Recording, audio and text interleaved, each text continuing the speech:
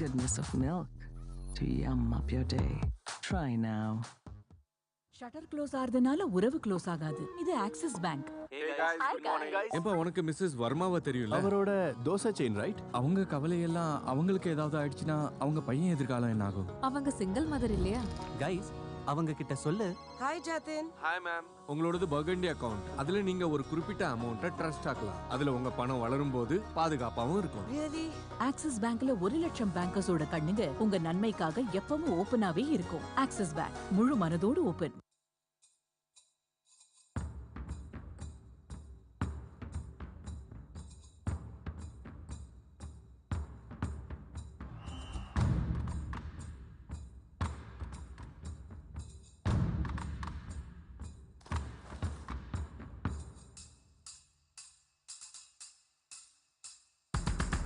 In a world where we can make anything, we make room.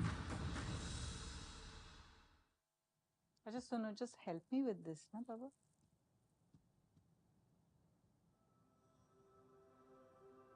तुम्हें देखकर दुल्हन भी शर्मा जाए. मैं लेट हो रहा है. चले? हाँ, आ रहे हैं.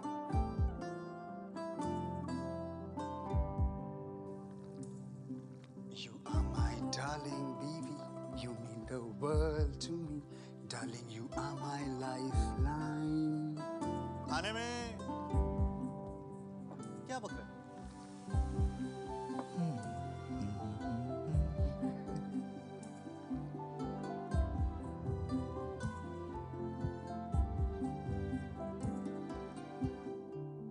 मैच नहीं देख रहे?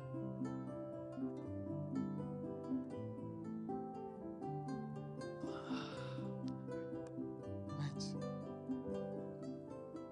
Match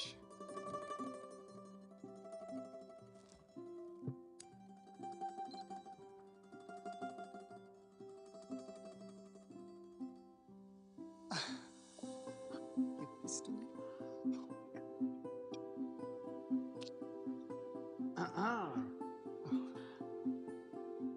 Or you? Wow, Club Mahindra. आप दोनों के लिए समथिंग स्पेशल. और दिस एनिवर्सरी और आने वाले 25 सालों के लिए. 25 साल की membership. See, open. Thank you. Thank you for what, beta? मेरे हर छोटे मोमेंट को मैजिकल बनाने के लिए. हर रिश्ते का रंग खिल उठेगा क्लब महिंद्रा मेंबरशिप के संग, क्योंकि क्लब महिंद्रा ही देता है आपको 125 से ज्यादा रिसॉर्ट्स और 2000 से भी ज्यादा यूनिक एक्सपीरियंसेस का मजा, ताकि आप हर रिश्ते को और भी मैजिकल बना सके. क्लब महिंद्रा, अपनों के संग रिश्ते निभाने का बेस्ट तरीका.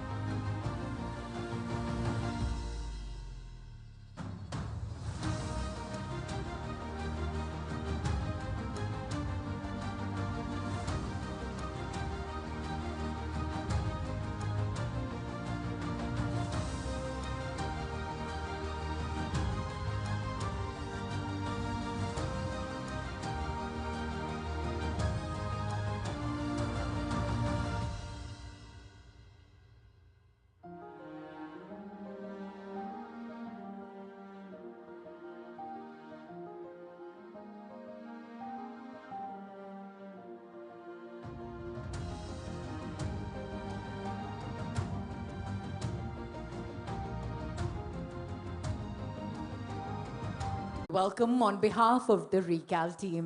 It is my absolute pleasure, ladies and gentlemen, to welcome you all to Kalyan Jewelers presents the Global Alumni Meet 2025 organized by RECAL, the Alumni Association of REC NIT Trichy.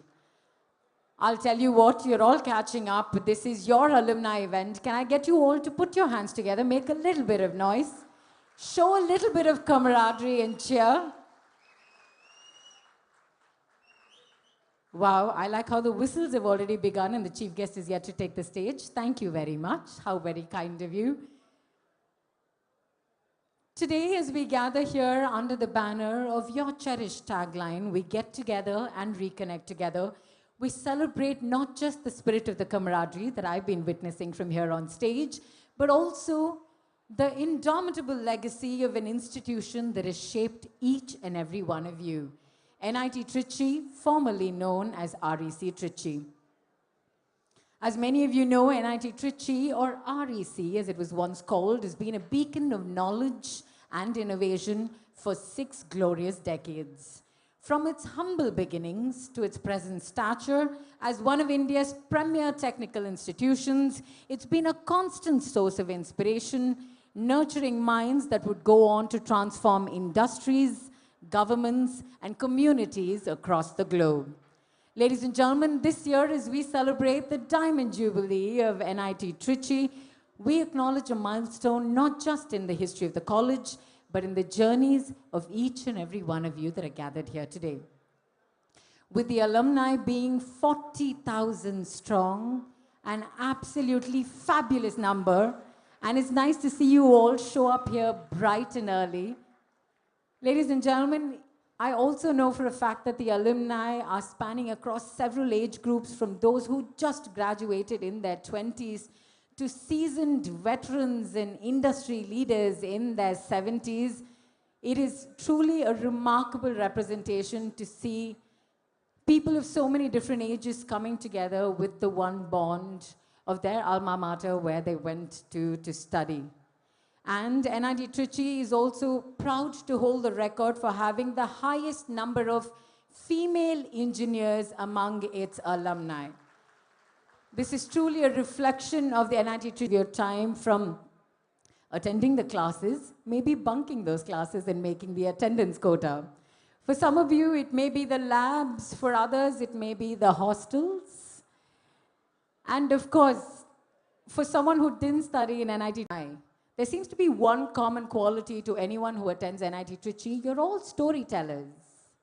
You always have a story about your college days to whip out of your pocket and tell all of us, and I must say, I've absolutely loved it. So it's now time for us to dive into our formal proceedings. We begin with the Tamil Thai Varthu. May I please invite on stage Ms. Gayatri, Ms. Madhavi, and Ms. Bindu Unni to join us on stage. And to all of you out here, may I request you to please be upstanding for the Tamil Thai Varthu. Ms. Gayatri, Ms. Madhavi, and Ms. Bindu, may I request you to please join us on stage for the Tamil Thai Varthu.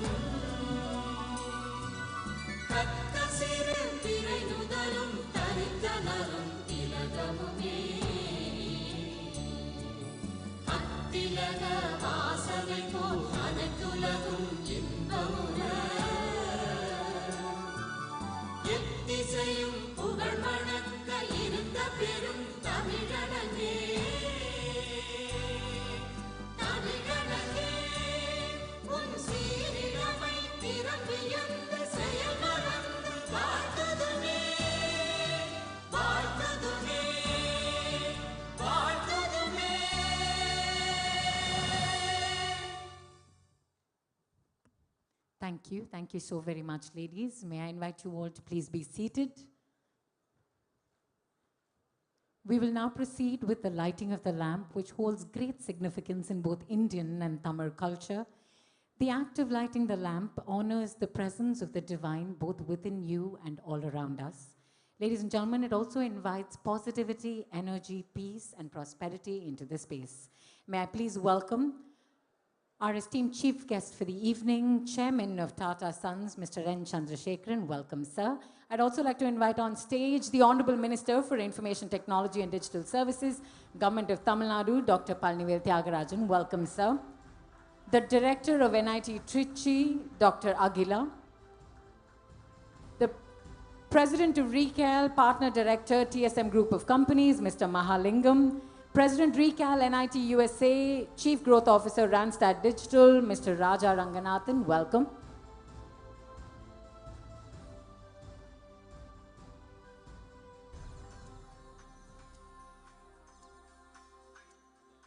Ladies and gentlemen, the flame symbolizes truth, purity, and spiritual illumination.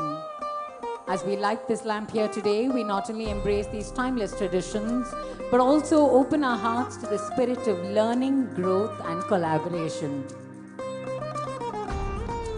We're also proud to tell you at NIT Trichy, the lamp of knowledge continues to burn brightly, guiding each student towards new opportunities, greater understanding, and a lifelong commitment to excellence. As we begin this gathering, we acknowledge the transformative power of education and the enduring impact that educational institutions like NIT Trichy have in preparing their students to contribute meaningfully to society, as is evidenced by our alumnus on this stage and right here in this venue, who've all been illuminating the future of this nation.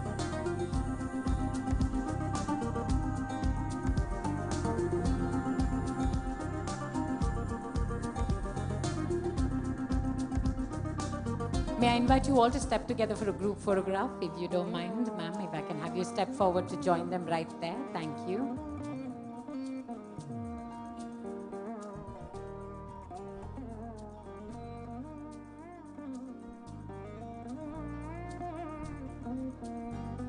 If I can just have you stay back momentarily, sir. If we can have you just join us there, ma'am, if I can have you join us as well, please. We're now ready for the digital inauguration of the Global Alumni Meet 2025. So if I can have you just step right here, press the button. With that, we declare the Global Alumni Meet for 2025 officially open. Sir, if you can do the honors, please.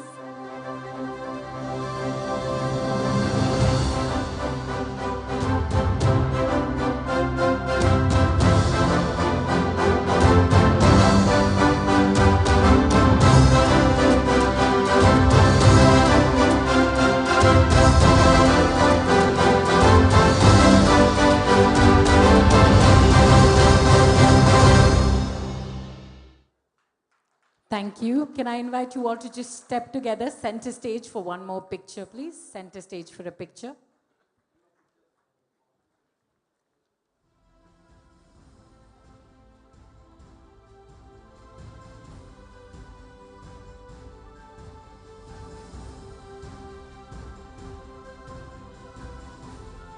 Thank you. Thank you so very much. I'm going to invite you to be seated. Ladies and gentlemen, it is now time for the welcome address. And of course, to present that, I'd like to welcome back on stage, a very, very distinguished and an incredibly witty gentleman. Please put your hands together. Join me in welcoming a gentleman with whom I have the fortunate connection of having studied in the same school, at least, if not the same college. So we are alumni in one way or the other. Please put your hands together. Join me in welcoming back Mr. K. Mahalingam to present the welcoming address.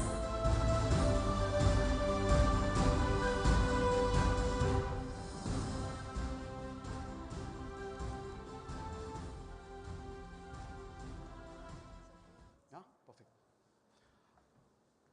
Good morning, everybody. Thank you for the lovely silence. What a day, what a morning, what an occasion, and what a gathering.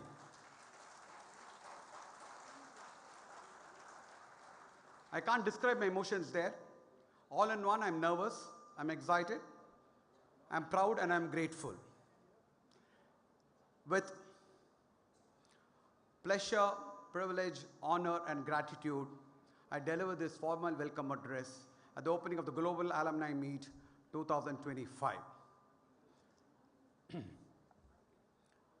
First off, I must say I'm in a state of disbelief that we have our speakers and chief guests and guests who they are. People all of us have seen in newspapers and magazines and seen on TV. It is my pleasure, honor, and with very, very, very great pride, I welcome Dr. N. Chandrasekharan, Chairman Tata Sons. I think it's among the proudest moments of my life, Mr. Chandrasekharan. Thank you so much. Many of us have many reasons to feel proud. But when people from different schools and different colleges meet, their favorite refrain is, who's better? And we say, who studied in the same college? For REC Trichy or NIT Trichy students, many, many times over, we have told our friends and other colleges and school, I studied at the same college as Mr. Chandrasekharan.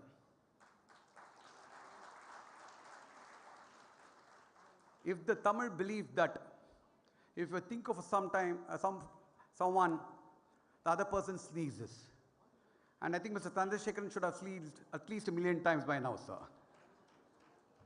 Thank you so much again for doing us this honor. It is indeed a rare, rare pleasure, honor for us. So thank you again for making time and being here. I would like to welcome Dr. Painivel Tyagarajan, Honorable Minister for IT and Digital Services, one of the most accomplished and well-known, famous alumni of NIT Trichy. Mr. Tyagarajan has amazing sharpness and ability to communicate with such clarity and conviction is something all of us are in awe for, and admire you for that, Mr. Chandrasekharan. The best part is people go miles to listen to Mr. Tyagarajan, and we have the rare privilege of him speaking to us captively at REC alumni. It's indeed a great privilege and honor for us, Mr. Tyagarajan. Thank you again.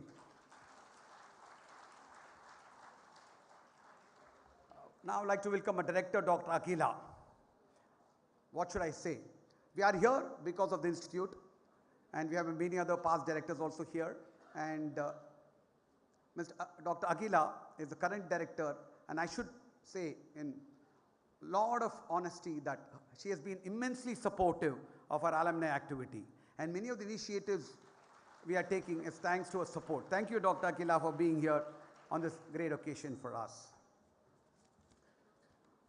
I would also like to thank and welcome our past directors who are here, past presidents of RECAL who are here, past office bearers of RECAL who are here, current set of office bearers, this organizing committee here, and our RECAL CEO and secretariat to this great occasion. This couldn't have been put together without their support. Thank you and welcome again.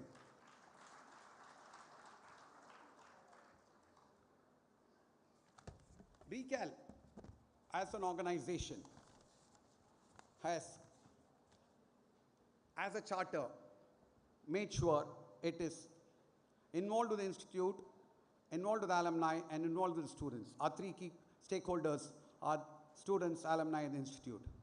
And RECAL, in many ways, has taken many initiatives to support the various stakeholders, like student scholarship, student mentorship, student entrepreneurship, student activities like Festember, Pragyan, Sports Day, etc. And recently, we are planning a support for adopting a student also.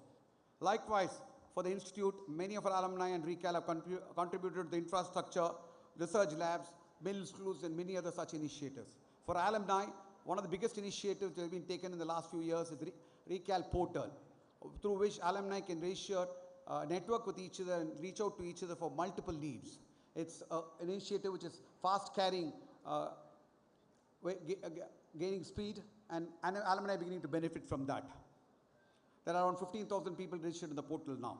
And for alumni entrepreneurs, we have RVC, a club which supports them, mentors them, and helps them find money. So we have taken care of all the stakeholders. Must thank many of the industrialists and industry big names who traveled all the way, not only taken the trouble of coming, but agreed to speak on this occasion to share their experience and wisdom. Thank you again to all of you. In this context of alumni support increasing to the institute and to the ecosystem, the Global Alumni Meet is extremely important. The Global Alumni Meet is just not a celebration of getting together and reliving our old memories. It's a platform. It's a platform where people can meet each other, network with each other, help themselves in careers, jobs, entrepreneurship, funding, etc. The idea is that this Global Alumni Meet should catalyze the interaction between the various stakeholders and catapult Recal and Brand NIT to the next level. I hope we will achieve this objective in this. One of the core themes of this Global Alumni Meet is get back together, reconnect together is one thing, but the bigger one is get back together, give back together. I'm sure this will catalyze giving back together in many forms. It can be financial, it can be mentorship, it can be research collaborations, etc. But we hope that we will be able to forge closer bonds with the various elements of the ecosystem. On that note, saying we should pledge here to make Brand NITT bigger and better. Long live Brand NITT, Munrithi and Mutual, NIT and REC has what driven my life for the last 4 years. Thank you and welcome again, all of you. Have a great Global Alumni Meet. Thank you. Mr. Mahalingam, if I can have you stay back for us to do the souvenir launch. Ladies and gentlemen, can I please invite our chief guest, our guest of honor, the director of NIT Trichy, and Mr. Raja Ranganathan, to please join us back on stage. We'd like to take this opportunity to launch the Global Alumni Meet Souvenirs by Kalyan Jewelers. We've got a beautiful silver coin to commemorate this special meet.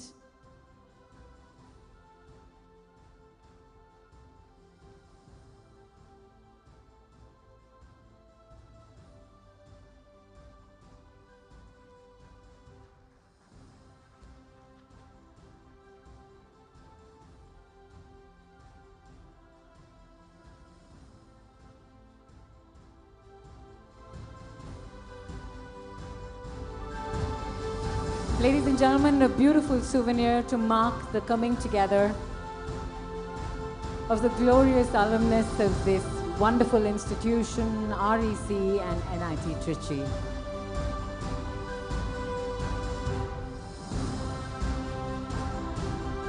Thank you so very much. And now, ladies and gentlemen, it is my pleasure to introduce to all of you the director of NIT Trichy, Dr. Aguila, who will be delivering the director's address. She's a visionary leader who's been at the forefront of NIT Trichy's growth and academic excellence. And under her leadership, the institution has set new benchmarks in education, research, and innovation, ensuring that NIT Trichy continues to remain the hub of excellence. Her commitment to the holistic development of students and faculty alike has contributed significantly to the institution's reputation as one of India's premier engineering colleges. So, can I request you all to please put your hands together, give her the welcome that she truly deserves. Welcome, ma'am. We're looking forward to hearing from you. And a gentle reminder to everyone gathered here, out of respect for all of our dignitaries joining us on the dais and your time that you've given us, may I request you to please ensure that your mobile phones are on silent. Thank you for your cooperation. Over to you, ma'am. Dear esteemed alumni, distinguished guests, former principals and directors, faculty members, students, and the REC NIT Tiruchirappalli family, warm greetings of the new year 2025. It's with great pleasure and immense pride that I stand before you today at the much-awaited Global Alumni Meet of the National Institute of Technology Tiruchirappalli GAM 2025. On behalf of the entire NIT Trichy family, I warmly welcome each and one of you for this gathering. The National Institute of Technology Tiruchirappalli has been the cornerstone of your educational journey and the launchpad for your professional successes. This gathering is not merely a reunion. It is a celebration of our shared history, of the enduring bond that ties us together, and of the extraordinary achievements that you, our alumni, have made it in your respective fields. As the director of this esteemed institute, I consider it an honor and a privilege to address this extraordinary gathering of visionaries, innovators, and leaders who have carried the legacy of NIT Tiruchirappalli to every corner of the globe. Today, as we unite for the Global Alumni Meet 2025, we celebrate not just the exceptional achievements of our alumni, but also the enduring bond that connects all of us, the bond of being part of the NIT Trichy family, which has nurtured and shaped over 48,000 alumni who lead industries, build communities, and drive transformative change. Among this illustrious group are over 930 plus CEOs and 1,300 plus founders and co-founders whose accomplishment epitomize the entrepreneurial spirit and leadership that define NIT Trichy. The theme of this year's meet, Get Together and Reconnect Together, resonates deeply with our collective journey. GAM 2025 is not merely a reunion. It's a celebration of shared legacies and a platform to envision a future that we will build together. I am privileged to welcome the distinguished luminaries to this event, Mr. N. Chandrasekharan, Chairperson of Tata Group, Dr. Palanivel Tyagarajan, Minister for Information Technology and Digital Services, Mr. Gopi Kalyal, Chief Business Strategist for the AI at Google, and all other esteemed alumni. Their presence, along with many distinguished alumni, underscores the exceptional contributions of our community and the immense potential we hold together. I want to take this opportunity to share some exciting developments at NIT Tiruchirappalli as we continue to grow and evolve in line with global trends and challenges. Our vision for the future is built upon the same foundation of academic rigor and holistic development that has always been a hallmark of this institution. NIT Tiruchirappalli continues to contribute to society with our mission to foster innovation and entrepreneurship. A key initiative in this endeavor is the proposed Research and Innovation Hub, a 20-acre facility strategically located along the Trichy-Tanjavur highway. This hub will serve as a cornerstone for pioneering research in the areas such as agri-tech, fintech, space tech, green tech, quantum computing, semiconductors, IoT, metallurgy, and generative AI and ML technologies. The project envisions an investment of 100 crore for infrastructure and 50 crore for equipment. Alumni engagement will play a pivotal role across every phase of this initiative, encompassing educate, ideate, innovate, incubate, and accelerate. Programs like the Business Entrepreneurship for Engineers elective, Science Labs, and Center for Entrepreneurial Development are already fostering innovation and supporting student projects. The recent launch of Rockford Ventures by our alumni further strengthens this ecosystem, providing financial support for viable startup ideas. Furthermore, the Institute's proposals for GAM 2025 align with its commitment to academic excellence and holistic development. The Institute continuously strives to enhance its infrastructure facilities with strategic investments in technological advancements for academic development, cutting-edge research laboratories, and sports amenities. NIT Tiruchirappalli, in association with its alumni, will persistently support the students through programs such as Adapt a Student, which provides financial assistance to deserving students, travel grants to facilitate global exposure through international internships and conferences, and endowment funds to sustain diverse initiatives. I wish to congratulate you, our alumni, for ensuring financial and academic support to our talented community, the future leaders of our nation is striving towards Vikasit Bharat 2047. NIT Trichy is emerging as a leader in research and innovation, consistently making significant contributions across a diverse range of fields.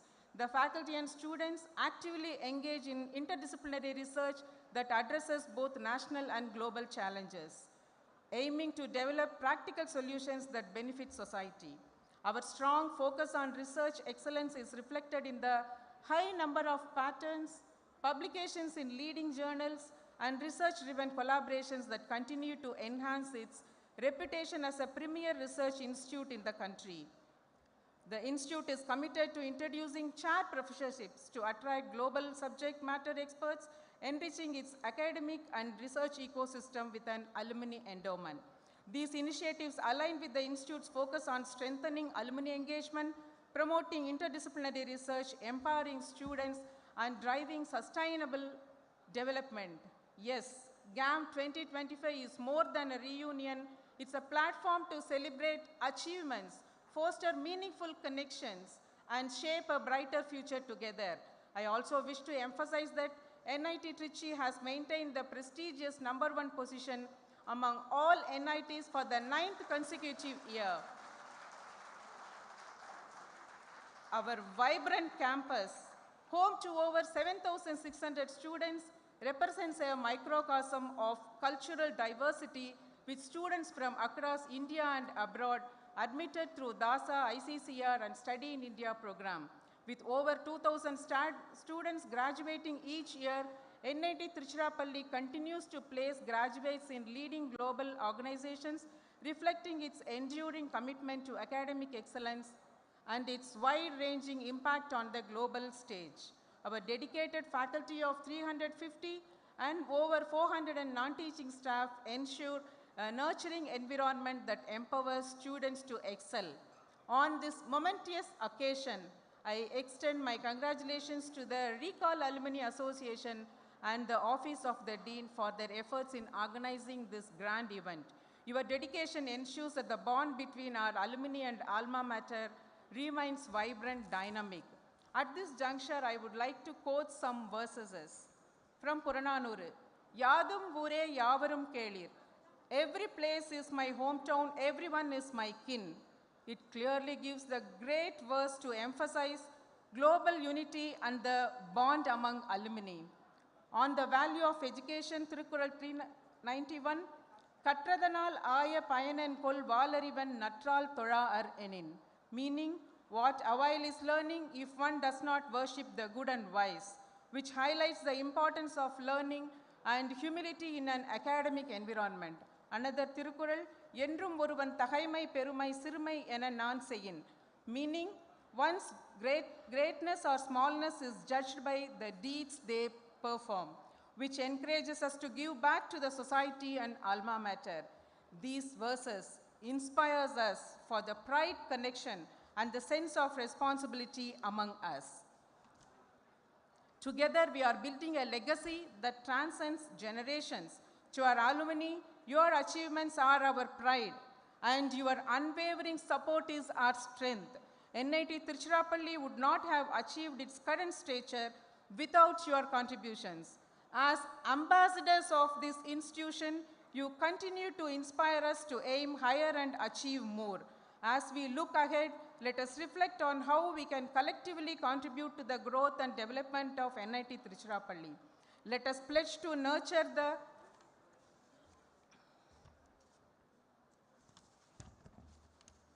next generation of leaders, foster innovation, and create lasting impact on society.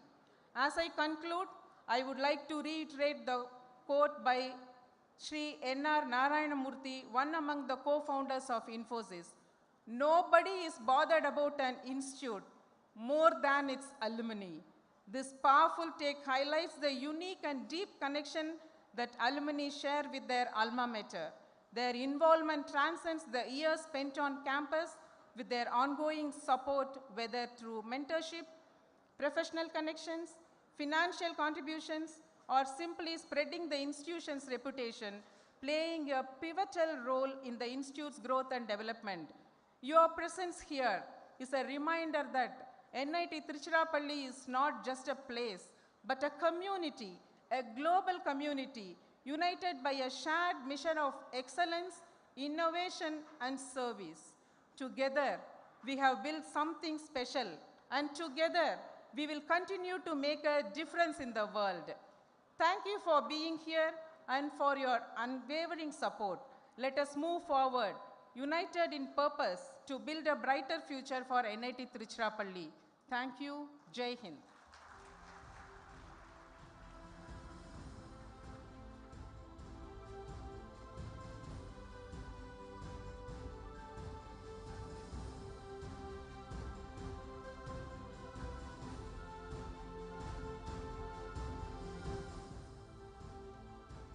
Ladies and gentlemen, it is now my privilege to introduce to all of you one of the most distinguished figures in global business world, Mr. Natarajan Chandrasekharan, or Chandra as he's known, who stands as an inspiring example of leadership, vision, and perseverance.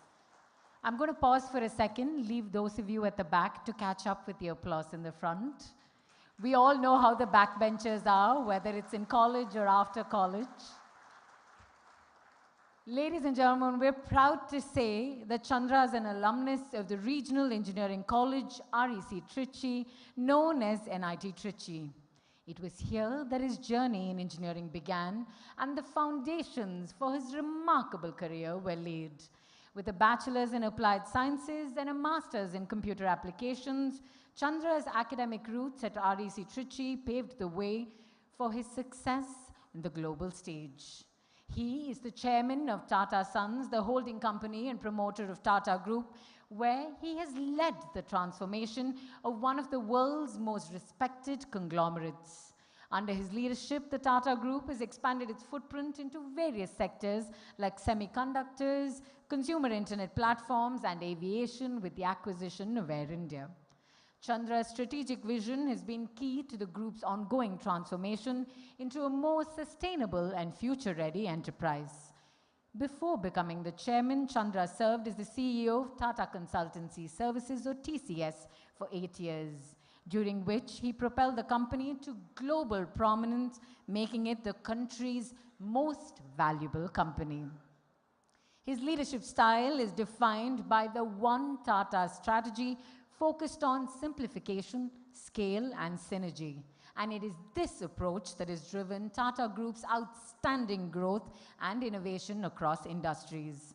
In recognition of his achievements, he's been honored with the Padma Bhushan, India's third highest civilian award, and France's highest civilian award, the Légion d'honneur. He's also received several honorary doctorates, including one from his alma mater, NIT Trichy. In addition to his professional success, he's an avid photographer and a passionate marathon runner, a testament to his dedication and commitment to fitness. Ladies and gentlemen, it is truly an honor to have him here with us today, someone who once walked the halls of REC Trichy. Please join me in giving the warmest of welcome to our esteemed chief guest for our keynote address, Mr. Natarajan Chandrasekharan.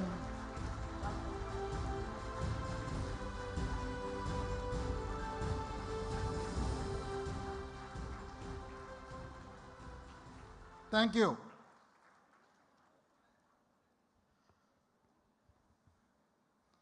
Honorable Minister, Dr. Palnivel Tyagarajan, Director NIT, Dr. Aguila, President Rekal, Mr. Malingam, my dear colleagues from REC and NIT, friends, ladies and gentlemen, members of the media.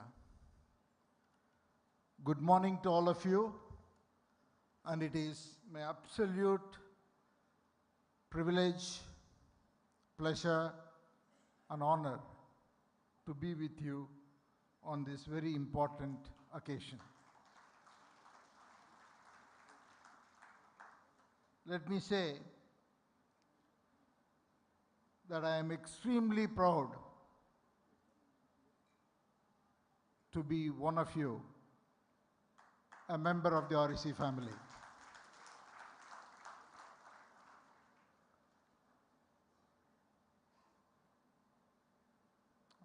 It's fair to say that I had excellent 3 years at REC Trichy.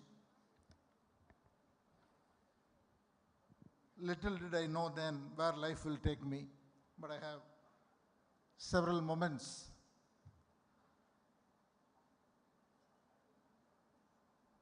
of great life, not only of learning, but of having fun and building network while at REC Trichy. That's for another occasion. Today, I wanted to share with you a few thoughts, and I was asking Mr. Malingam and Ravi Vishwanathan, they told me that it would be good to get a perspective, my perspective on the environment that we are operating in, the geopolitics, the global economy, the big transitions that are going on, an Indian economy. I thought it's a very big topic and we can talk all along, whole day, but I will try to do a mini version in the next 20-25 minutes, sharing my perspectives. The geopolitics has been volatile for the last 4 or 5 years. It was a very tough life during the pandemic, when many of us would have feared that a gathering like this would ever be possible again. And the pandemic resulted in a huge supply chain crisis that we have never seen before, especially in the semiconductor industry and automotive industry. It became very, very visible. Then we got out of those shocks. Then the whole Russia-Ukraine military conflict, Middle East crisis, this all led to more shocks in pricing in energy and food. And then loss of several civilian lives. And this is continuing. The conflicts in Gaza and Sudan, and recently citizen-led movements in Bangladesh and South Korea, and the toppling of the government in Syria. So many things continuing to happen. And 2024 was also a year of elections. Half of the world population exercised their franchise over 70 nations.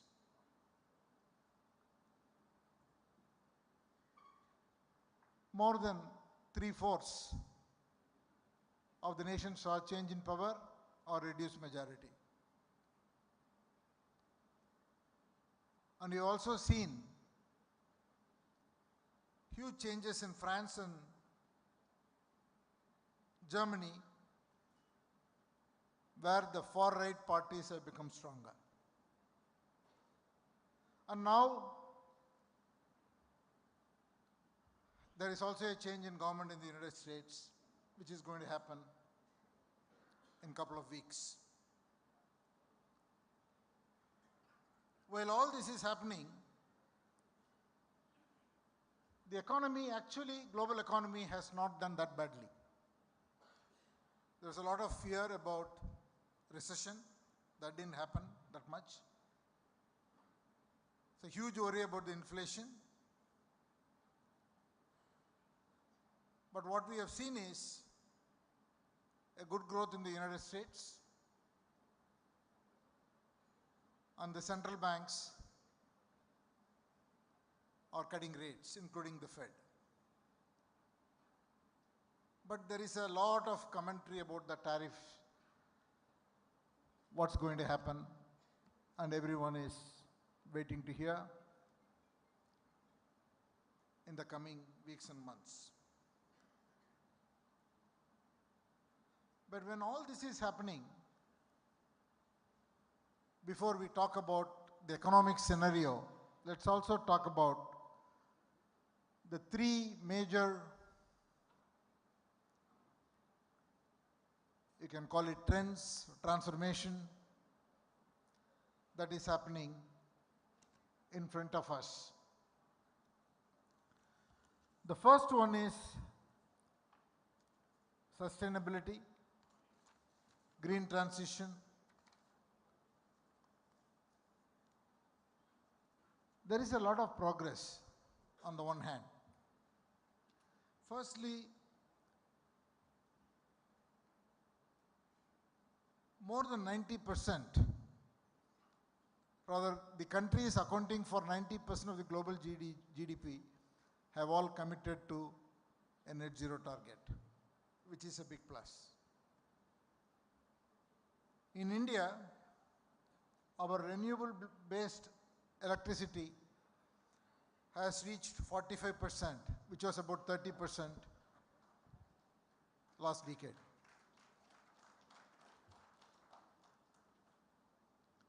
%90 of the electric vehicle sales globally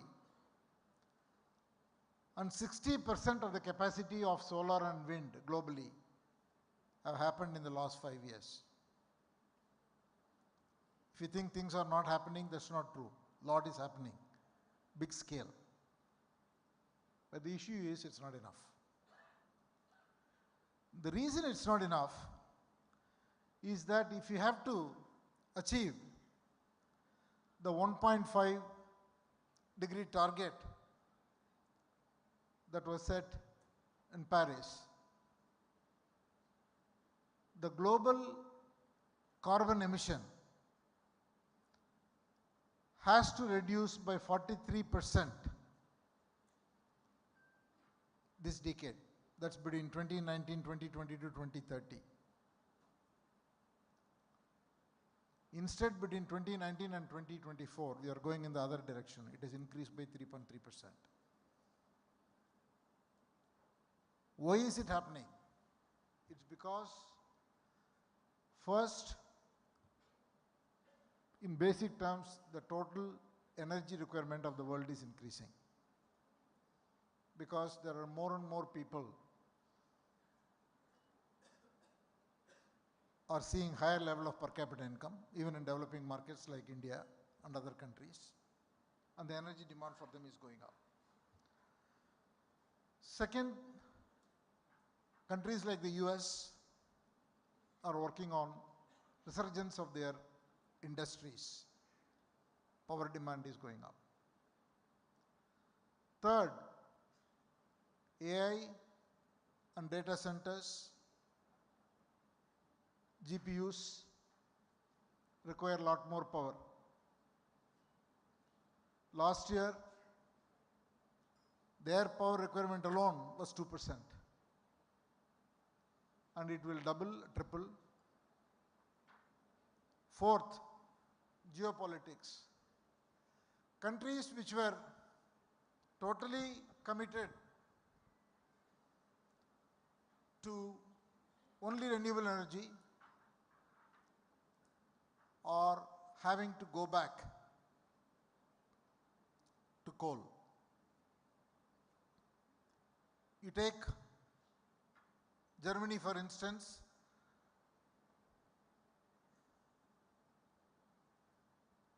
Their coal-based power production has gone up by 35% since 2020. Even countries like France, Italy and Poland have reopened. The coal plants have gone online, which were shut down earlier because there is a resilience required, the dependency on the Russian gas had to be overcome. So on the one hand, we are making enormous progress, but the need is more, and the job is getting tougher. The only way to do this is to accelerate further and one has to focus on how to reduce the cost of energy. To my mind, the single most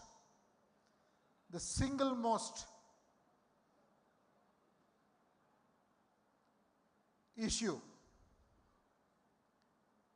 for global growth, global prosperity is cost of energy. If you have to ask me, pick one item and then walk out of the stage, I will just say cost of energy. That is the problem to be solved. That will require enormous investment in innovation, in new forms of energy, not necessarily solar and wind, maybe geothermal, maybe SMRs, maybe other technologies which we don't know today. And this has to happen this decade, next decade, and the decade after. So that is one transition. The second one I want to talk about is supply chain. During the pandemic, we faced some of us who are in industrial businesses faced it day in and day out.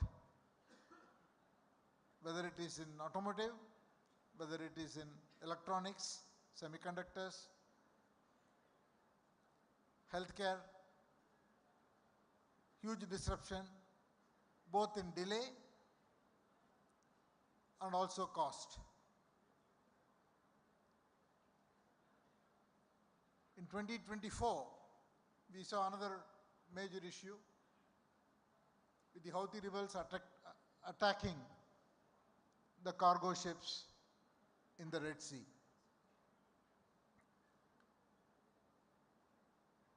And now all the container traffic, 100%,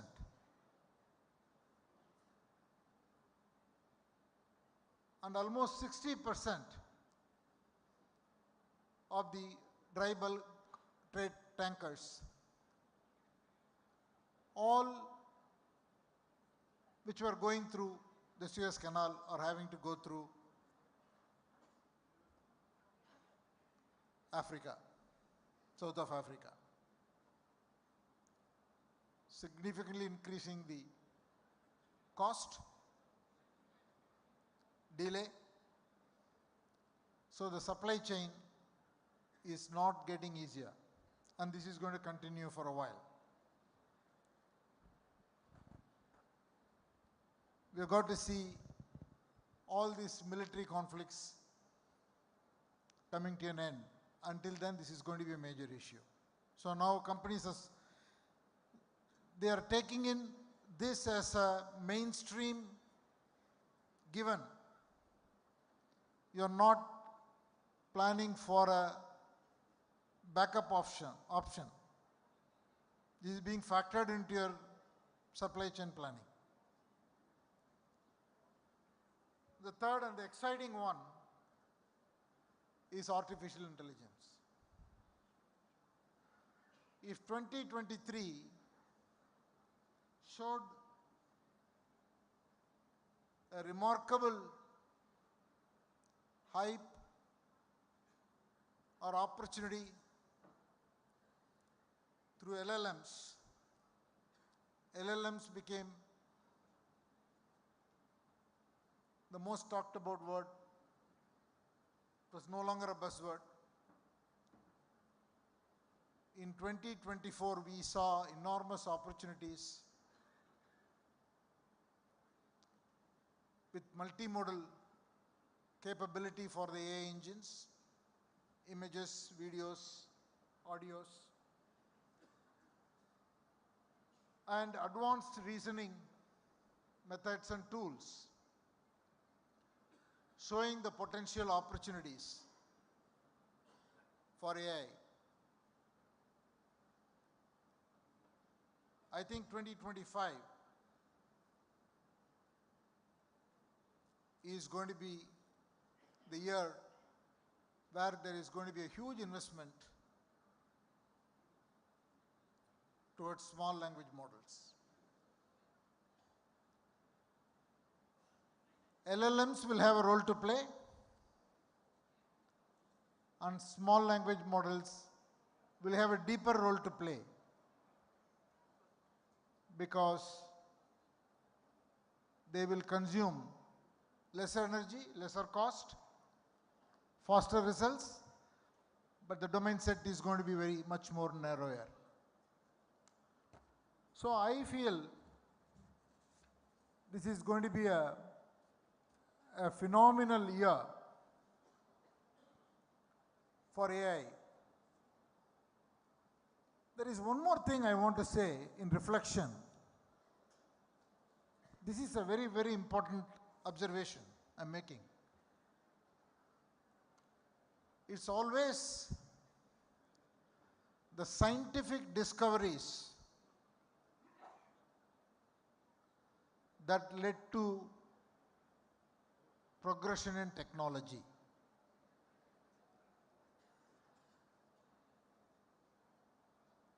For example, it is the advancements in quantum mechanics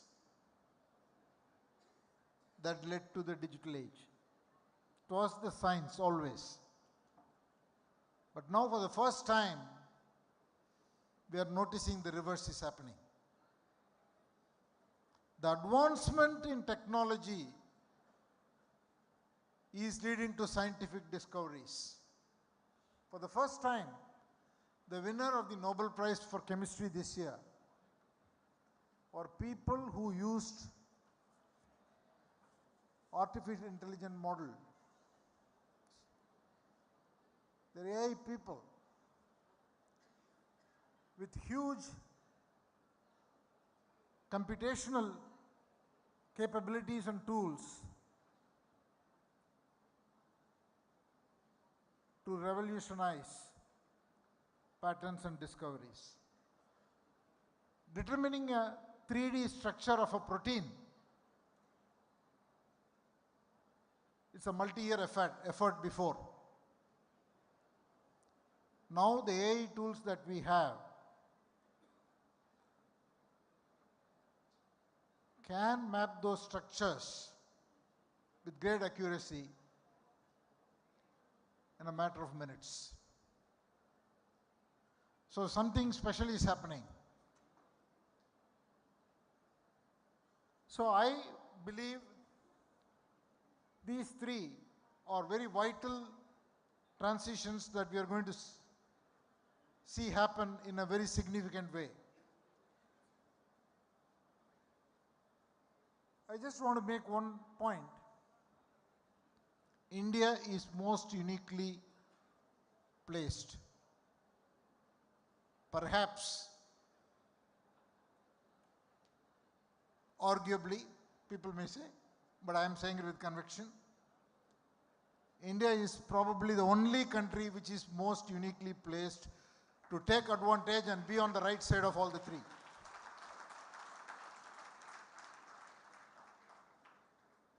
These three trends and transitions coupled with geopolitics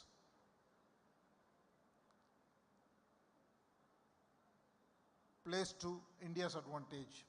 Here is why. All our energy needs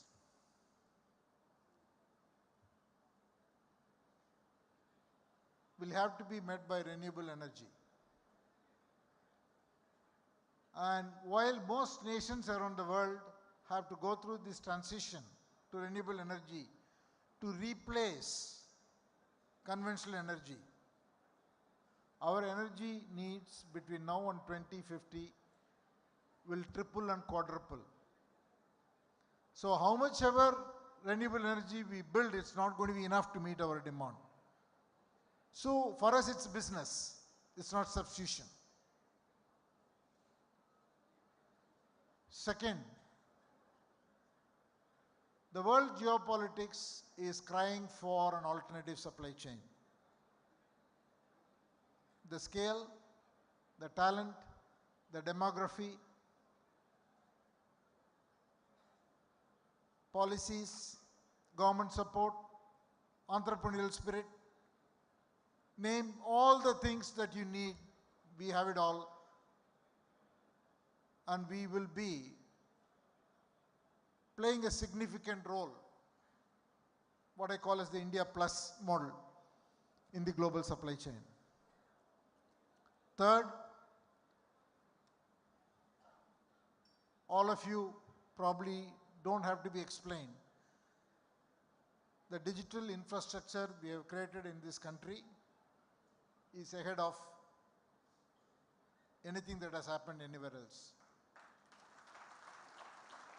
We have our problems. We don't always execute well. We don't get it smooth all the time. We fumble sometimes.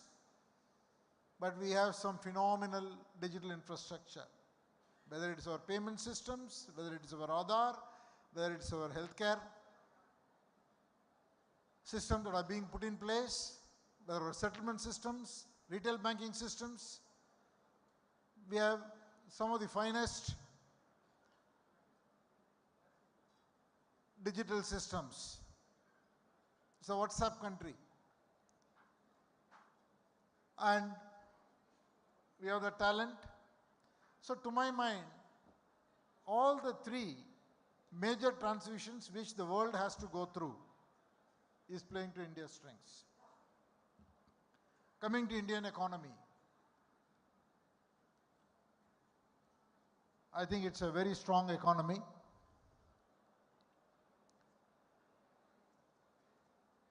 Even with a moderation in the growth this year, we'll still continue to be performing better than any other country, will be the fastest growing.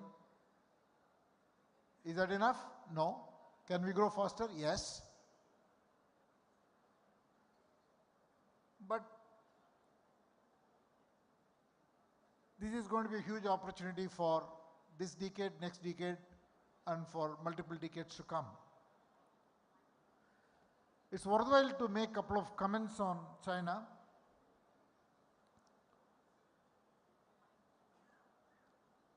China used to nearly contribute 30% of the global growth. That has fallen below 25%. And the estimation is that in the next 3-4 years, it will fall to 20% or less. They have issues. While I don't want to talk about it, they have a huge dependency on the real estate sector that's slowing down, and it's going to take a while. Their domestic consumption is an issue, and geopolitics is not helping either. In this context, with all the other business opportunities going for us,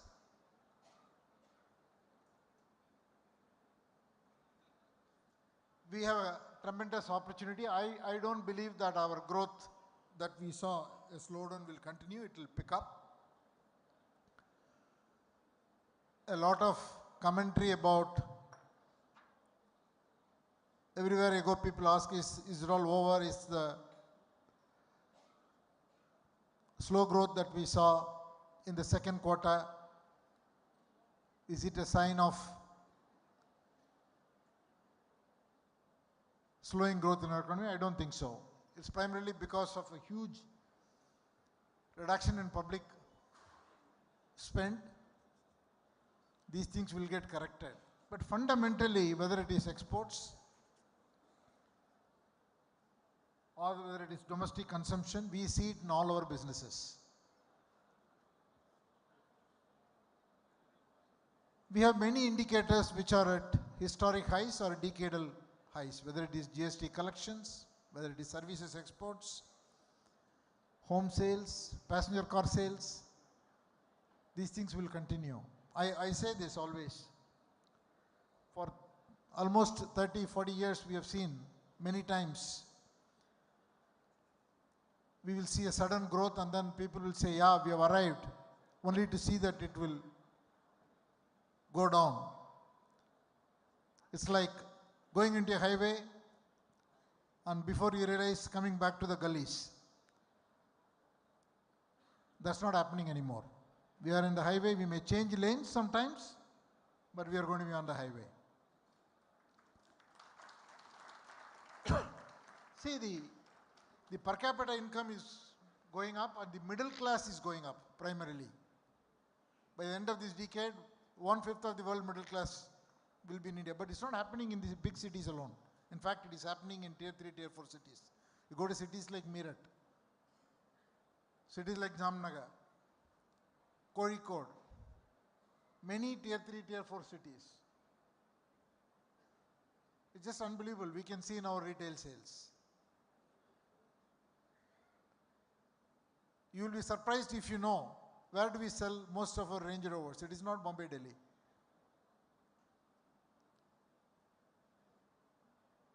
You see Lamborghini, where does it sell in India? Not in Bombay, Delhi. You will be shocked. So the income levels are not only for luxury products, but even for electronics, discretionary products, jewelry, you see it across the board. So I think there is a big opportunity. So I firmly believe that we are in for tremendous opportunity, but execution is key. But if all this is true, don't we have problems? We have problems. I'm going to list a set of things that we need to address if we want to be a flourishing country. Number one, inequality. Inequality in every sense. In simple terms, the per capita in the southern states is 4 times the per capita of eastern and northern states. This cannot continue. We've got to fix the inequality. Second one I want to talk about is access. Access to basic health care, access to education is key.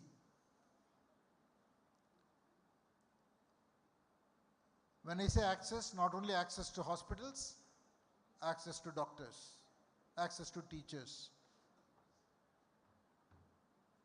We fall way short of the global standard defined by WHO in terms of number of doctors per every 1,000 citizens. Worse, most of our doctors, 2/3 are living in the urban areas and 2/3 of the people live in the rural areas. So we have a problem. If you take education, I mean there are a lot of statistics, I'm going to leave that. If you take education, at the basic education level, we are short of at least 1 million teachers. And then we have to worry about quality of care and quality of teaching. All these can be fixed by AI. I've written a book called Digital Nation, so where we talk about how we have to be adopting technology very, very fast to be able to solve these problems. This is fundamental. So first is inequality, second is access.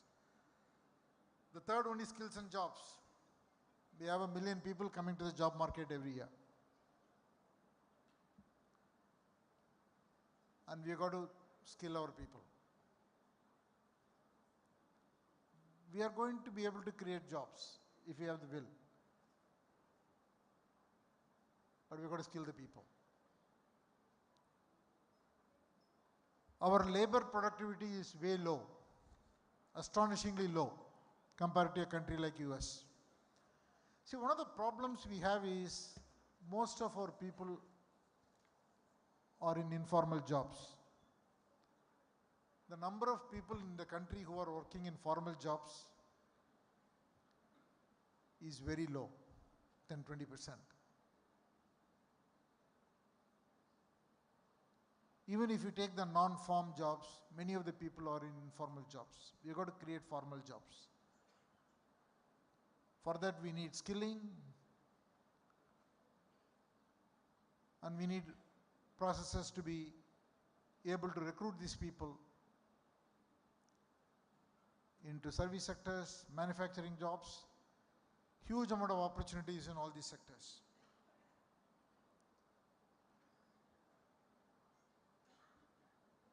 Then the fifth one I want to talk about is, which is going to become an issue, is adult care, elderly care. By 2050, the number of people above 60 years is going to double. We have approximately 180 million people today. It's going to become 360 million people. And people will live longer. When people are going to live longer, if they live longer with the right health, it's easy.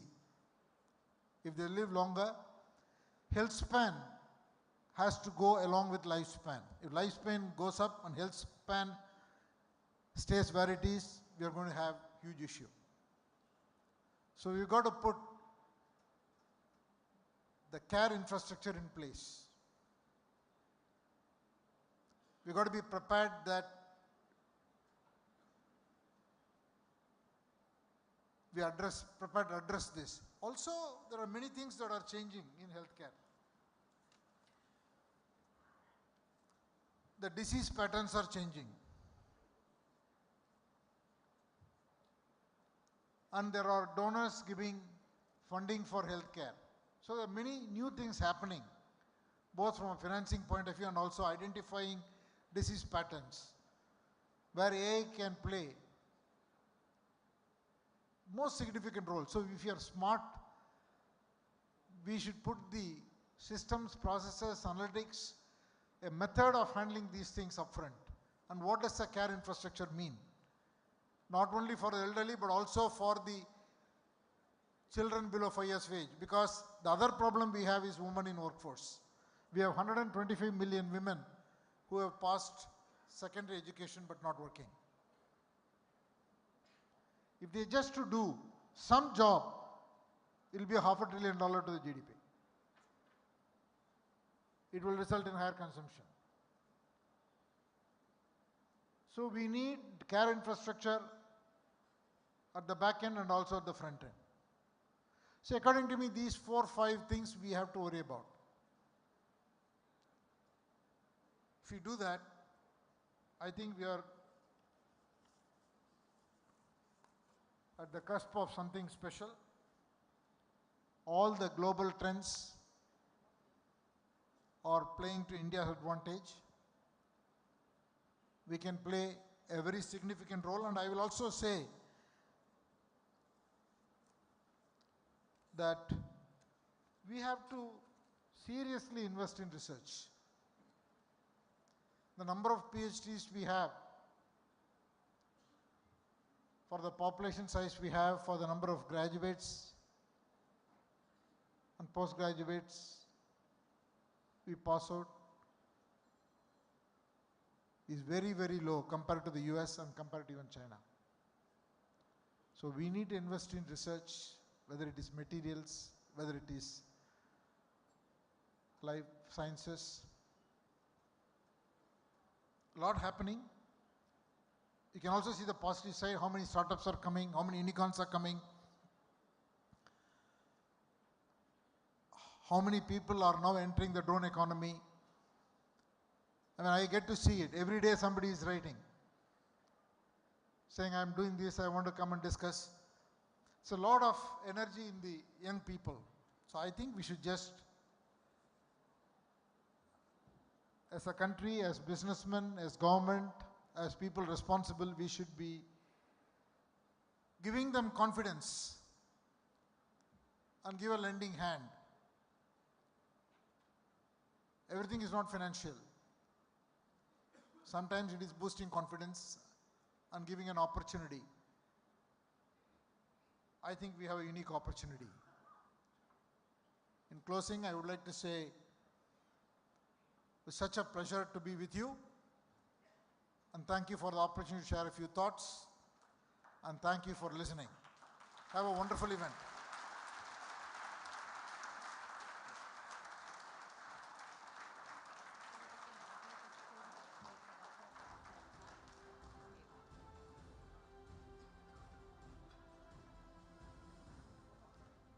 Ladies and gentlemen, we'll now have a fireside chat with Mr. N. Chandrasekharan on this stage. May I please welcome the Managing Director and Global CEO of TVS Supply Chain Solutions, Mr. Ravi Vishwanathan, to please join us on stage. He's from the batch of 1984, has over 4 decades of experience, and was previously the Global Chief Marketing Officer for TCS. So can we have a warm round of applause welcoming Mr. Ravi Vishwanathan, who's going to be joining us on stage in conversation with Mr. N. Chandrasekharan.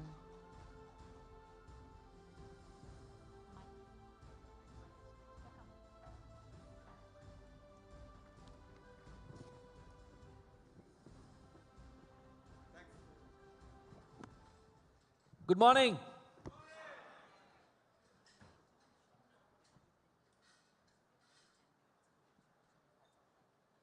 Okay, I've just been told that we're running a bit late, so we want to finish all the question and answers in a few seconds. We'll try and do that. No, thank you, Mr. Chandrasekharan.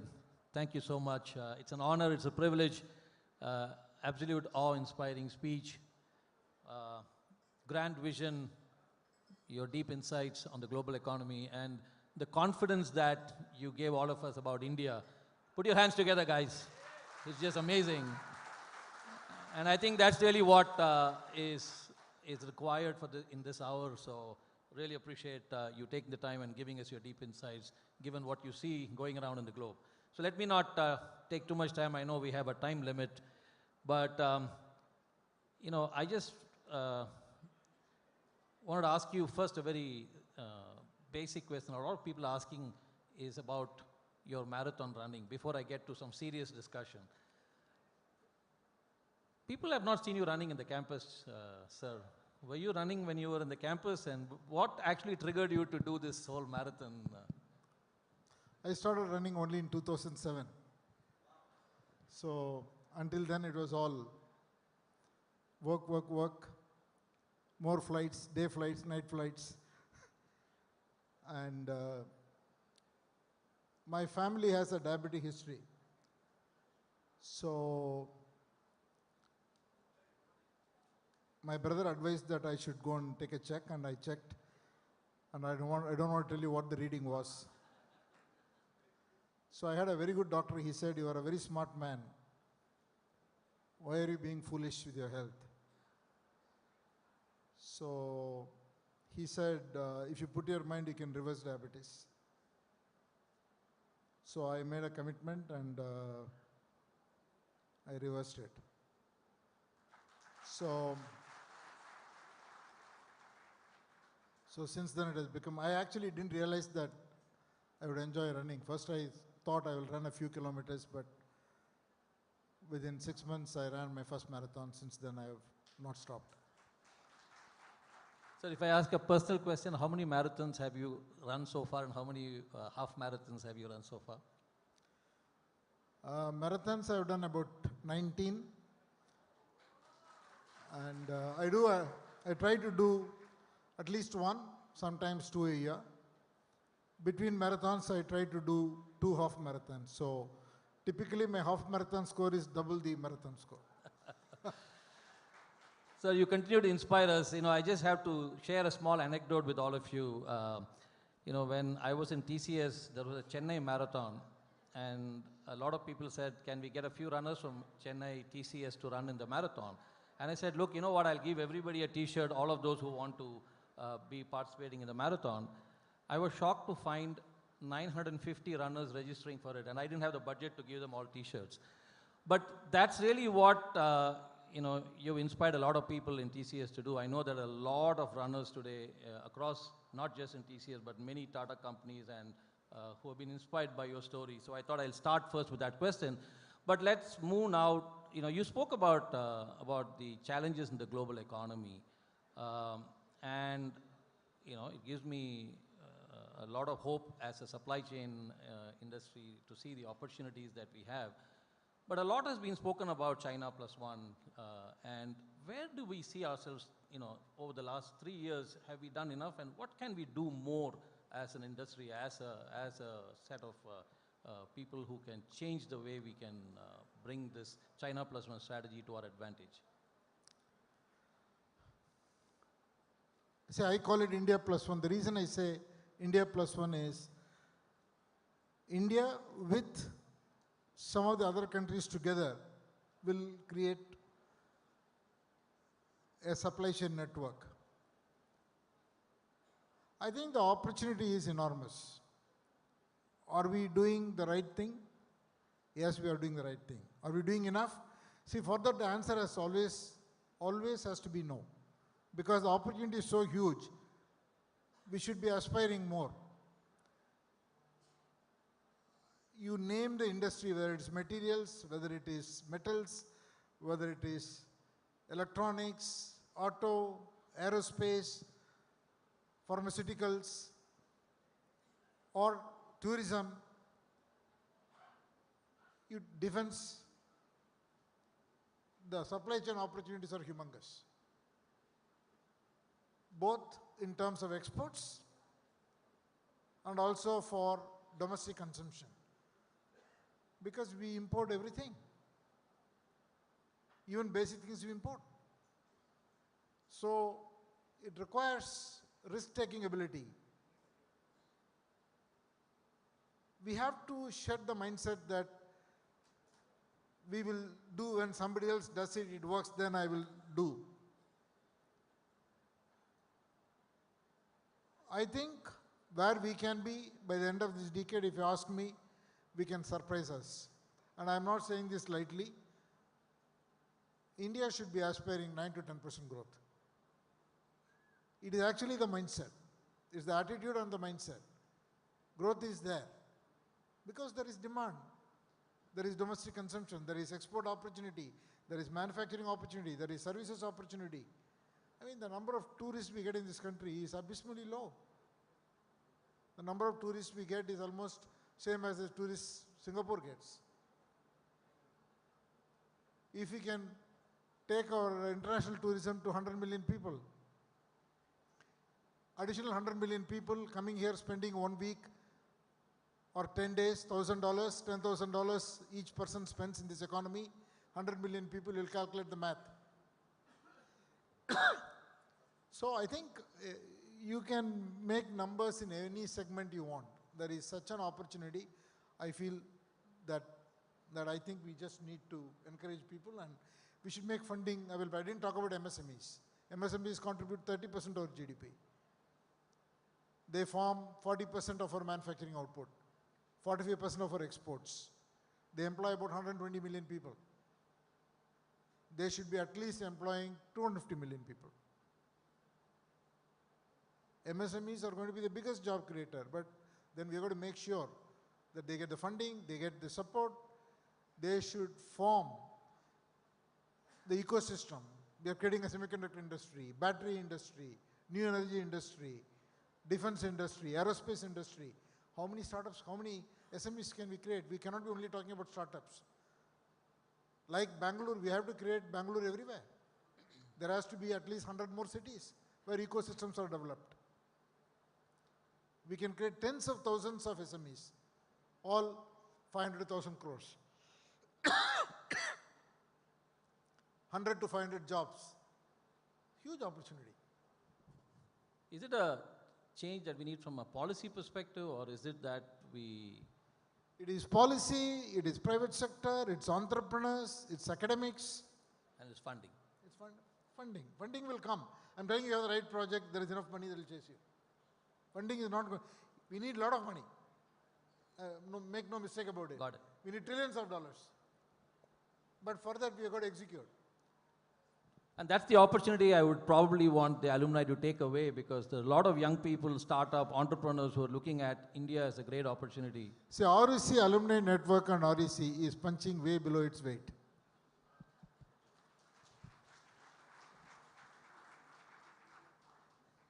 Thank you, sir. I'll probably have a question from the audience, which I thought I will share. There's a gentleman called Prakash Kalotia from the 1995 batch.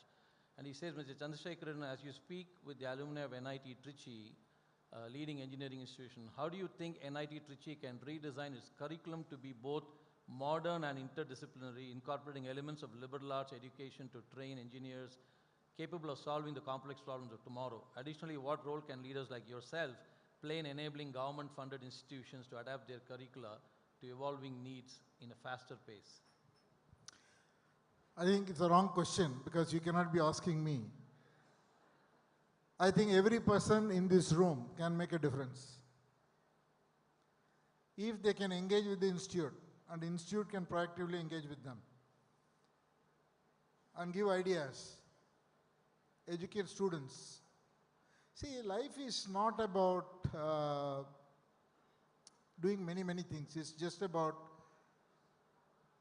giving people the confidence and showing the opportunity. People have phenomenal ability to overachieve themselves. But people are always, I don't know, shy, or they lack confidence to take the first step.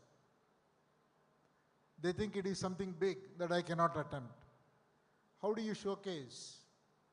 So many of you are very successful people. If you can be visible in front of the next generation, show your story, share your story, I think confidence will come. There are opportunities in every segment. It doesn't matter. Everybody need not build a drone app or a AI app or the next generation data application. Yes, that's a great opportunity, but there are opportunities in every segment. So I think it's a collective power. And in this room and outside this room, there's a lot of collective power. Thank you, sir. And let me also take the opportunity to congratulate Malingam for doing this. It's a big thing. Otherwise, none of us would have met. I'm pretty sure most things are going to happen outside this auditorium when you have coffee. And the follow-up actions you take, maybe some of you will have dinner today or had dinner yesterday. The bonding and network that you created is going to lead to many new initiatives. So let's put together our hands for Mahalingam.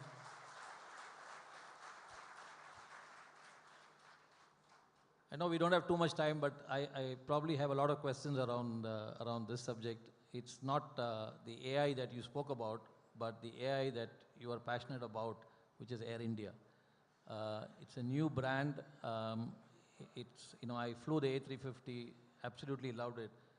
What can we all expect in the future from Air India, from a technology perspective, from an experience perspective? I know you're driving it personally, so from the horse's mouth, I'd love to hear what Air India has in store. My commitment is I'll make every effort to make it absolutely a top-class airline in the world.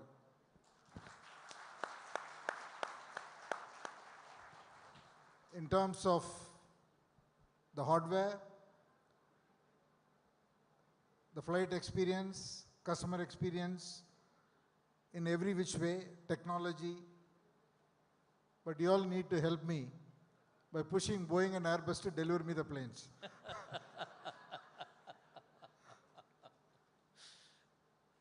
Well said, sir. You spoke about healthcare and access in your, and you've spoken about it in your book, The Digital Nation. Do you see, and I know that the Tata Group has a lot of work that you do, especially in cancer care. With AI and with technology, do you see the Tata Group expanding its set of services? I know you have a early startup on the healthcare side, so maybe you can throw some light on that. So there is a big opportunity, and the primary healthcare in this country can be transformed dramatically with the help of AI. We have 3 pilots and one district of Kolar. We have implemented the whole AI-based primary healthcare. Some 35 lakh people under cover. We have a huge opportunity to do something with it, but I don't know now what we will do, where we will go. There are a lot of positive things, there are also issues. I believe that the healthcare, future of healthcare can be designed and visualized in India, that can be taken to the whole world. That's the opportunity we have, because we have technology, we have a huge problem to solve, we have patients, we have chronic diseases. So there is a tremendous opportunity, but it's going to require, it's a state subject, so it's going to be a big effort. So I'm sure that we will not be alone, but there will be many people who will be attempting it. Hopefully we'll all converge and come up with a healthcare of the future. Because what you said about adult care is also a bit scary. So unless we scale this, it's going to be an incredible challenge to overcome as we go forward. Sir, I know we are running out of time. One last question. You know, technology has evolved rapidly, and today a lot of technology is dependent on the semiconductor industry. And I know you have, and Tata Group has early investment in semiconductors. Where do we see India in this large picture? Because semiconductors... Indian? In the semiconductor revolution. See, it's a long game. So you don't wake up in the morning and then say, I'm going to have a fab tomorrow morning here. So our commitment in the electronics and semiconductor space is about 18 billion. Our first fab, we are in the precision manufacturing, we are in semiconductors, we are in semiconductor assembly and testing, then we'll have a design house. Our OSAT plant should be operational in 25, our semiconductor fab will be operational in 26. But then we have more to do. So whether it is in energy sector or in semiconductor sector, we have taken the lead and a head start, but we have to build the whole ecosystem. I at least see thousands of companies in the ecosystem coming up in the next 18 to 24 months or 36 months. From there, how do we expand it further? And there are many players who have to come in, and it will all happen, but it's over this decade and the next. It's going to take a lot of persistent focus, and government policies have to continue, and more private sector investment has to come, and research has to happen. Academic institutions have to get involved. So it's going to be a long game, but I feel pretty positive that we will be a big player in the years to come. So by 2040, we can aspire to be amongst the leaders in the semiconductor fab. Awesome, sir. One last question, your own personal commitment. Of course, the Tatas are extremely well known for their ethics and value systems. You have got a lot of acquisitions in the Tata Group. How do you bring all of this together in the culture, the value, the ethics, especially in different countries where you do this acquisition? You often said, I don't need to worry about it because we are a Tata company. And I have always I've been amazed at how this has happened, not just in India, but across the globe. So I think there's no simple answer to this, because it's not something that you do it in one meeting. So first is we've got a code of conduct, which we live by, every individual lives by. Then we have annual events to celebrate ethics, to celebrate excellence, to celebrate actions, affirmative actions that we take, to celebrate innovation,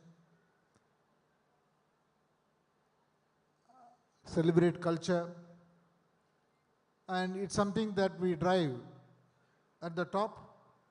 In fact, the primary things we drive are ethics, excellence, financial performance, our code, our contribution to society. These are the things that, and our governance framework. And it's a relentless thing. We've got to keep doing it. And our companies have to participate in an evaluation exercise. And one of the things that we are struggling with so many manufacturing development, we are working on 9 factories parallelly, new ones, completely new age industries, all will open in the next 24 months. So how do you ensure a zero fatality? So now we have taken it up at the top. So we're taking any safety incident very seriously. Some of our old companies still have issues. So we're trying to see how to solve that. So it's a question of staying the course and staying committed to what I used to call say-do ratio. That's the only way. There's nothing easy in life. Well, you are an embodiment of the fact that it doesn't come easy, but make it appear very easy. Sir, is there any last message, advice, parting words that you have for the alumni before I wrap up? So I only have to say that we are on a beautiful journey. Let's enjoy the ride and do everything we can do to help everyone else enjoy the journey. Thank you for listening. Wish you all a happy new year. Ladies and gentlemen, I just want to finish by saying, look, greatness comes from character, and character comes from strong foundation, hard work, values, ethics, and integrity. Thank you to one of our greatest alumni, Mr. N. Chandrasekharan. His leadership in steering the Tata Group is critical in putting India on an economic trajectory outlined by the Prime Minister in getting India to be a powerhouse. Thank you so much, sir. Thank you. May I please welcome on stage Mr. K. Mahalingam and Mr. Raja Ranganathan to please join us as we felicitate our chief guest and our moderator. Mr. Ravi, sir, I love how you have this magical ability of taking a few seconds and turning into a few minutes. If only all of us had that same ability. Ladies and gentlemen, a huge round of applause for Mr. Natarajan Chandrasekharan, please.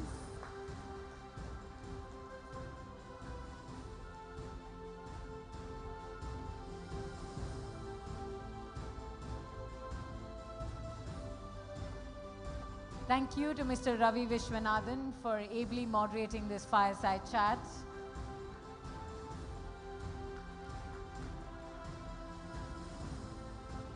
Thank you. May I please invite you gentlemen to be seated. Thank you so very much.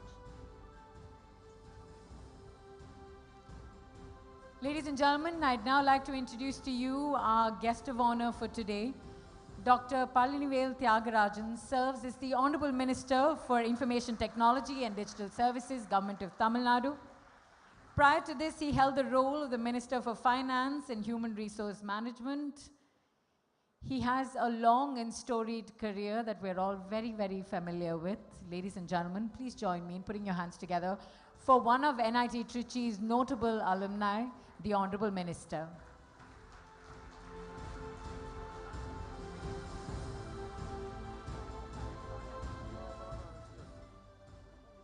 Good morning, thank you very much. I must say first that this is a great improvement on the last Global Alumni Meet, because I came there and stood for about an hour and a half and left without being able to speak. So at least today we're only running half an hour late. I consider that a great success. But let me first say with great pride, on behalf of the people of Tamil Nadu as an elected representative, on behalf of the government of Tamil Nadu as a minister, on behalf of the Chief Minister, that we are very happy that all of you have chosen to join us here today in Chennai, in the home state of REC NIT Trichy. And we are ecstatic that you've come from all over the world, converged here. We'll have a wonderful day here with us. And so I welcome you on behalf of all of the above. It is a great privilege and an honor to share the stage and share the event with Thiru Chandrasekhar, one of the most distinguished executives in India, and an example and a forerunner for all of us who have come from the same institution, and the many other distinguished guests who are to speak here later today. I also acknowledge and pay my respects to the current director, Dr. Aguila, the former director who I see here, the many current and former faculty who taught all of us, the staff, and the establishment of NIT Trichy. To Mali, to the current and former office bearers of the alumni associations, the main one here, the one in the US, other places. Thank you for putting this together. Thank you for keeping us all in touch. Thank you for all your efforts for this event. And I'm told there may be some students here as well, so I welcome all of you. I, like you, had the great privilege of spending the formative, or some of the formative years of my life at a remarkable institution. What defines an institution? At some level, we'd say the quality of the academics, the quality of the extracurricular or beyond academic life, the infrastructure, the facilities. Many people would say it is about the brand, it's about the alumni, it's about the success of the alumni. I'd like to think that what defines an institution is the culture. Just before me, I was so very happy to hear Chandra's comments about how they perpetuate the culture and ethics through the organization, large organization of many entities, and how they try to sustain it. And so, if I have anything unique to say about REC, I'd like to say that it's beyond amazing how quickly and how well the culture of the institution was established. If you really think about it, I was the batch of 87. I know personally people from the batch of 84 downwards, and then there were, I think, 2 batches of 84, the 5-year and the 4-year. And even if you look at 84, it's only 20 years since the establishment of an institution. It normally takes decades to build an institutional culture, to build excellence, to build a desire or a pursuit of achievement. And it's remarkable, not just for grades, but I think most of us will attest that the place had a different approach to life, at least, you know, that we all learned. And that, I think, is quite remarkable, because if you really think about it, much of it must be credited to the founding director, Professor Manisundaram, who then, you know, had the foresight, had the vision to say what we want are well-rounded people.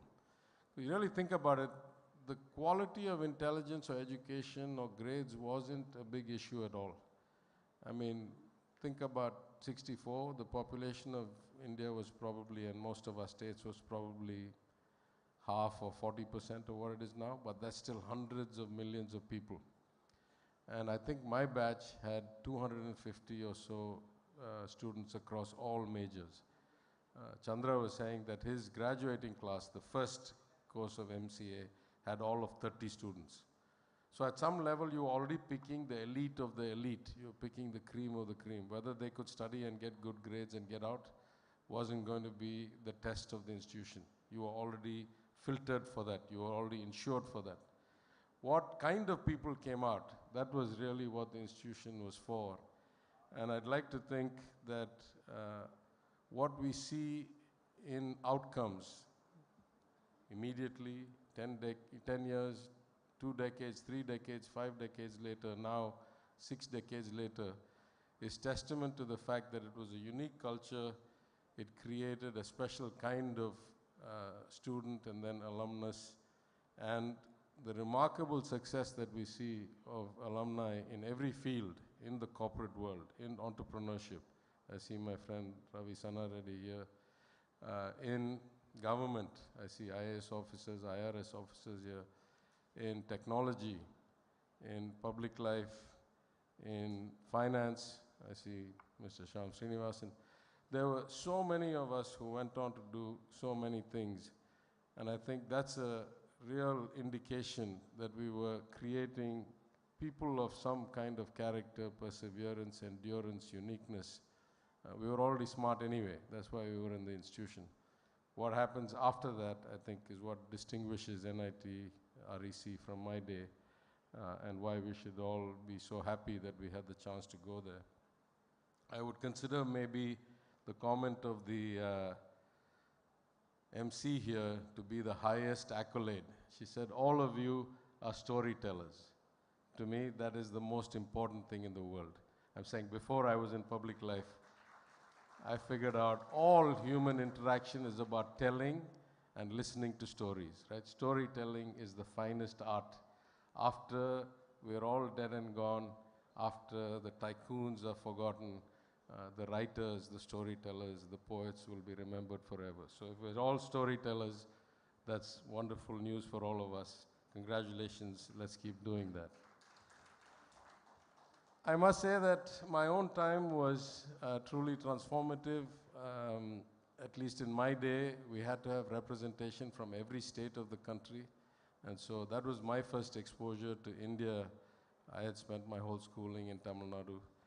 I also mentioned in the podcast that the Alumni Association did with me recently that I had only ever been in relatively privileged institutions with relatively exclusive students, from economically exclusive, I meant. And so coming to REC gave me a different exposure to a meritocratic social structure and environment. And yet it was unassuming. Nobody really needed to show how smart you were or what grades you got.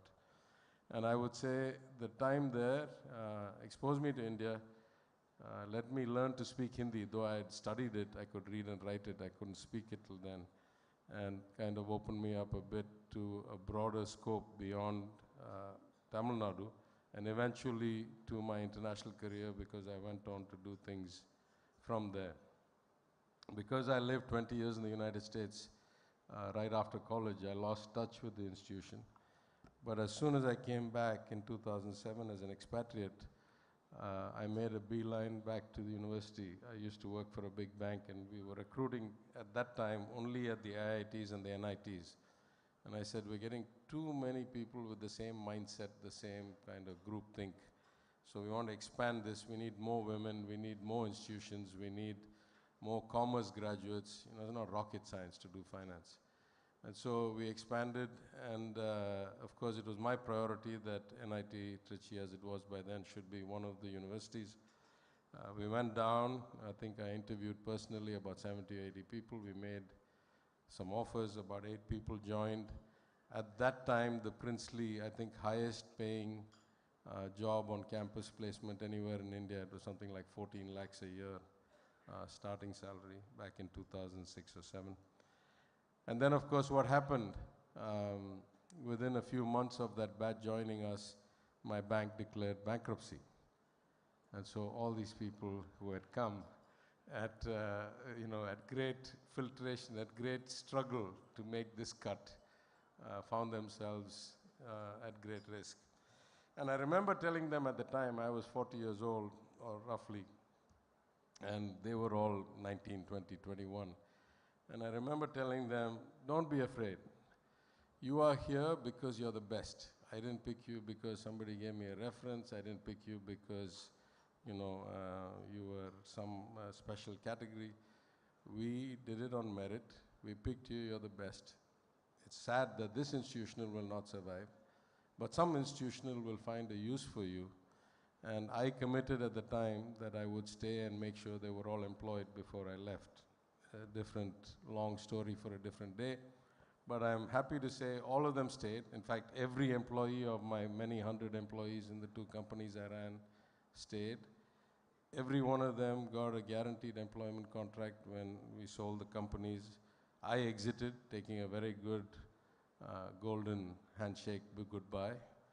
And all of them went on to have brilliant careers. All of them, at least for the first few years I was tracking, I kept in touch with them. I wrote reference letters for them. Many of them went on to get MBAs or PhDs.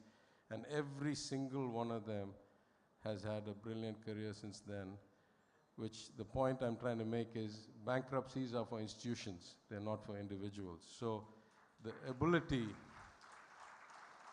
to deal with resilience. In fact, the exact statement I made at the time, I said, I'm experiencing this at the age of 42. It will strengthen and empower me for the remaining part of my life. You're experiencing it at 20. You'll be much, much more, better off for it for another long career than I have my career left. As it turned out, I didn't stay long in banking. I did some more banking, then I came back to public life. And so here I am today as a minister, second time MLA, and speaking to you. Now, I had a request from Mali to speak for about 20 minutes. I'm not sure I had that much to say. We were all greatly enlightened by Chandra's comments on the economy, on the opportunity. I endorse a lot of what he said, and particularly of the kinds of challenges that we need to deal with, starting first with inequality, which I've mentioned many, many times, both as a finance minister, as a GST council member, in my representations to the 15th and 16th finance commissions, that something is profoundly wrong in this country. We need to improve outcomes. We keep transferring money to places that keep falling further behind, and we are not encouraging or incentivizing the right behaviors in the right places. But that's potentially political, so I won't get into that. So when I asked Mali, what should I speak about, considering there are people like Chandra going ahead of me and brilliant people in all kinds of fields going after me, he said, why don't you speak about technology and AI? And I said, then what'll I say that Gopi won't say? Gaps will say everything there is to say. So I actually had no topic to speak about. So I just thought I'll say a few things, because the only thing he said that impressed on my mind was that he said about 50% of the people here are significantly younger than me. And I'm quite old. I'm almost 60. So in that sense, he said, why don't you give them a little bit of advice or insight into your career? And again, I do this with great trepidation, because when there's people like Chandra here, I'm not sure I have that much to add, or I'm a case study worth following. But for what it's worth, and because I don't really have anything more interesting to say, I would say 3 or 4 things. One, chart your own course. Every path in life, every individual is different. All our circumstances are different. And it's easy to say, it's not particularly easy to do, but I think it's doable. And I was reminded of that last night when we were at a dinner, and a friend asked, why did you come back? Why did you come back from a global career, finance, banking, corporate, all these kinds of things? And I said, I was always going to come back. My father was in public life, my grandfather was in public life, my great-grandfather was one of the founders of the social justice movement. So it was my destiny to come back. I'm an only child. Somebody had to do the work. I had to come back, so I came back. So of course, being an REC alum, he asked the immediate next question. If this was your destiny, why did you go away in the first place? You should have just stayed here. And I said, precisely because this was my destiny, I wanted to go and do other things before I came back.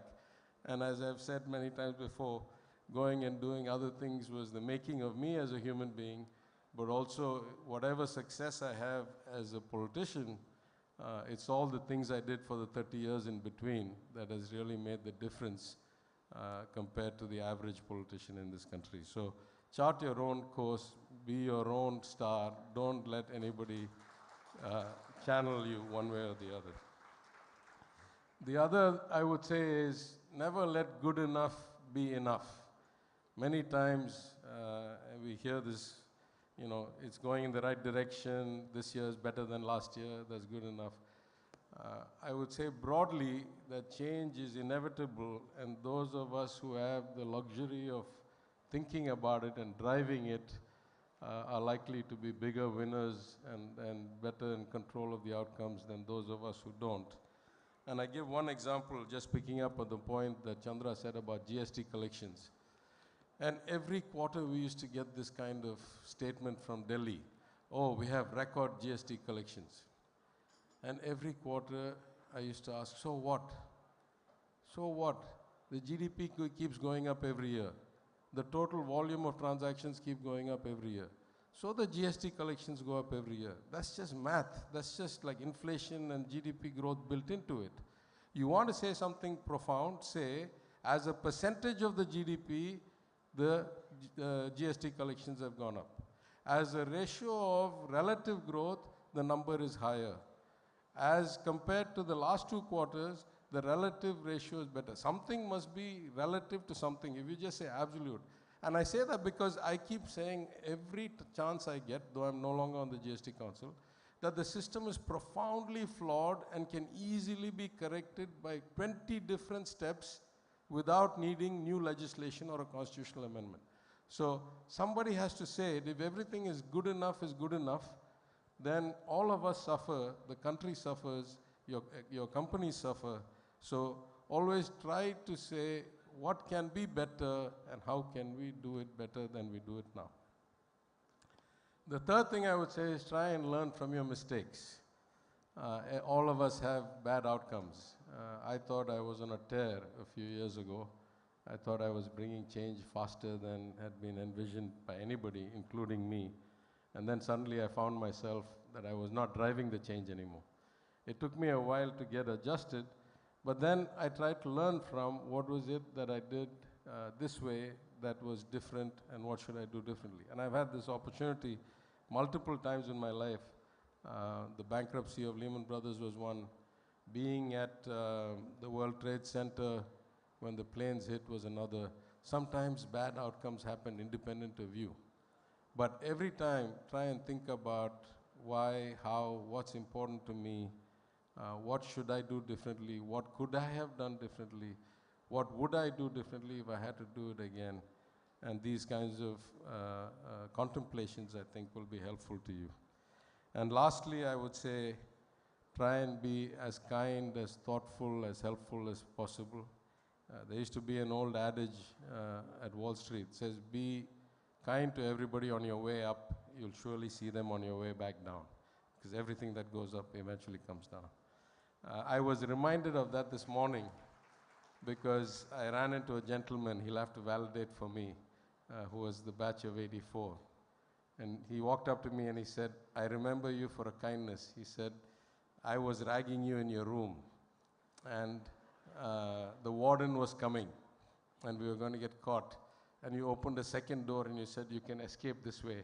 You don't have to get caught. And then I left. Somebody has to put his hand up and validate that he said that to me, if he's in the audience somewhere. But anyway, so, you know, just think about this. This was probably 1983. Here we are, 41 years later. He remembers me, not because of anything else, but because of that act of kindness from 41 years ago. So I would say that's about all the value I think I can impart. I'm proud, I'm privileged to be here with you. I'm happy to see so many of you here. We had an interesting small gathering yesterday that was also very fun for me. Unfortunately, I have to fly out very shortly, so I'm going to head out. But I want to wish all of you a fun, thought-provoking day with a lot of catching up with your old friends, colleagues. I second and third everybody else in wishing you a happy, a healthy, a successful New Year 2025. And more importantly, I wish you all very happy lives and very impactful outcomes. Thank you very much.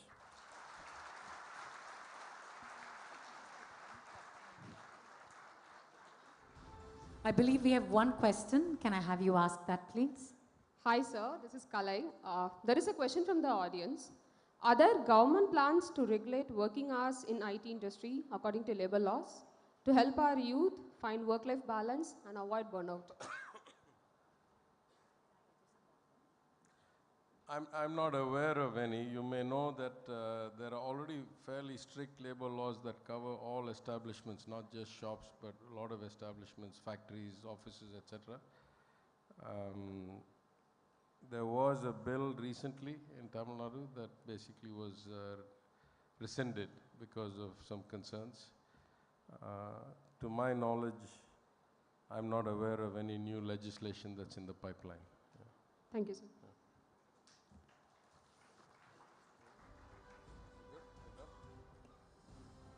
May I please welcome Mr. Mahalingam and Dr. Aguila to join us on stage for the felicitation. Sir, thank you for everything you had to say. It's incredible that you've had challenges and setbacks and you've learned great lessons from them, a learner for life. I think we all look to be kind, but to be kind to the person that was ragging you, especially when you're a teenager in college, I think is a testament to your character. Thank you so very much for sharing all of these anecdotes and looking back on your time at REC fondly. Thank you once again. Ladies and gentlemen, a huge round of applause for our guest of honor, the Honorable Minister.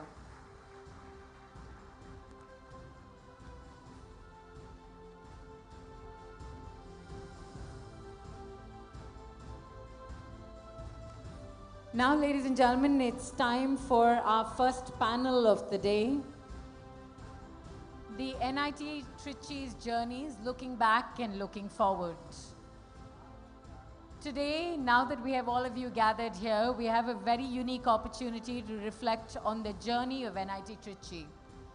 For over 60 years, this institution has been a cradle of innovation, knowledge, and leadership, shaping not just the careers of its students, but also contributing significantly to the growth of industries and society. May I invite you all to please continue to be seated. We have a panel joining us up on stage. You're not going to want to miss out on this one. So ladies and gentlemen, as we mark this significant milestone of the Diamond Jubilee of NIT Trichy, we will have a discussion with a distinguished panel of alumni on this stage who will share their experiences and their insights on the journey of NIT Trichy, both from the past and looking ahead. And to guide us through this meaningful discussion, we have a remarkable moderator, Mr. T.V. Narendran, the CEO and Managing Director of Tata Steel Limited. With over 36 years of experience in mining and metals industry, Mr. Narendran has been instrumental in overseeing Tata Steel's organic and inorganic growth, steering it to new heights. He's also the chairman of Tata Steel Europe and has been elected to serve as the chairman of the World Steel Association for 2024-25.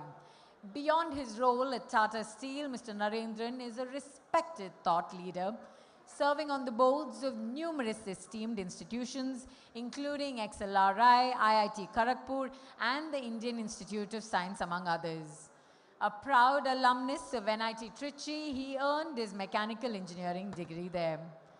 For his exemplary contributions, he's been honored with the Distinguished Alumnus Award from both NIT Trichy and IIM Calcutta. Ladies and gentlemen, may I request you all to please take your seats.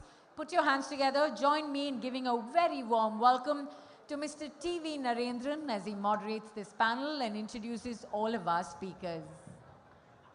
Our next panel on NIT Trichy's journey, looking back and looking forward. And I'm looking ahead and seeing all of you still standing and engaged in discussion. Can I encourage you all to please take your seats, ladies and gentlemen? For those of you who are still in the aisles, there's plenty of space in the front. Head on over. Join us in the front. Take your seats while we may begin.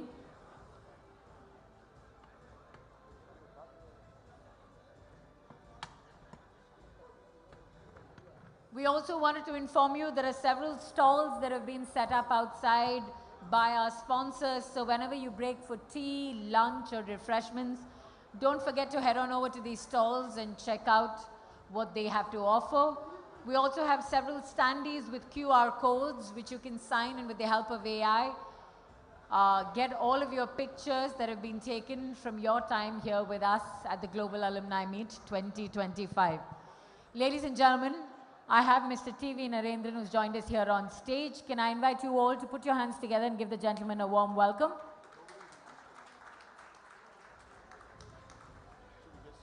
We'll dive right in. As soon as they hear you talking, I think we're going to bring the crowd back in as well, sir. Can I request you to introduce our panelists for today, please? Yeah. Good afternoon, everyone. I know it's tough to get your attention after the morning session, but we'll try and do our best and keep this interesting.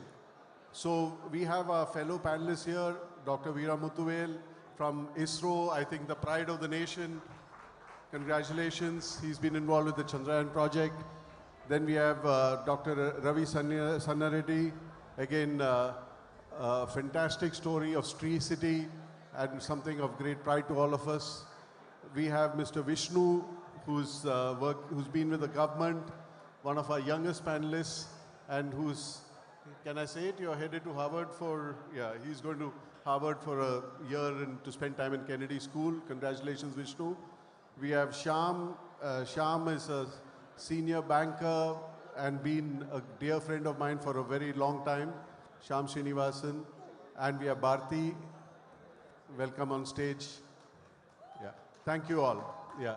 Bharti is is an IAS officer working in the Gujarat cadre. Thank you all.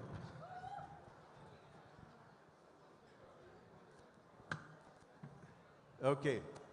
So we're going to start and try and keep it a bit informal, so that I think the key objective of this panel is to try and get the stories and the learnings that our panelists have had in REC and since REC. And, we have in this panel, as I said, people who've seen it as REC, people who've seen it as NIT Trichy. We have people in government service, we have a scientist, we have a banker, we have an entrepreneur. So I think the variety is truly fantastic. So I'll start with, Dr. Veera Muthuvel, because he's really in a pretty unique space, if I can call it that. And he's also studied in multiple institutes, done his PhD as well from IIT Madras. So what were your takeaways or learnings from REC, and how did you choose a career that you did? First of all, I'm happy and pleasure and privilege to be part of this global alumni meet at NIT Trichy. Thank you for the invite. And it was a great learning, and it was a great fun. So I really cherished the 1.5 years life in NIT, where I had some good learning from project management, which has really helped me in Chandrayaan 3 project. And also the professor who taught me scheduling, that also was very helpful. And I also had very good fun with my friends and the campus life and the hostel life. It was a mixture of learning and fun. You know, one thing about ISRO, I don't know how many of you are familiar with ISRO as an organization. It's really amazing how ISRO has developed talent over the years. Many of us think that education ends when you pass out of college, but ISRO is one institute which really invests in continuous learning. And I've seen this, in fact, I sent people from Tata Steel to go and study ISRO because they really managed to develop fantastic talent and, as we all know, do world-class stuff at a fraction of the cost that it costs others. Can you tell us a little bit about the development process in ISRO? As you told, we always learn from the mistakes, and our review systems are very transparent, and anybody can challenge your design, and you have to defend irrespective of the seniority or your position in the organization. If you have designed, you have to go through the severe review process, and it is very transparent. And the teamwork is one of the key aspect in ISRO. And also, one of the important thing is the learning from mistake. You all know that Chandrayaan 2, we had a setback. We had two primary goals. One is orbiting around the moon and another one was landing. So we could not achieve the soft landing. But we did not give up. We learned from the mistake. We immediately came up with the root cause analysis and came up with the corrective action. And really we bounced back with the success. And now this is a stepping stone. We have a technology now. We have a great future missions. Like we want to bring back the samples from the lunar surface, and we also have to have our own orbital stations around the Earth, and also that will be expanded to reach the final Indian astronaut on the moon. These are all our goals in the future, and it's not only about the interplanetary missions. We have missions like communication satellites, navigation satellites, and remote sensing satellites, and various national assert missions. So ISRO is always for the benefit for the common man. That's how our organization is. and I always cherish working in ISRO. Thank you, thank you. It's really inspiring to hear the kind of work they do and the kind of commitment all of them demonstrate. So big round of applause to Dr. Veeramuthuvel. Coming to you, Sanna Reddy. I think, again, Sri City has been an outstanding story. I think when you talk SEZ in India, most people talk of Sri City. And I think congratulations to you and your team for that. When did this first come to your mind? When did you conceive of this? It may sound a little funny, but it started in a way the REC campus. The REC campus is, basically Dr. Manasundaram's vision, and this thing is like think big, dream big and think big. Our campus is one of the largest campus when compared to many other engineering colleges, especially since I came from a village. Seeing that campus, seeing like other speakers spoke about the diversity, the people coming from all over India and some foreign students, it was just eye-opener, how big it is. Before coming to REC, I didn't even know the existence of IITs. That was backward. I was in a village, studied in Telugu medium, came as a nervous kid to Trichy to join REC. Once I joined, then I saw many more people like me. They started their learning in their native languages, and there was a kind of some equality kind of thing. So initially I was afraid to come there, then you start think big kind of thing. So that kind of always in my mind that we have to do something back to the region that I came from, and that is a backward area in Andhra Pradesh. So after REC I went to US. I had the fortune of starting an IT services company. For family reasons I had to come back. Then I was thinking what to do next. Then this is where that my civil engineering background, the think big, Professor Manisundaram kind of thinking. So there was an opportunity. The SEZ Act came in 2004. There was a government policy that helps to build new cities. So Sri City, again, campus is another light opening. We were away from the town, so it is what we talk today, Atmanirbhar Bharat, was there already in Trichy, REC Trichy. We used to be self-service, we used to have juice shop, we have bar, we have participation. Sri City is also unique in a way. We are one of the only probably industrial estate of that size which has 52% women employees. That's fantastic. So, That's Thank really you. wonderful. Vishnu, I'm going to come to you. You're the youngest of the lot. So tell us about your journey post, you must be NIT Trichy, not REC Trichy, right? Yeah. I think I've been lucky on two fronts. One is that entering into NIT, but more lucky, I just got the right rank to get into a wonderful department called the Department of Production Engineering. I'm sure many of you are out here for the simple reason that I had all the time in the world to do whatever I wanted. Extremely the coolest department out there. So that was, I'm quite lucky in that. I didn't get the topper's rank to be in electronics. No pressure on high performance on that front.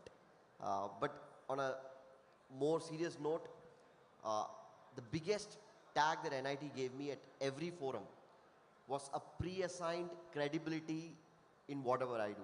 There is a pre-assigned credibility which, the IAS may give you in India, but that's it. But wherever you go, whichever part of the world, NIT Trichy always gave me that pre-assigned credibility. I'm very, very thankful to the institute for having built that brand name. And all of us know that 4 years of college or your undergrad is definitely the formative years. Careers apart, everything apart, those are what define who you are. So I've had an extremely eventful, very, very memorable campus life in college, and each time I go to the campus I see it's becoming greener, it's becoming more happening, I guess. So thanks to the administration for all that. Thank you. So can you tell us what you're going to do next? Okay, currently technically after 13 years in the government, yesterday I've been relieved from my current assignment, so I'm a free man for the next 1 year. I'll be pursuing a fellowship program at Harvard Kennedy School, so I'll be leaving for that shortly. And Mr. Reddy sir has been a tough competitor for Tamil Nadu government. Every time discussion on industrialization comes, he is the man that keeps us on the tender hook. Sri City has been doing phenomenal. In the last 2 years, I've been heading the investment promotion for the state of Tamil Nadu. Small correction, I'm not a district where you acquired land is fantastic. And I think you were saying that you're now increasing it from 8,000 acres to 10,000 acres, is it? That's amazing. Yeah. Congratulations. Just yesterday, our Honorable Chief Minister also announced an airstrip for Sri City. At the beginning. Karthik, maybe you can help. Anyway. Yeah. So the one below, the guy, no, that one, the previous slide. Yes. Yeah. So the guy in the middle, always looking worried for the last 40 years is Mahalingam Mamali. Where is he? He's, yeah. And Shyam is on his right, I am on Mali's left. And next to me is Shyam Sundar, who is also NIT Trichy. The guy in the striped t-shirt who you can't see is the famous Gopi Kalayal, who's going to speak to you later today. So we were all REC guys who were in IIM Calcutta around the same time. But there's a story behind the photo. Maybe Shyam, you can start by telling what happened. Thanks, Naren. Difference is I had hair then. So the material, even I'm surprised by seeing this is the 87 and 88 batch in IIM Calcutta. Me, Naren are 88, Mali and Shyam are the 87 batch. And the REC gang in IIM decided to have dinner. So we went to this very fancy restaurant in Calcutta. 6 of us had a fancy meal. Each of us thought that the outgoing batch is going to treat the junior batch. And the outgoing batch thought that the junior batch was giving them a favor. After a heavy meal, we got the bill, and each one is looking at the other. There's no money in the pocket. So we finally sort of pulled out whatever we had, just managed to pay the bill. As we were going out, collectively we had 10 rupees, and campus is about 25 kilometers from the restaurant we were. Mali, being Mali, had the courage to give 10 rupees to the doorman. The last 10 rupees he gave it to the doorman. I don't know how we found our way back to campus, but we did, and today we have the story to tell. So I think this picture is a stark reminder of many things for many of us. One, 40 years back this happened, and the picture is resurfacing. Connections matter, right? The friendships that we have from then on to now, and particularly REC, this picture really tells the story of networking, bonding, connections, friendship. They're just timeless. So I think that's probably the narrative in this picture, Narendra. So Shyam, how has life been after that? It's certainly been richer than what happened here, right? As a banker. Yeah, I hope so. No, it's been fascinating.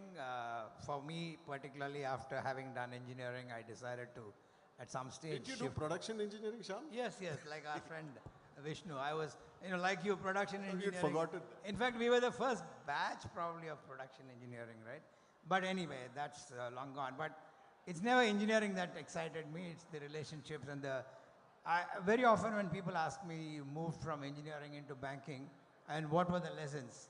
And often I think about, and I've said this in a few platforms before, the 3 things that we actually went through in campus those days were never called that, but after years I figured that there were management jargon for that.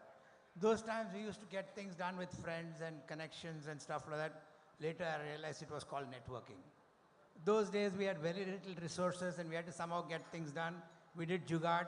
Later I was told it is called out of the box, right? And the last thing was, we did many things at the same time. We were playing, we were trying to do some movie watching, once in a while studying. And that time we did multitasking, and now it's called multitasking as a kid. So I think inherently my view, and I've always believed the lessons we learned on campus of networking, out of the box, do a lot with a lot less. And multitasking has really helped, at least my journey in both as a professional and as a banker in particular, because resources are always short and we have to get results done. So I think those probably, Naren, would be what I think helped us, not really structured learning, but I think it seeped through. You know, Shyam was also the captain of the REC cricket team, a wicketkeeper batsman, right? And still follows cricket closely. I'm sure he's got the India-Australia match on his lap. Yeah. Just over, I think. Days over. Oh, days over. Okay. Thanks, Shyam. Thanks. We'll come back to you later. Yeah. Bharti, thank you for joining us. And again, you have a very different career as well. IAS, Gujarat cadre, and you've been there all your service, right?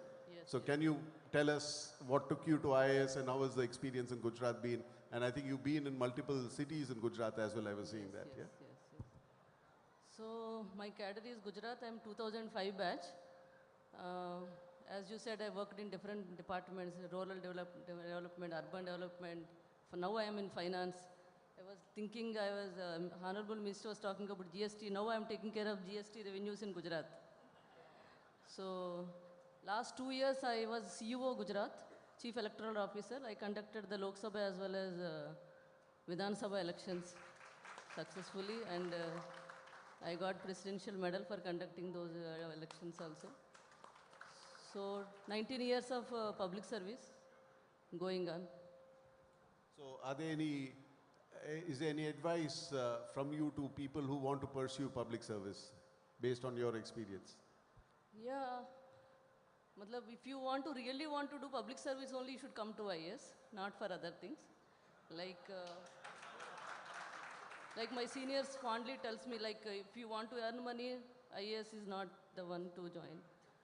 Not for fame or not for anything. If you simple public service, you come for IAS. That is for my ad. So as is in the ISO, I assume you speak Gujarati? Yeah. Yes. You know, I don't know how many of you are familiar with it. That's an amazing thing about the IS, right? You have to learn the language of the cadre you're Because from. we have to write files also in Gujarati and speak. Correct. No, it's an incredible thing. I remember it hit me 25 years back when I came to Tamil Nadu. We were doing a project in Tuticorin, and there was a Sardarji there who was speaking Tamil fluently. So that's when I realized Even that. I picked up Tamil very much in those 4 years. So wherever I go, I make more Tamil friends than Telugu. Actually, I'm from Andhra. Yeah. Gujarat cadre, yeah. That's fantastic. Thank you. Thank you, Bharti, for joining us. So now I'm going to ask our panelists to, because this audience is vast, it's diverse, there are younger people, older people, etc. But I'm going to ask each of them, I'll start with you, Mr. Veeramuthuvel. If you were to, go to REC Trichy and excite some people to become scientists, because that's so important for the country. I think Chandra also talked about R&D. We underspend on R&D. While ISRO is a great example, but I think we really punching below a belt as a country as far as, first in the world kind of stuff is concerned, right? So what would you tell youngsters and encourage them to pursue the career that you chose? So one of the key thing I see is you should not be adopting to one particular discipline. It's no longer is valid now. So you have to acquire multiple skill set. For example, no longer mechanical engineering or electrical engineering or electronics engineering alone is sufficient. We have to have any product you develop, it requires a multidisciplinary skills are required. So the system engineering plays a major role. So we have to acquire a lot of skills in this, and also some kind of projects we should do. So when we are studying in a college, we are only, nowadays it's more of academic oriented. We also should build that the skill. When we come to a industry, we should already have that skill so that immediately you will be delivering the things what is required for the organization. So a mini project you have to do in the college days, and also we should see that how to bridge the academic and the industry gap. So some of the things I am seeing now, the professor of practice is coming in the colleges where they are filling this gap. So I feel this is very important, and the technology is really a key, and the scientific discoveries are really key. These are all very, very important because we have seen a lot of spin-offs from the space industries to other technologies, automobiles as well. So we conduct many workshops. In fact, recently we had a workshop for the automobiles where the space technology can be utilized into the automobiles. So a lot of things we are doing, and those technologies are being transferred to the public now, and a lot of entrepreneurs are coming. The space economy is growing. In fact, in India, a big potential is there. We have something like 2% of the share among the global market, and with the new policies, whatever government of India has framed, we are going to encourage the private industries to take up in the space sector. It's no longer ISRO alone can do this work, because a lot of demand is there at outside. So I would say that you should be an entrepreneur. When you are studying itself, you should be creating jobs for others rather than seeking a job. So acquire a good amount of skill, and be not only in your own discipline, So you have to acquire multiple disciplines so that you will be really worthwhile when we come out of the college. So, there's, as Dr. Veeramuthu said, that there's a lot happening in the startup ecosystem in the space sector. I think Dr. Pawan Goenka, the former CEO of Mahindra, is also coming from private sector to the government to work on this, isn't it? Yeah, he is the chairman of InSpace. This Yeah. InSpace is formed, which is coming under Department of Space. It's not, it's an independent agency. It's not with the ISRO. So their job is to promote private sectors, handhold, and then authorize the launch, authorize the satellites, and technology transfer. So this organization is playing a major role, and if you have a great ideas, the funding also can be provided for the entrepreneurs and the startup companies. So all these things are there. The InSpace is formed because of that. This is formed somewhere 2 years, 2.5 years back by the government of India. It's a great opportunity. There are two learnings I took from ISRO in my interactions, which is very good management learnings. Firstly, in ISRO, anyone, however junior you are, can ask or question a presentation or a proposal by a senior scientist, right? Including the chairman, right? Maybe you want to mention that.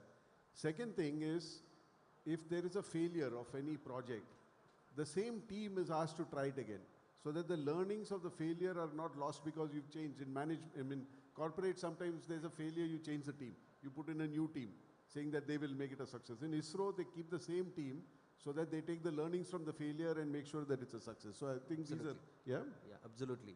What you said is right.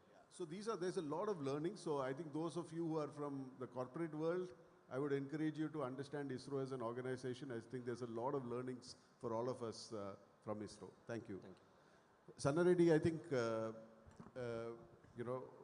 Veeramuthu talked about entrepreneurship, but it's not easy to be an entrepreneur, forget successful entrepreneur, right?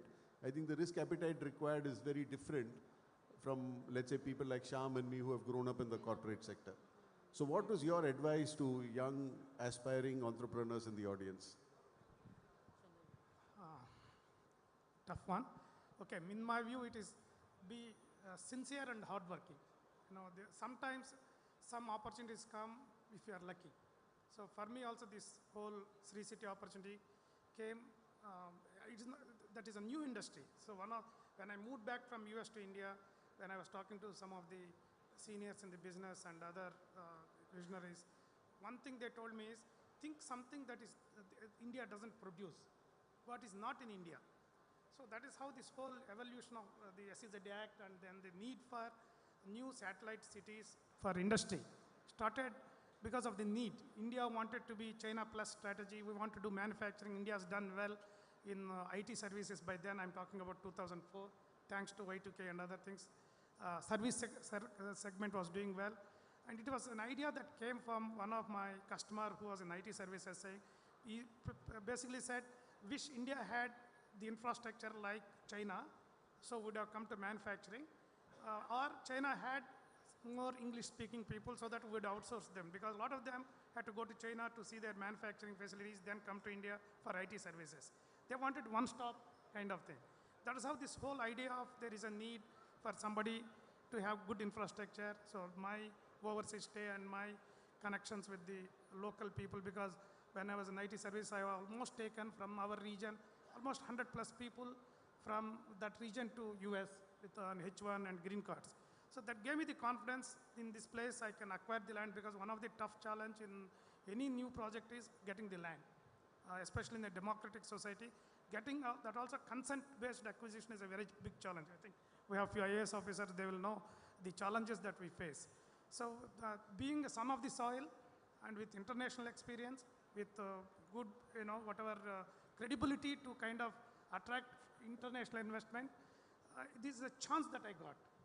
But it is not something, that I was lucky. I was lucky. I had all the right ingredients. I had the right education, overseas stay, and I'm in that area.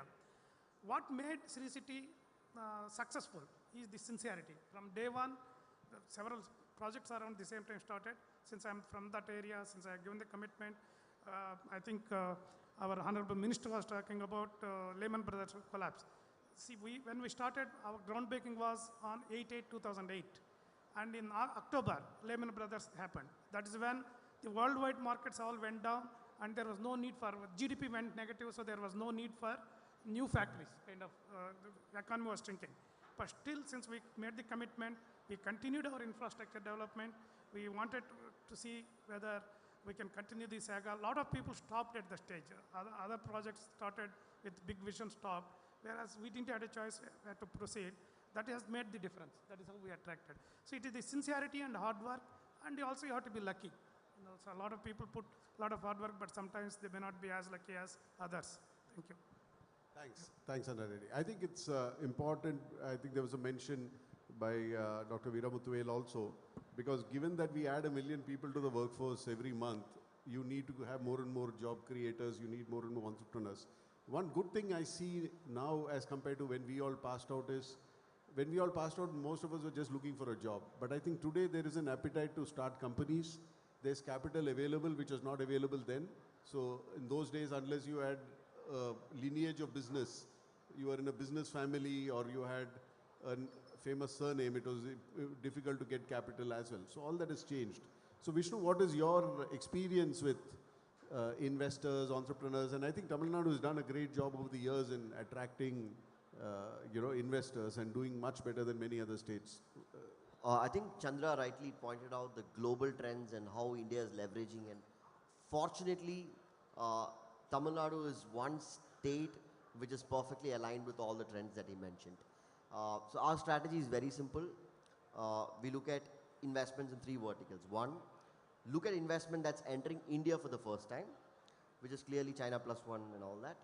We've been doing really well. The entire Apple supply chain has been one successful model. Second, those investments which are not in Tamil Nadu but are present in other parts of the country. Again, Tata is a classic example. 4 years back, hardly any big presence of Tata. But today we have got Tata Electronics, Tata Power, and probably our prized JLR, which the Tata Group recently announced, the first time ever a premium car will be manufactured end-to-end in India. So I think the JLR coming to Tamil Nadu is not just a matter of pride for the state, but for the entire country. Last but not the least, a highly industrialized, in fact the most industrialized state in the country. A state like Tamil Nadu has its own homegrown investors. It's very important that while we look at foreign investments, while we look at FDI and all that, our own entrepreneurial spirit needs to be nurtured by the government. And as a strategy, all the 3 verticals, the foreign companies entering India, companies, domestic companies in India but not in Tamil Nadu, last but not the least, the powerful, which has been driving in Tamil Nadu's and India's growth for decades, our own homegrown entrepreneurs are not neglected in the process. So I think this has been our cornerstone of our strategy. Apart from that, specific sectors. Chandra also rightly mentioned about semiconductors, electronics, advanced electronics. So these are some of the value chains which TN as a state has been trying to disrupt from other countries and leverage that disruptions in the global supply chain to India's and Tamil Nadu's advantage. A point to be highlighted is this one state in probably the only region in the whole world which showed a positive growth rate even during the peak of pandemic, which shows resilience, which shows the fact that we can be integrated in the global value chain as well as compete with China at a global scale.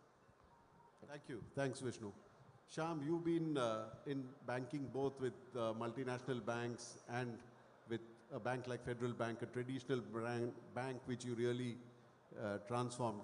So how, from those journeys, are there any things that you would like to share with the audience here, particularly the younger colleagues amongst us who are making their career? Yeah, I think the one lesson in all this, whether it's a multinational or a domestic, if you touch the hearts and minds of people, which I think is a lesson, the softer skill is a lesson that all of us picked up, but we never thought we picked up, has been the one cornerstone for everything in my view, right? Whether it's a international organization, domestic organization, private sector, public sector, if you can reach out, communicate across the chain consistently for long periods of time, I think people warm up and then the best of everybody comes out. So to my mind, when I made the transition from working in a foreign bank for 20 plus years and then coming to a private sector which had a relatively regional bias and had sort of domestic both customers and profile, it did appear a daunting task of a cultural connect. But when we figured that it's never about systems and technology, but it's about people and investing in that and staying true to that all along. And as a leader, if you're able to believing in themselves and saying, I will be on the, like we keep saying, you're either on the table or on the menu. We decided we will be the table and not the menu. And I think people have truly come up and produced the best possible, and results are there for everybody to see. Thanks, Shyam. I think that's an important takeaway because, what they don't teach you in business schools or engineering schools, etc., is really how to deal with people and situations, because there's a lot of knowledge that we have from going to these institutions. As PTR also said, the filtering has already been done when you get into the institute, and after that it's the experiences in the institute which make you what you are.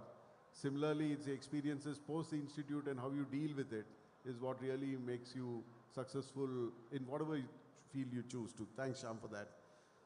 Bharti, you talked of being the Chief Electoral Officer of Gujarat. I think one thing which is amazing is elections in India, the complexity of it, the way we do it, and the way we get the results so fast. I mean, even the US is not able to do it. Now with this one nation, one election being discussed, would that add to the complexity or would it make it simpler? Elections are mostly codified, so I don't think it will add to the complexity. But there are other reasons whether to go for it or not. But as administrative conducting of elections, I don't think it's an issue.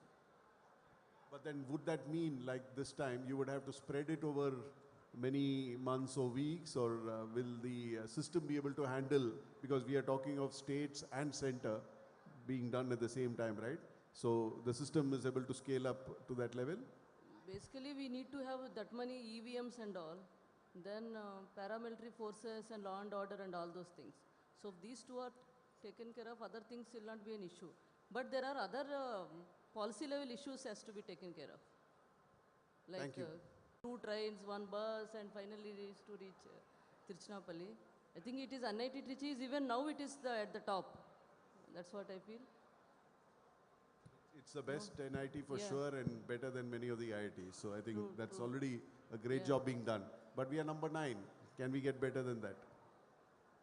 See, I think any institution is measured by the alumni and the level of progress they make. If I have one thought, and in the bank when I was there, last count we have about 16,000 employees. I think in the last 8-10 years we've hired only engineers who've turned to be bankers in some sense. The raw material that comes out of campuses, and exception NIT, is that they tend to be 0 or 1, right? They're binary in their thinking, digital in their practices. So just 2 points. I think every time the NIRF rankings are published, we celebrate NIT at 8-9, 8-9, 8-9. This 8-9 principle has been going on for a long time. Now, how do we break out of that and, don't get in the rut of beating the IITs, or look at something which is truly experiential, look at something creating a truly multidisciplinary, because that's the need of the hour.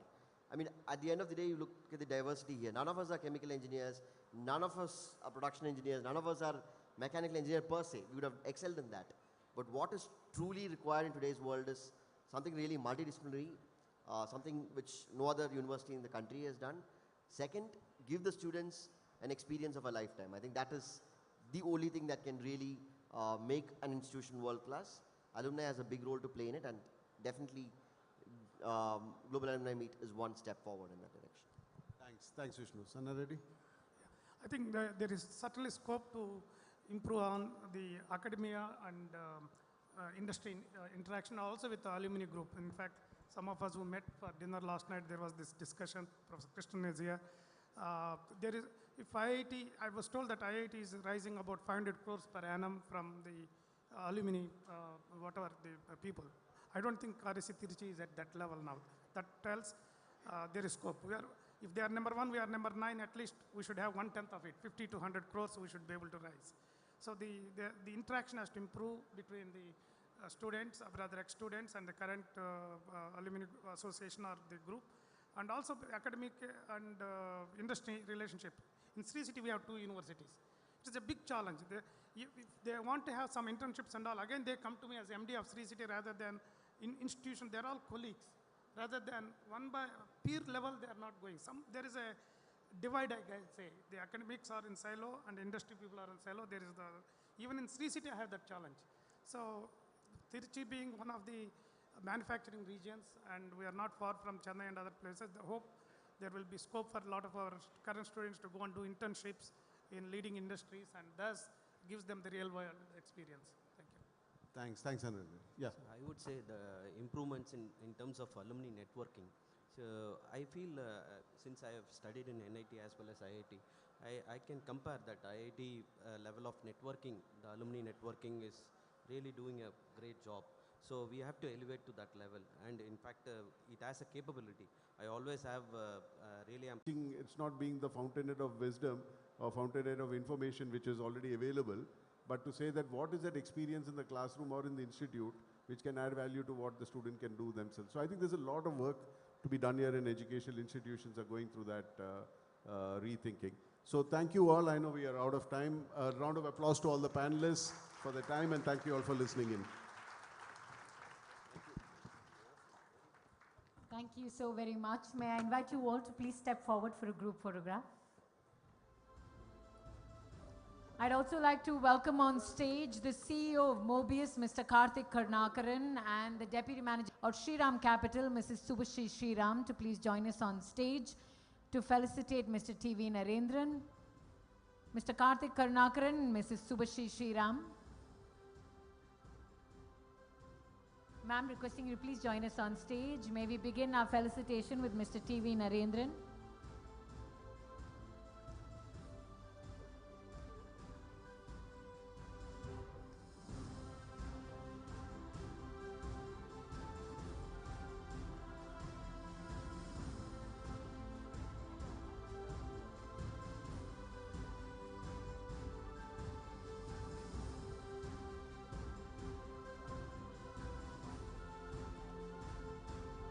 Ladies and gentlemen, feel free to put your hands together, show some. Heritage Foods has also been kind enough to provide milkshakes for all of the alumni. You will find them in some of the coolers outside. Thank you once again. Thank you once again. Thank you to this wonderful panel.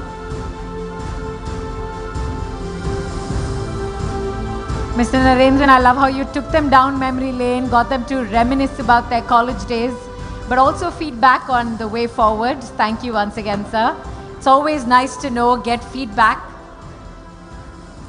Have a plan for the future, especially from distinguished individuals. Thank you once again to our panel. Next up, we have a fireside chat titled Wealth Maximization Opportunities in New India. Ladies and gentlemen, as India emerges as one of the world's fastest growing economies, new opportunities for wealth maximization are taking shape across sectors. We're looking at a Viksit Bharat in the year 2047. We're also talking about, I remember a video by Saurabh Mukherjee from Marcellus Investments where he spoke about the South Indian states contribute to 45% of the nation's GDP, and that number is going to exceed 50% over the next 2 years. Imagine the concentration of wealth, not just in terms of money, but also ideas. Ladies and gentlemen, institutions like Recal and NIT Trichy are laying the foundation in the students' minds for that future. With that concentration of wealth in New India, institutions like Shriram Wealth, again, I'm proud to say once again from the South, are helping many manage, grow, and also invest, not just for their future, but invest for the future of this nation. From technology to sustainable investments, the landscape is evolving rapidly, creating avenues for both individuals and businesses to thrive. Our next panel will explore how to harness these opportunities in the context of New India, focusing on strategies that drive growth and prosperity. May I please welcome our moderator for this panel, Mr. S. Krishna Kumar, the Director of Lion Hill Capital. Welcome. He's the former Chief Investment Officer for Equities at Sundaram AMC with over 25 years of experience. He's managed over $4 billion USD of equity assets. Can we please give Krishna Kumar a huge round of applause, ladies and gentlemen. A warm welcome on stage. Joining him on stage is the Managing Director and CEO of Shriram Wealth. A warm welcome to Mr. Vikas Satija. Welcome, sir. He's a seasoned finance professional with nearly 3 decades of experience in banking, wealth management, and asset management. Joining the two gentlemen on stage is the Executive Director and Business Head for West Clients, Ms. Nidhi Agrawal Sachdeva. She has over 21 years of experience in banking and financial services, including more than 16 years at Kotak Mahindra Bank as a founding team member. Welcome. May I invite you to please sit down, and to everyone who's still gathered out here who are in the aisles, can I request you all to please take your seats, ensure that your mobile phones are on silent. We have a wonderful panel on stage, great takeaways for you. So if I can have you all please be seated. Thank you so very much, ladies and gentlemen. Hi, good afternoon. Guys, I know it's closing towards the lunchtime and you're hungry, but I think there's a lot to learn from the panel here, Vikas and Nidhi. Let me quickly introduce Vikas. Saitya.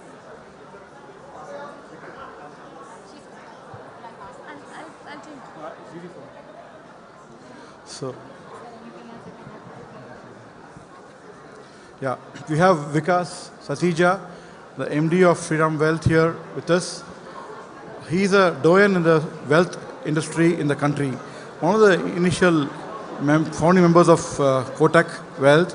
Spent about more than 20-25 years with the banking and financial sector, and been a father figure for the wealth industry.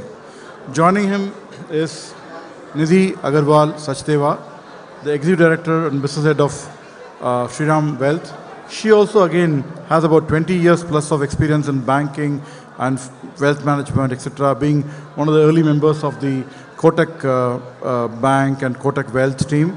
We've known them for quite a long time, and she's really somebody who's built the business bottom up. So let's, without wasting time, let's move to the topic of the day. How do you intend to maximize wealth, over the next few decades? As you all know,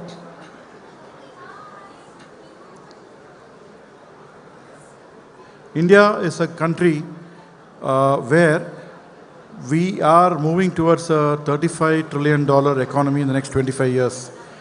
Amrit Kal, as Modi and others call it. And the savings rate of the country has been going up, and particularly more towards the equities, basically. So, assuming a 30% kind of savings rate, we will hit a $10 trillion kind of savings potential on an annual basis, right? So, that's significant. And so, let's hear from our esteemed panelists in terms of what they think about this. I would like to open the floor with a question to Vikas. So Vikas, do you share the same bullishness that we do share, and do you think that the way of investing, the new instruments and some of the instruments seen in the Western world come to India? What's your thoughts? Can you just take us through that? So KK, first of all, thank you for having us here. It's a pleasure, and I can tell you that the sessions we had in the morning were really, really fruitful. I really liked a lot of things, and like Chandra mentioned that if you look at the Indian economy, it is growing at leaps and bounds. You talked about a number, actually in next 2 decades, we are looking at a number of $30 billion. So today, what we are talking about, a $4 trillion economy would be a $35 trillion, which is 9 times. Yeah. Now keeping that in view, with savings at a 30% mark, you are talking about almost $10 trillion going into savings. So far, if you look at in the Indian context, typically we have been a savers market, and which has helped us to grow where we are. Predominantly, the investments used to be into deposits and the traditional ways of having physical gold, real estate. I think what is changing is a trend, and which is what we foresee seeing from the other emerging markets globally. I think what you would see across is that when you're talking about mutual funds as a product, a lot of thematic funds will come in, a lot of exchange traded funds will come in. If I get into other opportunities today from financialization point of view, every month 25,000 crores goes into SIP. So that's a big number. Yeah. So and a steady number.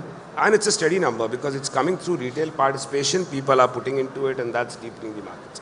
Now, taking it further, I think what's going to happen on the gold segment is you're going to see a lot of digital gold being bought rather than physical gold. Similarly, on the real estate, you'll see a lot of REITs and InvITs coming in rather than the normal real estate focus. If you get into further, there is another segment by itself, which is what we call the alternate investment funds. So you'll have alternate investments in private equity, in VCs, which will come into play, and that's going to take the play. So that's where my thought is that you will start seeing a lot of these alternate investment funds and the standard funds which will come in. Simplest of all, and I don't want to miss this opportunity while we are sitting in the audience here. Everybody parks into a bank deposit today. A corporate FD today gives you 200 to 250 basis point higher with a similar kind of a risk. Like within even our own group company, which is like Shriram Finance, today we offer almost 9.4%. So the opportunity is huge. It's about taking that calculative calls within that and taking the right means within the risk matrix to be able to maximize it. That's the Sure, I think that's a very valid point. And Shriram, I think for 40 years plus memory. 50 years actually. Yeah, from my memory, I'm saying. You know, it's been one of the highest yielding FDs or corporate deposits, basically, as a group, and it's been very retail focused also. Sure. And you're here. Nidhi, if I can push this to you, you know, Vikas did explain about alternates and other stuff. So there are definitely, different types of alternates, right? You have the AF alternate investment funds, 1, 2, 3 types are there. So could you probably run us through a little bit of color, and do you see that segment becoming larger as investors take risks? So the risk profile of investors, is it changing also? Sure, KK. Alternates actually is the new trend in the market today. So while mutual funds are what they are, and they are the bread and butter, and they'll always remain the base of any portfolio, you know, you can start with from 10,000, go up to 100 crores in a mutual fund. And you know, you have a professional fund manager managing. Same for alternates. In the alternate space today, there are largely 3 categories of AIFs. And Cat 1 actually is where your infrastructure, your venture capital comes in. Cat 2 is where largely your private equity players come in as Cat 2 investors. And category 3, as it's called, is more complex structures, more leveraging, more hedging. So these are slightly more complex strategies. And of course, unlike a mutual fund where you can get in with 10,000, in AIFs, the starting limit for anyone to start investing is at 1 crore. I don't know, Vikas, if you want to throw a little more light on the 3 categories. And I think, a lot of you here also moved from engineering to investments, right? So some of you here are fund managers in private equity funds and VC funds, so you will understand what she's saying. Step back. If you can go back to the previous slide, I think that would help us to just put this through. Yeah. So I think that's missing here. So guys, basically, if you look at from a point of view, I think an alternate investment opportunity today, this is one of the largest segments if you look at is through the PE and VC funds.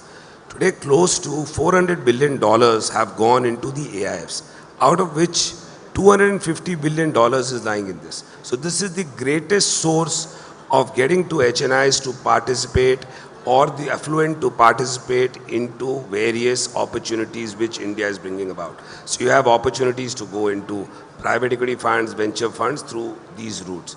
The second side is the private credit is also picking up very big. So what's happened on the private credit side of it is that today, up till now, for me, it's only going to be institutions who I went for lending, or I went to few friends to get lending options. What I have today is an opportunity where I can go to public, lend through these funds, and get at far attractive rate and have longer gestation periods, which could be 3 years, 5 years, 7 years, 10 years, depending upon that. So that's another option. The third thing is where REITs and InvITs come in. Today in the real estate market, if you see over years, the biggest challenge was where does the developers get the funding from? How do you make sure that investments in commercial and other real estate can be held on for long periods of time? Through REITs and through InvITs, you can have long duration fund which can come. So I think the AIF gives a platform where you can get long-term funding into each of these asset classes and generate far higher returns than what is available. So I think gentlemen and women here, I think the Indian financial markets is coming of age. A lot of new types of instruments have been out in the market and growing in terms of appetite. And so from a return profile of 9% to 10% from corporate FDs to structured credit at about 14%, 15%, through distress credit also, through real estate credit could little be higher. And moving into equities, basically, all of you have been investing in mutual funds. A lot of thematic funds are also there, which really boost up your returns. Addition to the AIFs, basically, as Nidhi mentioned, gives you returns in excess of 15-20% also. And if you are to participate in venture and private equity, you are able to do it through the AIF funds, etc., which are available now. And Sriram has been into it, and probably I will ask Nidhi if she wants to throw some more light on any of the segments. So I'll just go back to what you just said, KK. So it's not mutual fund versus AIF. Mutual fund is, like I said, forming the base of the portfolio. AIFs is the layer on the top. AIFs obviously bring complex structures into your portfolio. If you look at what has happened in the mutual fund market in the last 5 years, not only the AUM has grown 5 times, but the outperformance, practically every mutual fund out there has, with simple investing and fund manager diversifying in 60 to 80 stocks, outperformed the indexes. But in the last 1 year, and especially after the recategorization that SEBI did in 2018, is where some large caps, for example, are struggling to give alpha returns. And so, what I would say is once you form the base to the portfolio, that's when you turn to the alternatives to give you the alpha return. And of course, while we are talking about alternates, mutual funds still give you the advantage to be able to borrow. So while you're subject to market volatility, you can still get money. It's very easy for a lender to sort of lend you on mutual fund, and especially with the digitization of economy and digital footprint, it's only becoming easier for lenders to lend you in 15 minutes on a mutual fund. So, so while these are the new trends and very popular, and, today it's become a $400 billion market, but like I said, we're not trying to say that one over the other. Yeah. So because some of the people here also feel that the outperformance of AIFs, particularly Cat 3 AIFs, etc., is a function of the mid and small caps rallying harder than the large caps, right? So this 3-year outperformance, will it sustain, or will kind of others make a comeback? So that's a kind of a question mark. So any thoughts that you would like to? KK, if we actually go into various segments and we say large cap, mid cap, small cap, there have been different durations funds would outperform. Obviously, when you look into a mid cap, small cap, the risk proportion is higher. But if you take a market practice and you say, let's take last 3 decades and plot them, you will see that every second, third year, there would be a different class which will come in. So you will have a large cap in a particular year, and you'll have a mid cap in a particular year, and you'll have a small cap in a particular.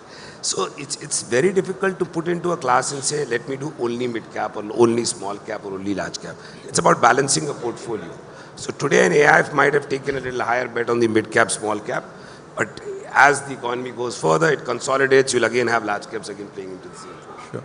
And touching upon the InvIT REIT, so these are little nascent structures in India.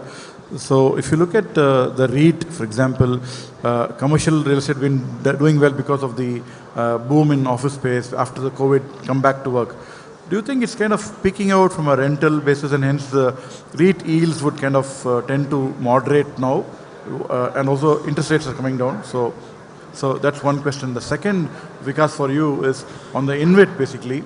There is so much of supply of paper coming in. So do you think that's a market that we probably have to be a little kind of careful? Your thoughts, one by one.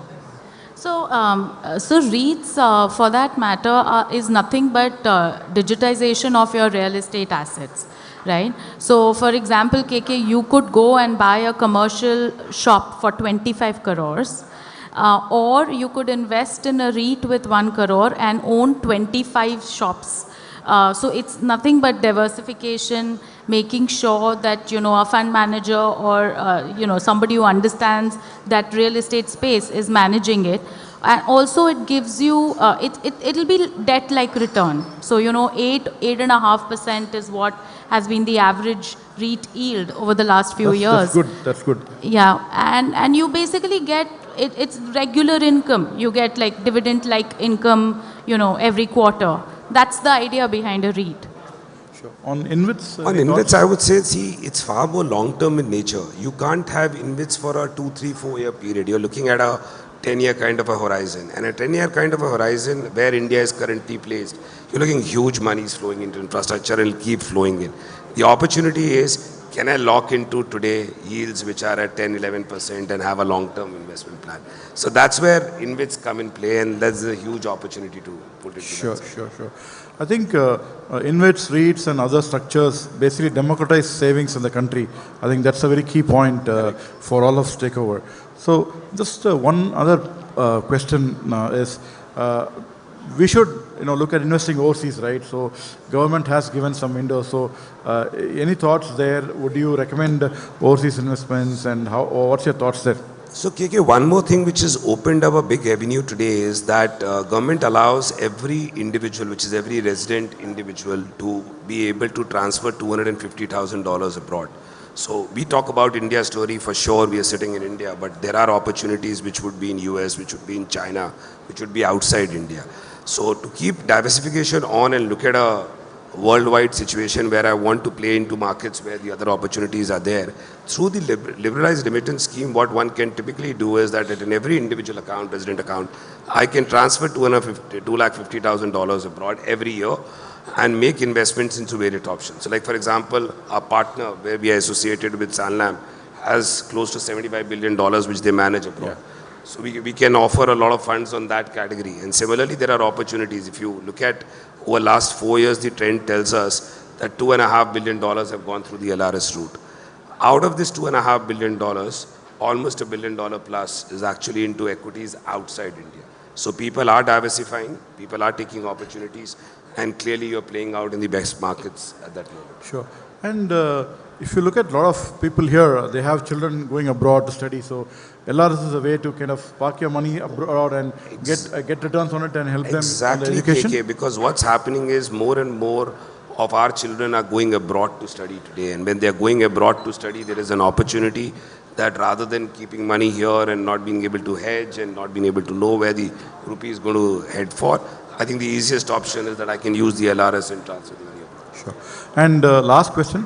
I think there are a lot of people who are migrated and are probably Americans. So do you think there's a way like the Gift City in India where people will come in? Any thoughts there and anything you're doing there? So, yeah, sure. So Gift City, for that matter, has been made for NRIs. So everybody here who's living abroad, etc., wanting to participate in this growth story of India, whether through equity market, whether through debt market, whether through the AIFs that we've spoken. Gift City actually now gives NR a very quick and efficient way. So there's no taxation. You don't even require a PAN number. You can come in as a NRI, invest in the instrument, which obviously is centered around the Indian markets, and you're not taxed. So there's no capital gains tax, there's no security transactions tax, there's no tax, and you're only taxed in your home country. So that's pretty much how Gift City operates. there's, largely for NRs. Sure. So, yeah. So, I think it's great times, and I think we are a very, we are lucky to be born as a generation to enjoy the growth of the country and also invest for wealth maximization. Thank you, Shriram team. Thank you, Shriram Wealth, for coming here. Rajesh, I also want to mention here that you started a division quite some time back, but it's been under wraps, and you've chosen to launch the Shriram Wealth platform in Recal GAM event. So we are very, very happy for that, and a big round of applause for Shriram Wealth and Rajesh. You stole my line, KK. I was actually going to say that this is the first audience we're actually talking to about Shriram Wealth. And thank you for giving us the opportunity. And we hope to connect with many of you and through this journey. Yeah, thank you so much. So stay on and meet some of our friends and enjoy the day. Thank you for coming. Thank you, KK, and supporting and us. thank you for the team. Shriram is a power sponsor for the conference. Thank you so very much. May I please welcome on stage Mr. Ravi Sanna Reddy and Mr. Suneet Bhutani from Varun Beverages. Gentlemen, if I can request the two of you to please join us on stage to felicitate our panel over here.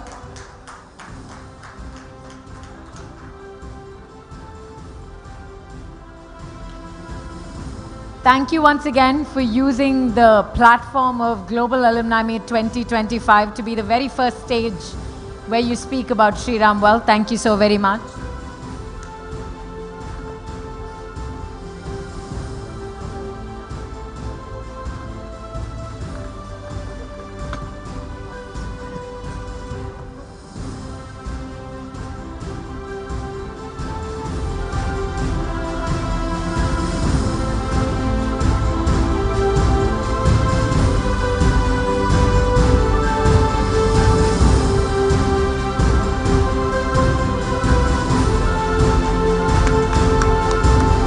Once again, may I encourage you all to please put your hands together, give a huge round of applause to our panelists on stage.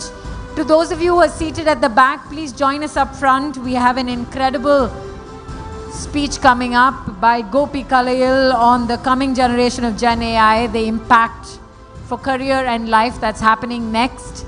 This is going to be dynamic, engaging, incredible learning for the future. So if I can have you all join us up front, there's plenty of seats.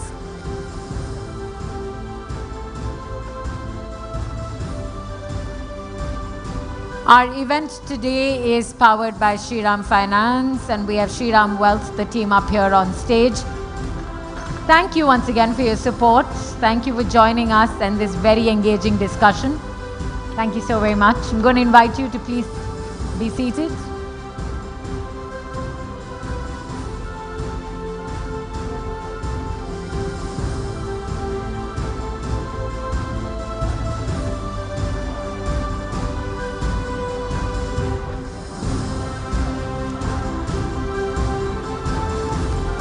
To everyone who's seated at the back, we have plenty of seats with a much better view up front. I'm going to invite you, encourage you to join us up front.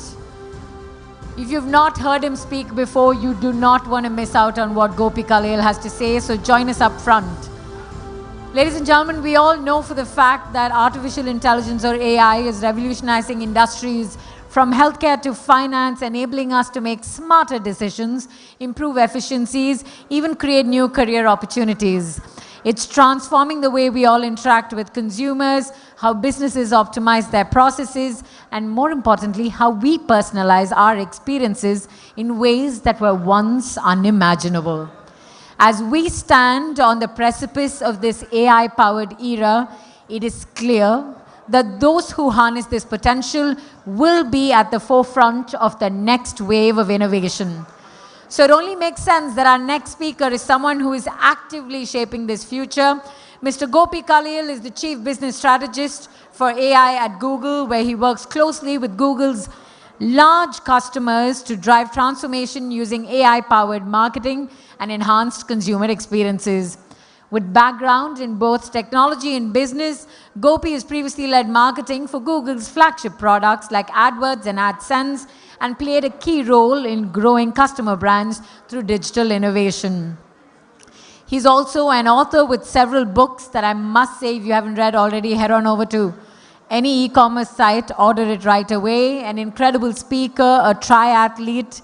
He holds faculty positions at the Stanford University. Ladies and gentlemen, please join me in giving the warmest welcome to Mr. Gopi Kalayal.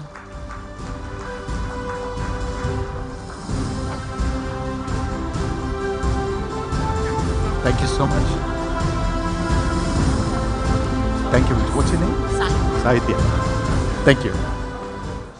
Thank you, Sahitya, for that very warm welcome. My parents would have been so proud. You know, I have a deja vu feeling. This feels like the 12 o'clock class at REC when there are 6 people in the class, everyone else is back at BMS or in the hostel.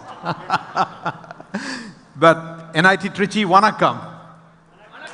Fantastic, that's great. I want to congratulate you for 2 things to begin with. The first is simply the fact that all of you, including me, are either graduates of NIT Trichy or in some way connected with the school, one of the preeminent institutes in the country. Now this is a cause for celebration. So let's do it, because I've never had a chance being back with so many alumni. So I want all of you to stand up. And on a count of 3, I mean, look around proudly at the room with all of these people gathered here. On a count of 3, I want you to celebrate as best as you see fit. Make some noise, punch the air, or give yourself a big round of standing ovation. 1, 2, 3. Let's hear the NIT Trichy. NIT, beautiful. And then we're not done yet. Look at one of the illustrious alumni next to you and high-five them on both sides.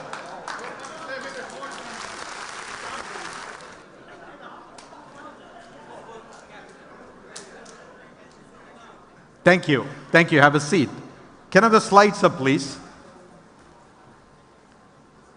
The second thing I want to congratulate you. Can I have my slides up, please? The second thing I want to congratulate you is, Deepthi, it's not responding. Okay, the second thing I want to congratulate you is the fact that in our lifetimes, in our professional careers, we have all witnessed 3 platform shifts. The first one was, excuse me, I have a problem. It's not, okay. This is not working. Can you give me a clicker that works?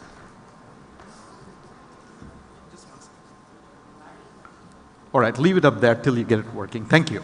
So in our lifetime, we witnessed 3 big platform shifts. The first was starting around 1996 or so. Thank you. Thank you, Lokesh. The internet, the consumer internet came into vogue because of the browser. The second one was around 2007. Devices like these came into our hands through the Android or Apple iPhone. So that set the mobile revolution. And now we are witnessing the third big shift of AI. It's starting around 2023 or so. All of this has happened during our professional career. But AI is not simply just the next big shift. It is the most profound technology humans have ever created. Let me put that in context. Every 100 years or so, humans come up with an innovation that dramatically changes the arc of civilization.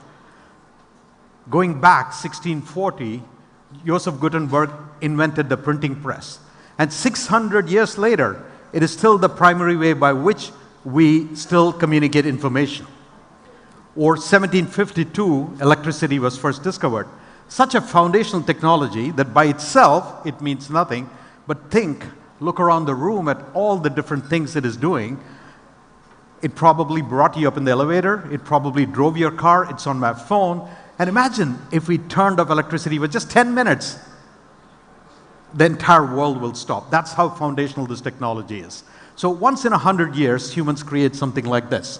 The next one is the automobile, 1886. And it's not simply cars, but the internal combustion engine that went into trucks, it went into boats, it went into lawnmowers, it started powering diesel trains, and again, completely changed the notion of transportation. And now, starting around 2023, again, one more, okay.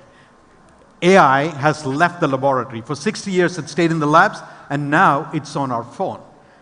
So we are witnessing when we are peaking in our professional careers, the most profound technology that humans have created. I want to talk a little bit about the dramatic impact it's having on every aspect of our life. It's going to change music, it's going to change manufacturing, it is going to change medicine or any other field, any other domain that you can think of. So I want to tell you a small story of the kind of impact. 3 months ago, I was having a regular day at work at the Googleplex in Mountain View, and around lunchtime, another colleague tells me that 3 of our colleagues, not 1, not 2, but 3, have won the Nobel Prize. Now this is kind of interesting, because Nobel Prizes are usually won by people who are in research labs or in universities, not by corporate execs. And the 3 colleagues of mine who won a Nobel Prize did not work in basic sciences, they were AI researchers. So what's going on here? And one of them was actually the CEO. So the Nobel Prize winners, the 3 of them, were Sir Demis Hassabis, who is the CEO of Google DeepMind AI, and Dr. John Jumper. And they both won a Nobel Prize in chemistry, even though they are AI researchers. And Jeff Hinton, who till recently was at Google, known as the godfather of AI, won a Nobel Prize in physics as an AI researcher. And this is an example of the outsized impact AI is having even on basic sciences. So Demis, who's the CEO, and John, who is actually the youngest Nobel Prize winner, Demis was the first CEO to win a Nobel Prize, John's only 39, won the Nobel Prize in chemistry because they used AI to solve for a vexing problem that was considered unsolvable called protein folding, and they use AI techniques to do that. I'm also astounded by how quickly these technologies are evolving. So let me illustrate that. It's only in February 2023 that Sundar Pichai, Google CEO, wrote a blog announcing Bard, our first consumer-facing AI product, which primarily dealt with text. 14 months later, just 14 months later, Google had already announced Gemini Live, which could talk to humans using natural language. Let me actually give you a little demo. Now, those of you who work in tech know how risky it is to demonstrate live a new product, right? What can go wrong? Nothing can go wrong. Let's give it a try. And if it goes wrong, I'm sure Palnivel Tyagarajan will show me the back door very quickly to make a quick exit. So I'm going to have a conversation, and I'll use this phone.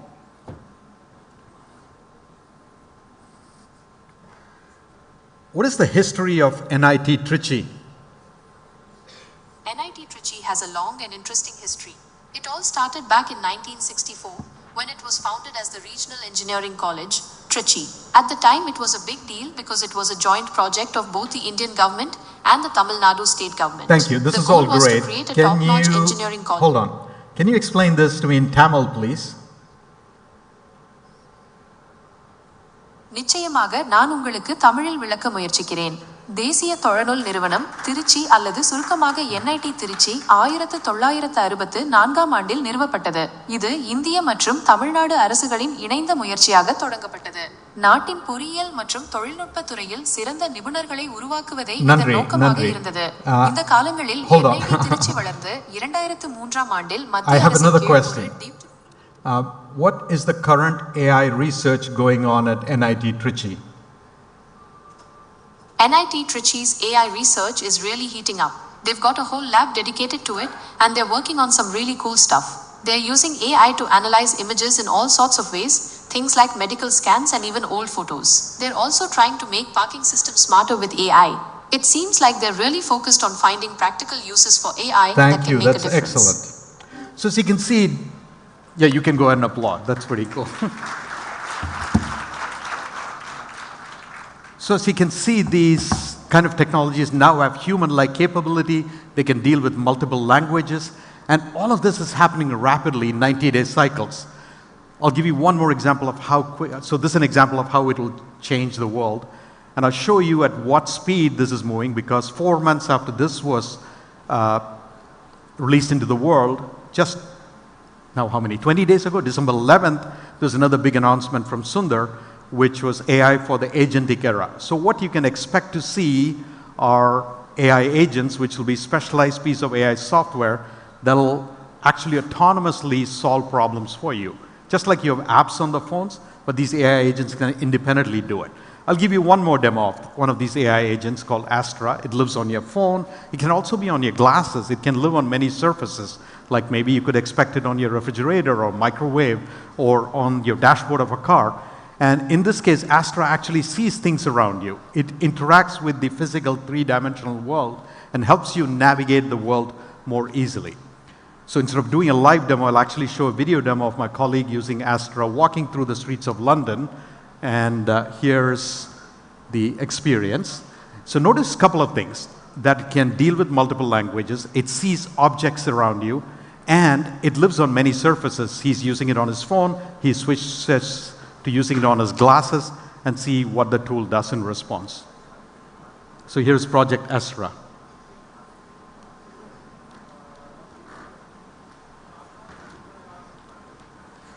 Can you hear the sound, please? Yes, it does. The 24 bus route goes through Leicester Square, which is very close to Chinatown. Are there any landmarks on the way? Riding the number 24 bus, notable landmarks you will likely encounter are Westminster Abbey, Big Ben, and Trafalgar Square. I also met up with some friends to test out the multilingual capabilities. Est-ce que tu peux me dire quelque chose d'intéressant à propos de ces lanternes? Bien sûr, je peux vous parler des lanternes. Les lanternes que vous voyez font partie de la porte d'entrée de Chinatown à Londres. Elles ont une signification culturelle pour les Chinois et sont souvent utilisées pendant les célébrations et les festivals. இதை பத்தி வேற ஏதாச்சும் சொல்ல முடியுங்களா? நிச்சயமாக இது லண்டனில் உள்ள சைனாடவுன் நுழைவாயில். இது ஒரு குறிப்பிடத்தக்க அடையாளமாகும். இது அந்த பகுதியின் கலாச்சார முக்கியத்துவத்தை குறிக்கிறது. Now I'm using these prototype glasses to test Project Astra hands-free. Can you check if it's going to rain anytime soon? It looks like it is currently mostly sunny in London. Rain is expected tonight from around 10 p.m. until tomorrow morning at 6 a.m. Hey, what's that park next to me? The park looks to be Primrose Hill, known for its panoramic city views and the notable Shakespeare's tree. Can you check if I can bike in there? It appears that cycling is actually banned within Primrose Hill itself, although it is permitted in nearby areas and the rest of Regent's Park. I'm biking back to Camden. Can you check if there's any supermarkets along the way? There's a Sainsbury's on Camden Road, a Morrison's on Chalk Farm Road, and an M&S Simply Food on Camden High Street.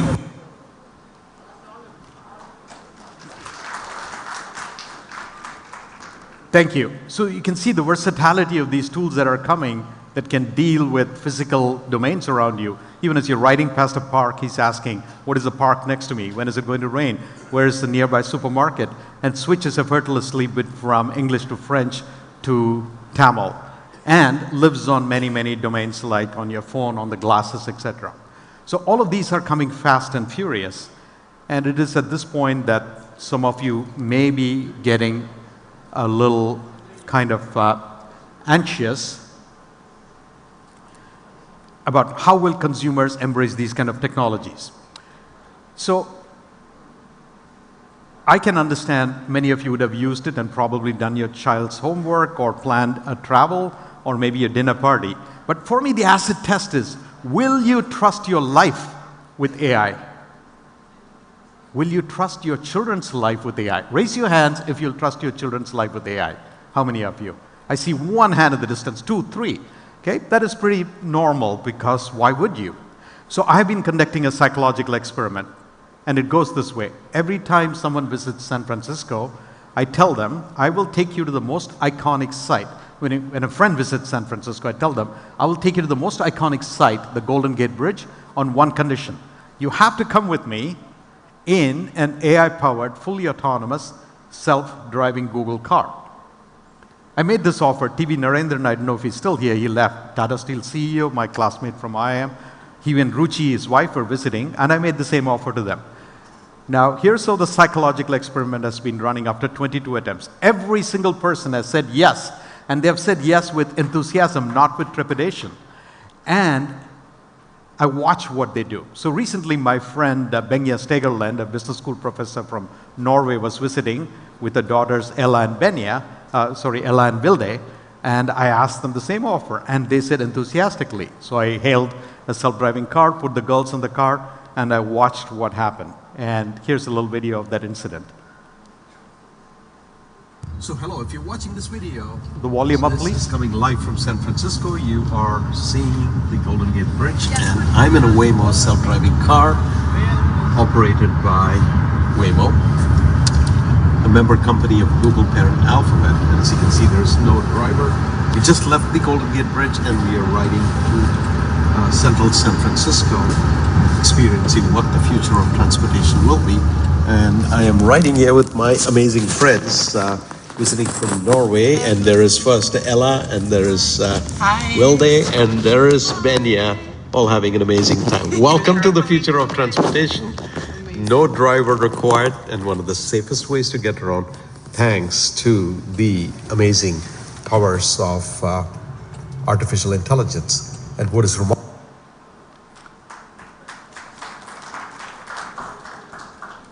Thank you. So this is another example of how AI is going to dramatically change the world. These are up and running. We have 150,000 rides a week in San Francisco. It's already now available in Miami, Atlanta, Los Angeles, etc., and coming soon to wherever you live, I suppose. But what has struck me is the first 5 minutes, people are excitedly taking pictures and videos they want to share, and after that, everyone goes back to as if this is the thing they've done all their life. So the normalization of these technologies in the lives of consumers, I find incredibly interesting. But I'm sure, and I get this question all the time, people are still concerned about, are we moving too fast? What does it mean to human civilization? What does it mean to our children? And raise your hand if you have some kind of concern like this about AI at the pace at which it is progressing. Yeah, I see a lot of hands go up. That's also pretty logical. So I want to actually take a minute to demystify AI and explain to you at a larger philosophical term what is going on and actually reassure you that what is happening is good. And of course, you will expect me to say that. I am the salesman for AI at Google. But seriously speaking, we humans are one species that differs from every other species in the planet in two important ways. We have the most developed cognitive capability, the most superior brain of any species. That's why we are the uber species. And we are the only species that has used this intelligence to develop abstract things like language and music, or be able to take an idea and execute it and get it done. There's something else we are unique as a species. Throughout our existence, humans have built tools. We build tools to solve problems. We build tools to solve problems to improve the quality of our life. So think of what life was 100,000 years ago versus now. We started with stone tools, and then we went on to industrial era tools like printing press, electricity, and cars, and then digital tools, and now it's becoming faster and faster. But most of these tools have been tools to amplify our physical capability. So for example, take locomotion. Our ancestors learned to crawl, and then they took that first step and walked, and then they learned to run, and they hit the limits. It's only so far, so fast they could go until someone created a tool called the bicycle that allowed us to travel further and faster than we've ever gone before using the same leg power. But most of the tools we built were physical amplification. And now we are beginning to ask the question, can we take our superior brain power and amplify it? And that is really what AI is all about at a very fundamental one-sentence level. I think of AI as any computer system that is taught to mimic and amplify this incredible capability we have, our brain power. So an example of that is translation tools we built. So on my phone, I carry an AI-powered tool called Google Translate. Many of you may use it. Do you know how many languages it can translate between? As of 4 months ago, when we had 110 languages, you can now translate between 244 languages. 244, including long-tail languages I had never heard of, like Twi, Serehi, Guarani, Meitonen. And I walked the world, I roamed the world using this to communicate with people in their language. It has not replaced me. I'm still needed as the communicator, but it has amplified my capability to now communicate intelligently with 98% of the world. And this is what AI is doing in so many domains. So the thing that I get most excited by and want you all to get excited by is we are now at the turning point in our civilization where we will solve for problems that we could not have solved for before because of this superior tool we have in our hands that is amplifying our cognitive capability. Let me give you two examples happening right here in India. So India has a population of 1.4 billion. We only have 20,000 radiologists, roughly one for every 70,000. The gold standard in the medical industry is we need one for every 8,000. So we have to increase the number of radiologists by 8x in order to get everyone the kind of care they need. And healthcare is a fundamental human right. Everybody deserves good quality health, but we don't have the resources, and we cannot increase the number of radiologists overnight because it takes about 9 years of education and people are not dying to become radiologists. As a result, most people in India, especially in rural areas, do not get the kind of tests that are needed, screening that is needed for tuberculosis or breast cancer. So here's what is going on. Last year, 1.2 million people died of tuberculosis. 25% of that were in India. Now this is unconscionable because tuberculosis is a solved problem. If we detect it early, we can actually cure for it. But because people are not getting detected, they are not getting the care they need. So traditional methods of putting in radiologists all over in rural areas is not going to scale. So we've been asking the question, can we solve this problem with AI? And the answer is yes. So play a short conversation between two people. One of them is my colleague, Shreya Shetty. She's Director of Engineering for AI in Healthcare at Google. And she's in conversation with Dr. Srinivasa Raju, a radiologist at Apollo Hospitals. And just watch how they're attempting to solve this problem, putting AI at the center of tuberculosis detection and treatment. That's Shravya.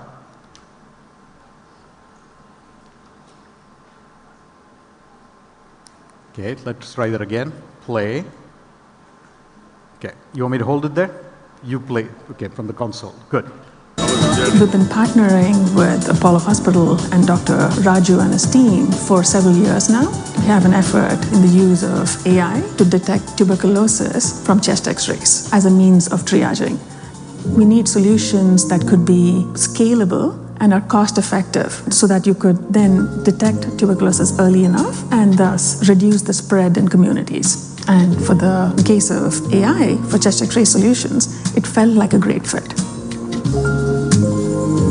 One really good example of how AI can be used is having a van going into the villages with an X-ray machine on board. The patients can come, have a screening done, and then also have their X-ray done. And the X-ray will then be transmitted to a central location where AI can give an immediate interpretation about the likelihood of TB. And this interpretation will later be confirmed by a radiologist.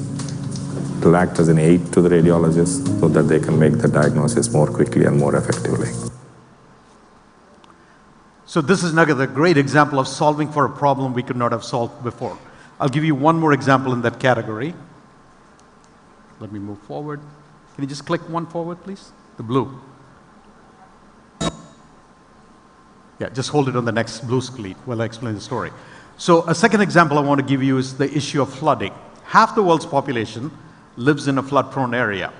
Now, it may strike you as odd saying, no, I think I'm pretty okay. But you just have to see what happened in Chennai in 2015 and again in 2023, that once-in-a-century flood happened. Or Dubai this year, in the middle of the desert, they got flooded as well. So half the world's population is at risk of flooding, and particularly population that live along river banks, they are more vulnerable. So the current river flood prediction models give you 1 day's notice, not enough to evacuate in time. So we've been asking this question, can we use AI to predict floods 7 days in advance so that we can give enough notice to people to evacuate? A team at Google led by a colleague of mine, Sela Novo, went to work on it, and we choose the Ganges River. Why? To be able to provide a forecast in real time, we rely on the government we're working with. We complement their effort by adding accurate modeling to that process. We start by collecting thousands of satellite images to build a digital model of the terrain. Based on these maps, we generate hundreds of thousands of simulations of how the river could possibly behave. We receive the measurements from the government, cross those measurements with our simulations. We can then send those forecasts to individuals using search, maps, and Android notifications. This is an example of an alert that we can produce. This alert is for Patna. This alert has over 90% accuracy. The lead time is incredibly important, even more than the specifics. Any information we can give, they will use. You want to show them the alert? Talking to people who directly experience severe floods and understanding what they really need is incredibly important for us to know how we can really help. So, next slide, please. This was developed around the Ganges River, has been deployed in 80 countries now, and thousands of rivers have this model built in. So another great example of how AI can change the world. I want to transition from all of this to ask this simple question. There is a lot of concern. Is AI going to be dangerous? It is getting developed. Do we have control over it? And that is logical, right? How many of you have that fear that things could go wrong very quickly? At least 20% of you. So we should ask that question. Anytime humans develop new technology, there is the potential for great risk and great harm. But again, I'm confident because one thing humans do is we build tools to solve problems. So I'm going to give you the example of fire. 400,000 years ago, humans discovered fire. Our ancestors did. And the first week they were excited. This orange dancing thing is amazing to cook the antelope we caught, make it tasty and more digestible. It can warm our caves. It can keep predators away. But by week 3, they started realizing the dangers of fire because the daughter might have walked in, put the hand in and got burnt, or the cave was no longer livable, it was full of smoke and soot. And worse, a warring neighboring tribe was weaponizing fire to set fire to their part of the forest. So over centuries, humans solved for this problem. Look at what we have done with it. We have created the checks and balances around fire. We put it in ovens, we put it in fireplaces. In every building that we are, including this, I can't see it, but somewhere there is fire detection systems. And before we could occupy this hotel, an independent third party had to come and certify that this was fireproof. Even then, things can go wrong. So in every city in the world, there is highly trained professionals, the fire force, and they're alert and awake 7/24 to react within minutes if something happens. And despite that, somebody is going to use fire deliberately to cause harm. So into a penal code, we built arson laws against fire. Look at all the checks and balances we put. It did take us centuries, but we got there. And now we never worry about fire like our ancestors did. AI doesn't have it. It is just getting developed. And it is our collective responsibility as humanity, even as the technology gets developed, to think about those guardrails, those checks and balances. And the one thing I've noticed about this technology, as compared to antivirus software or piracy laws against software, is this is the first time, as the technology is getting developed, this question is being asked, and rapidly, corporate organizations, individuals, lobbying groups, governments, independent parties are all acting quickly and asking the questions and putting in place the guardrails. It is not done yet. For example, we don't have, like the International Atomic Energy Commission, there is no International AI Commission. But at some point, we have to agree on that and build it. So it is right to worry, but it's also right to feel confident that collectively we'll do it. But we do have a responsibility. It's not just mine, it's not just Shyam's or Mathai's, or Dr. Akila's, maybe it is Mali's, but collectively we have to figure this out as we evolve. I want to pivot from here to talk a little bit about my time in REC. Mali asked me this question. So it is true that AI is developing and had this amazing career, and I'm proud to be back here as an alum. But looking back, I would say I owe it all to NIT Trichy. And I'm often asked this question, what did you... Thank you. So I'm asked this question, what did you take away from REC Trichy? And I would say there's 3 things that I want to talk about. The first is it taught me the ability to solve problems, to take a complex problem, break it down into small parts, and then address it. A lot of the problems I work on now, I could not even have dreamt of. The technology did not exist. But the basic fundamental methods are still the same solving methods I learned when Professor Ramakrishna Rao taught me digital signal processing.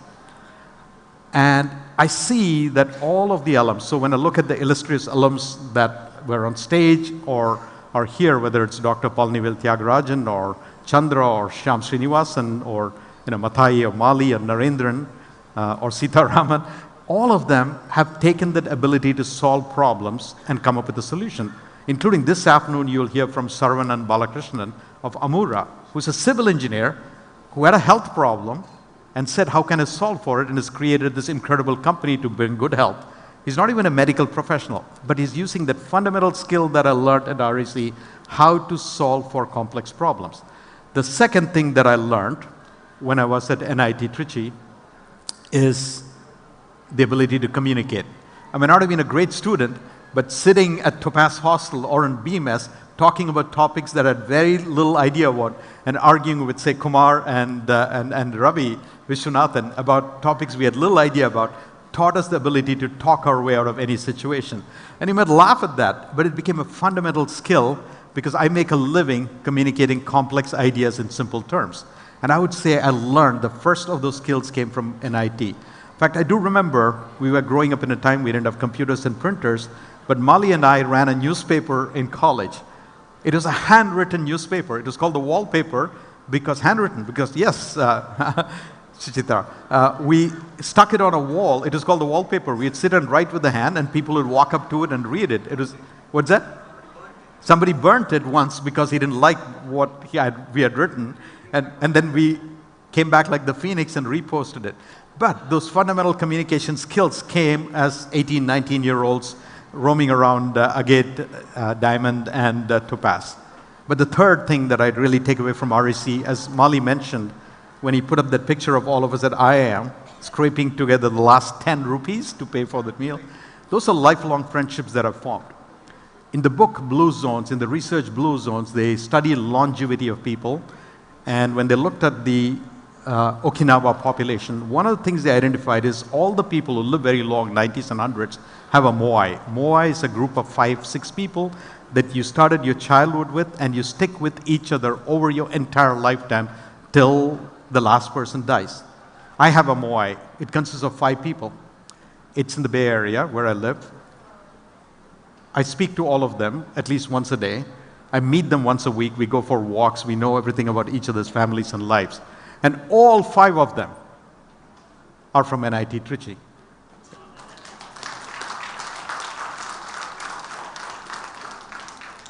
So it is remarkable that of all the institutions that I've been part of, my moai consists of the 5 people that I got ragged with back at REC Trichy, and that bond has held together so amazingly. And they'll continue to be the case. And some of them, we've committed to each other that we will walk each other home till the end of our times.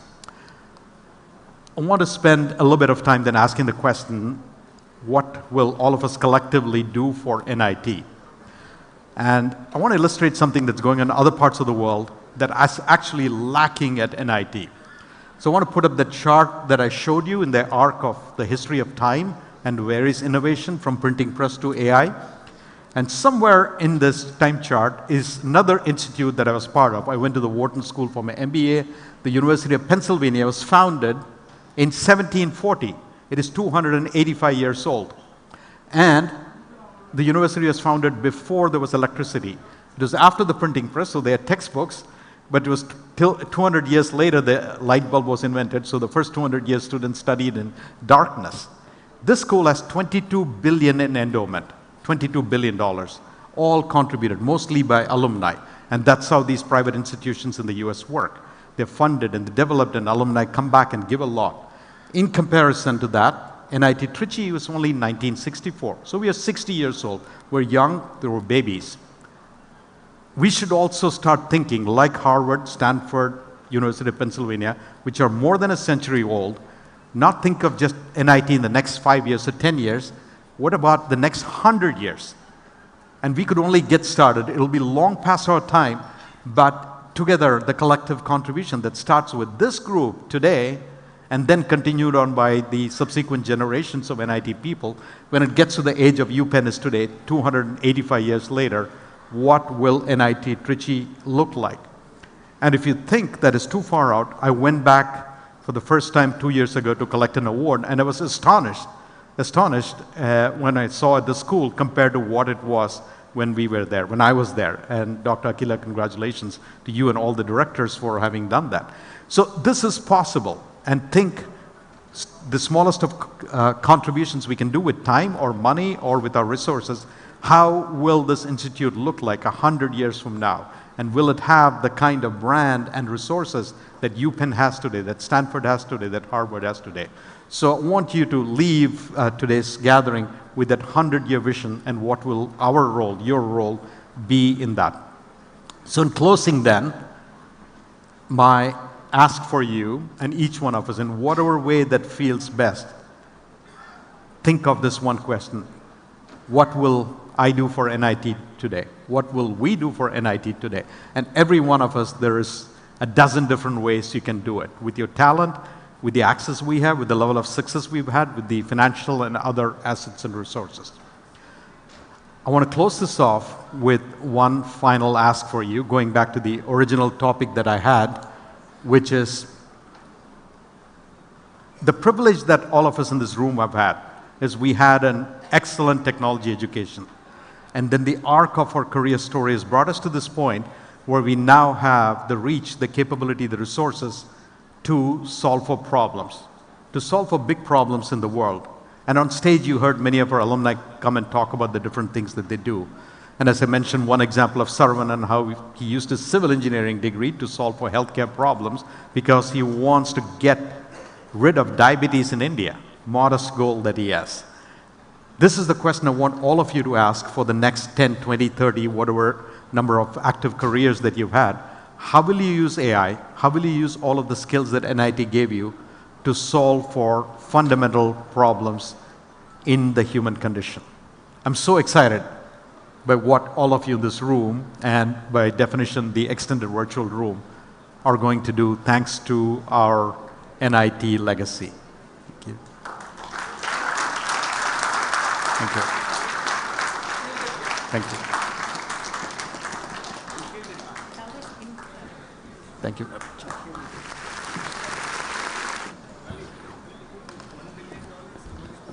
Mr. Gopi Khalil, sir, can I have you join us back on stage? If not anything, I've got your mobile phones, and I think Google want to know that it's in my hands and not yours. So can I have you back on stage, if that's all right? May I please welcome Mr. Krishna Sai, past President Recal, and Mr. Sitaraman Narayanan, Chief Scientist for Adobe, to please join us on stage to present a memento to Mr. Gopi Khalil.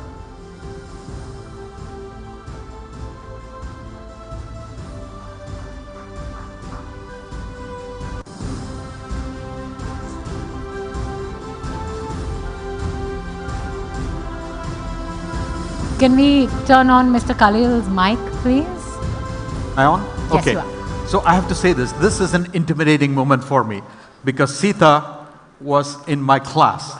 He was the absolute topper in our class. I was at the very bottom. And now to be on stage with him and saying he's going to felicitate me, no, this can't be true. This is intimidating. So I could say, thank you. This goes to show that ragging doesn't stop in the hostel. It continues on alumni meets. Don't even worry about it. Thank you once again. It was absolutely incredible hearing from you. More importantly, it made us a lot more hopeful of what AI brings to our future. Pardon me a moment. I do not have AI to help me, but let me get the humans backstage. Okay, thank you. No, but I would say this, that the first day I walked into REC, the first feeling I had at the admissions session was, I'm the least smart person in this room. And 40 years later, I see Sita here, I still feel the same.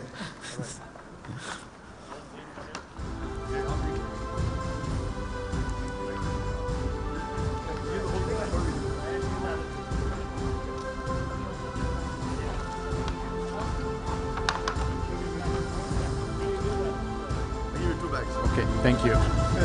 Thank you. Thank you, Sai. Thank you. Thank you. Thank you. Thank you. Thank you so very much. Can I get the three of you to just step together for a group photograph?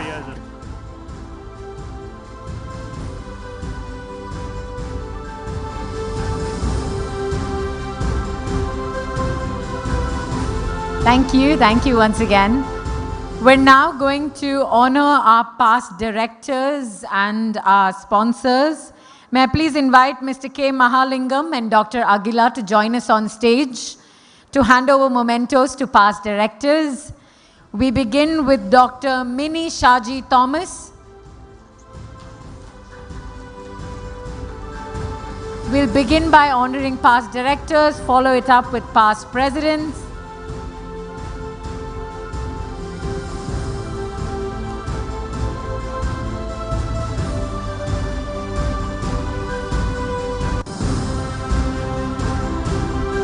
Can we also get a mic on stage? Is that possible?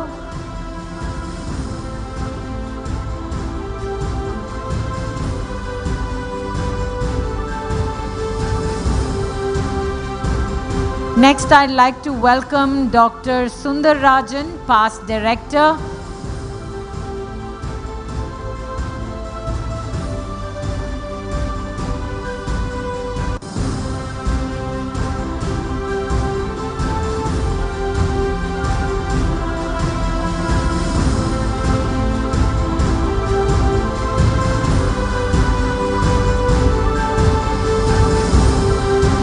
Next, Dr. M. Chidambaram, past director. And again, ladies and gentlemen, if I can get you all to be generous with your applause. Thank you. Dr. M. Chidambaram, followed by Dr. G. Kannabiran, past director. Dr. B. Ilango, past principal. Dr. B. Ilango. Okay. We'll now felicitate and celebrate Recal past presidents.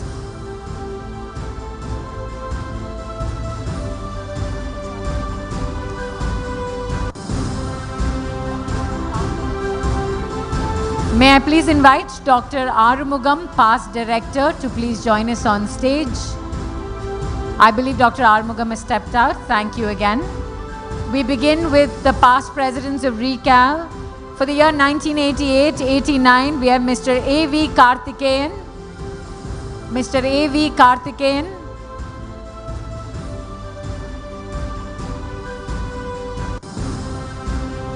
Mr. A.V. Karthikeyan, followed by Mr. S. Sankaran for the year 89-90.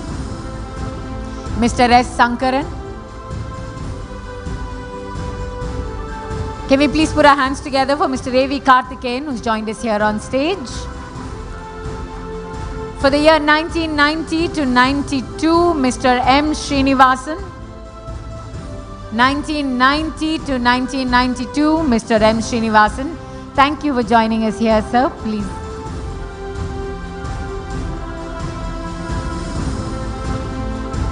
Ladies and gentlemen, a much bigger round of applause for the gentleman on stage.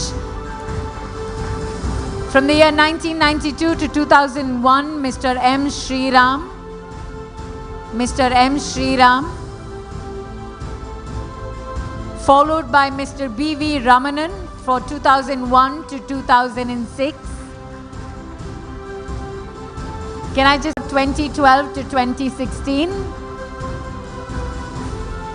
And Mr. Krishna Sai from the year 2016 to 2020.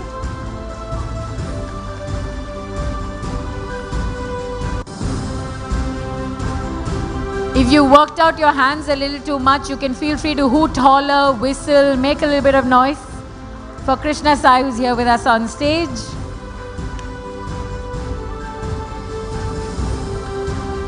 Thank you so very much. I'm going to invite the two of you to please be seated. Do we have a few words to say?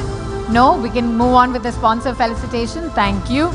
May I please welcome on stage Mr. Krishna Kumar, Dean Uma and Dr. Jerome. To felicitate our sponsors, we'll begin with our title sponsor, Kalyan Jewelers. May I please invite representatives from our title sponsors, Kalyan Jewelers. They were also responsible for our souvenir, a beautiful commemorative silver coin on the occasion of the Global Alumni Meet 2025. Welcome, sir. Thank you so very much for your support.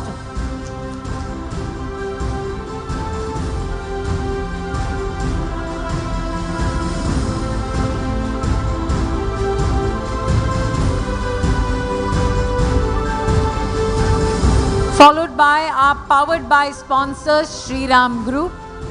May I please invite representatives from Shriram Group to please join us on stage.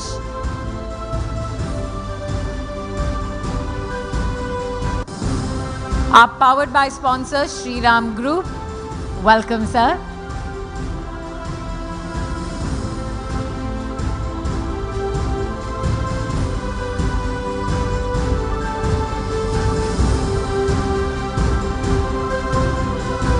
Thank you once again to the Shriram Group for their support. Followed by our associate sponsor, Varun Beverages. Varun Beverages. Again, ladies and gentlemen, an event of this magnitude and this scale would not be possible without the support of our sponsors. So please feel free to continue to show them appreciation as each and every one of them join us on stage. If not anything, you'll be working up an appetite for all of the calories you'll be taking in at lunch. So keep the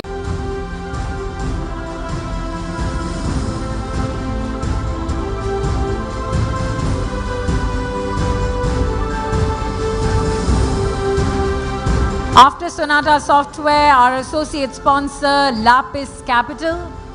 Lapis Capital. Lapis Capital, followed by our co-sponsor, Sundaram Homes. Sundaram Homes, followed by Career Launcher EDU.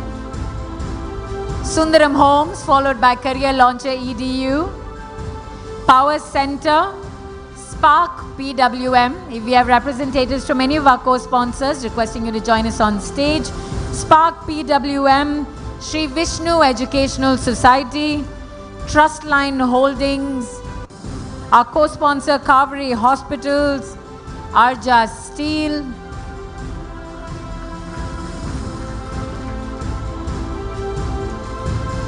our co-sponsor Heritage Foods, our next co-sponsor, Club Mahindra. Followed by our co-sponsor, Carrot Lane, Brigade, Randstad,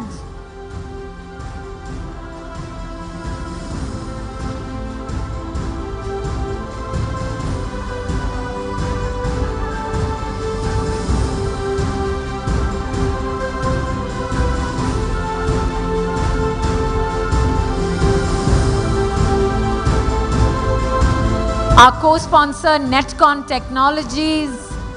Netcon Technologies. Followed by Axis Bank, our co-sponsor. Followed by TSM.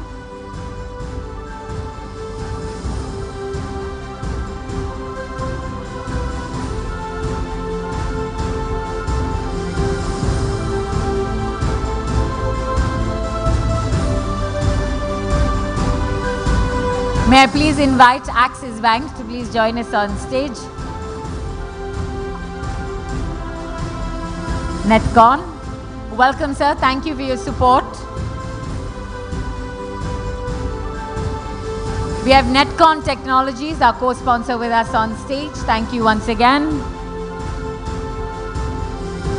My bank and your co-sponsor, Axis Bank. Welcome, sir.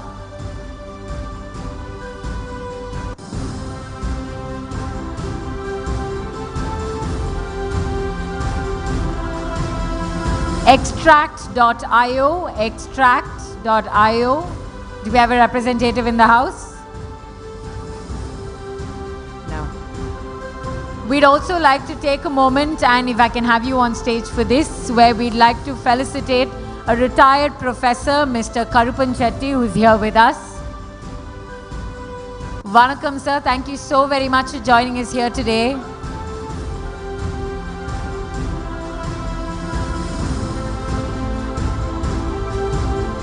Ladies and gentlemen, if we can all put our hands together, show some appreciation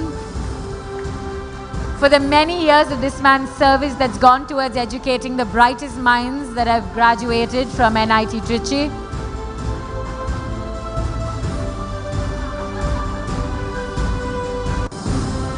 sir அவர் காலில் வேணும்னு நினைச்சாரு, தெரியாம பைய கீழே போட்டாரு, தப்பா எடுத்துக்காதீங்க.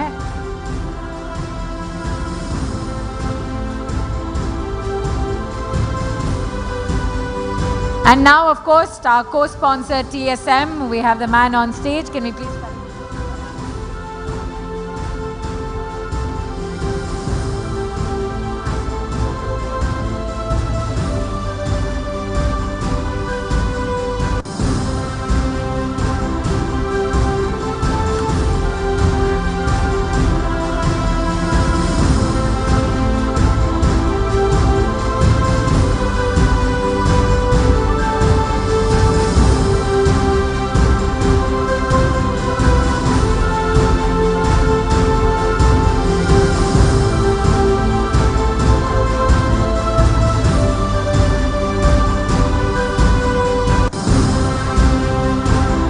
Ladies and gentlemen, a huge round of applause. TSM.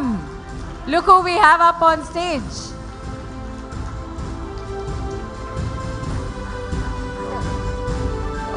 Guys, I think Mali's been a big force behind the whole event, and he also chipped in with the sponsorship also. But I think time is there for giving a vote of thanks. What time are you back from lunch?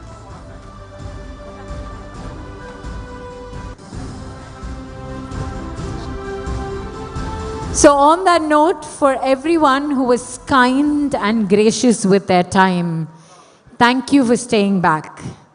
This is the kind of meaningful human connection, respect for each one brings to the table that I'm told people learn when they go to NIT Trichy. It's one of your foundational core values, and it's nice to see you all exemplify it. On that note, we're breaking for lunch. For those of you who are in here, you have exactly 15 minutes because our post-lunch sessions begin on the stage at 2:15. My name is Sahitya Jagannathan. It's been a pleasure and a privilege being your host today. And I must say, now I wish I'd gone to NIT Trichy at the end of this. I really wish. After all the stories I've heard front of stage, behind stage, I wish I'd done that. Thank you for having me. Before I let you go, can I get you all to do 3 cheers for REC Trichy or NIT Trichy? Hip, hip. Hip, hip. Hip, hip. Thank you so very much. Passing the mic on. Thanks, Sahitya. I think it's been an awesome job. I think what she put together, I think as a part of the appreciation, token of appreciation, we would like to felicitate you. KK. Yeah.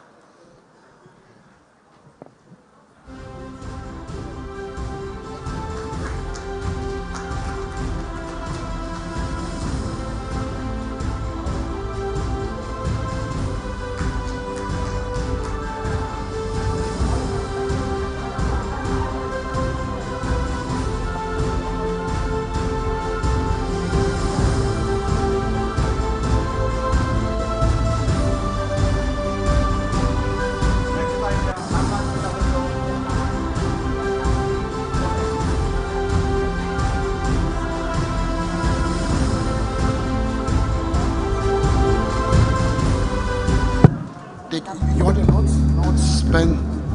Yep.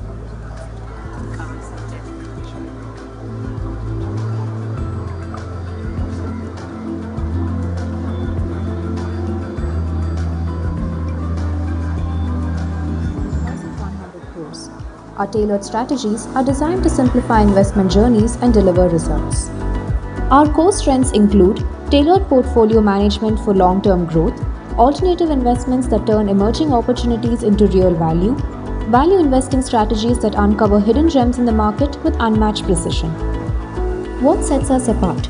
A disciplined focus on long-term growth, insights powered by more than 500 data points, a client-first philosophy that ensures we are always aligned with your needs, and a proven track record of success that outperforms benchmarks. Trustline was born out of passion for value investing and stock picking.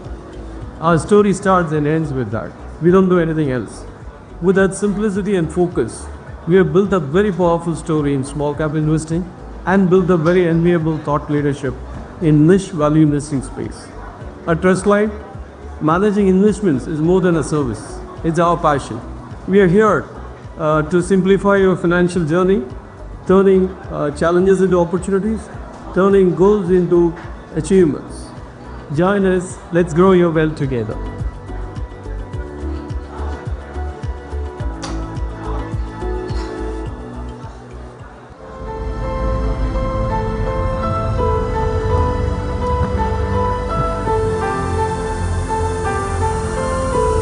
You are the shimmer of untold dreams, the glitter of innumerable stars, the wave unbroken by the shore, the key and the melodious note, the soft laughter of the jewels, the brilliance of the treasure trove.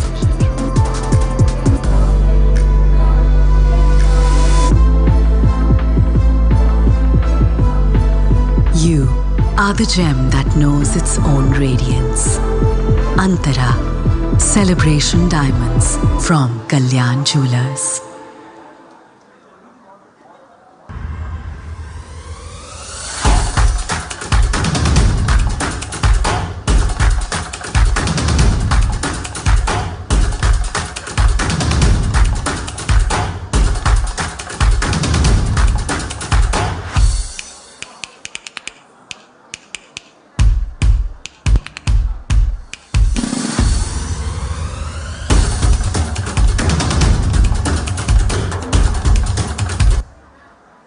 In a world where technology evolves faster than ever, the one constant is the power of talent. At Randstad Digital, we connect you with the brightest minds. From building future-ready GCC capabilities to hire, train, deploy programs, upskilling initiatives, and delivering tailored technology solutions, we empower your business to innovate and grow. Partner with us to accelerate digital transformation with world-class talent. Randstad Digital, your partner for talent.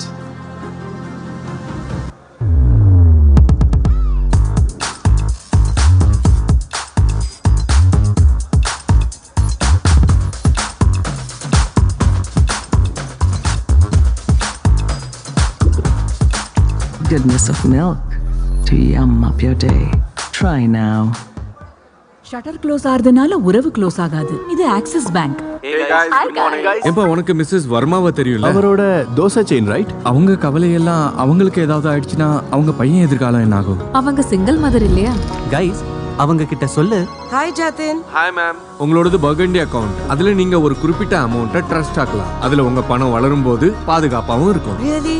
Axis பேங்க்ல 1 லட்சம் பேங்கர்ஸோட கண்ணுங்க உங்க நன்மைக்காக எப்பவும் ஓபனாவே இருக்கும். Axis bank முழு மனதோடு open.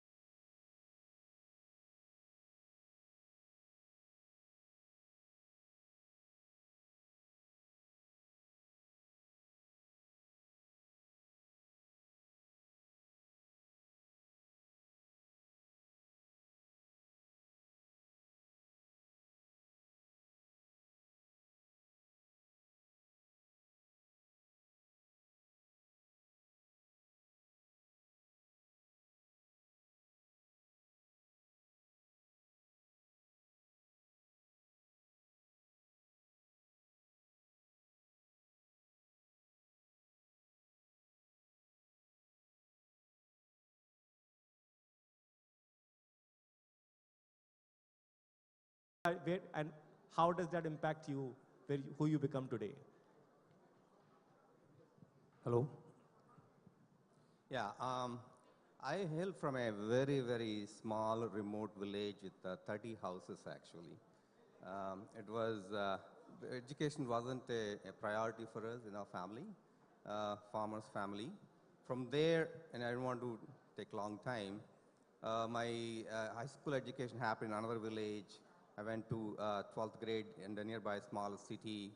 And till that point, I really don't know what exactly I was doing. I studied in Telugu medium. In 82, I landed in NIT Trichy. 82, 86, that's when I learned first time speaking English, right? That's why I started my career, my journey into NIT Trichy. After NIT Trichy, I worked in Chennai for a couple of years, moved to US in 89 after working 2 years in, Bay Area in 89 after working in Chennai for 2 years. After that, I co-founded 7 startups. One went public in 99, 3 acquisitions, 1 still active, 2 didn't make it. So I learned a lot, quite a bit in that journey. So that's kind of very high level where I started to where I was, from a small village to lived in US. We will come back about your startup journey, but thank you for the background. Maluk? Yeah. Can we have one more mic, please? Handheld mic, please. Thank you. Good afternoon, all. Thanks for this opportunity. I'm a son of a BHL employee. My father was a BHL employee. Did my schoolings in RSK. And I was not a great successful student in RSK. I scored less than 50% in my 10th standard. And I was not even given an admission for the last of the course. So I did not even try there. Went to do 11th standard, 12th in Vestry. Then went to do my engineering. With what hurt that I got in 10th, I started to work hard and became a topper in my engineering.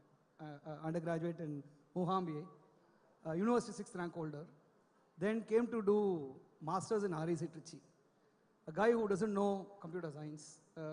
I did BE electronics and communication engineering. Those days, honestly speaking, my first cycle test exam in data structure, which was Madam Leela Veluswamy was my teacher, I scored 0. Wow. That's where I started in REC Trichy. And this will be even funnier than that. I was given assignment and I stepped into the Asia's largest computer center those days, Octagon. I was not knowing which button I need to switch on. Asia's largest. Yeah.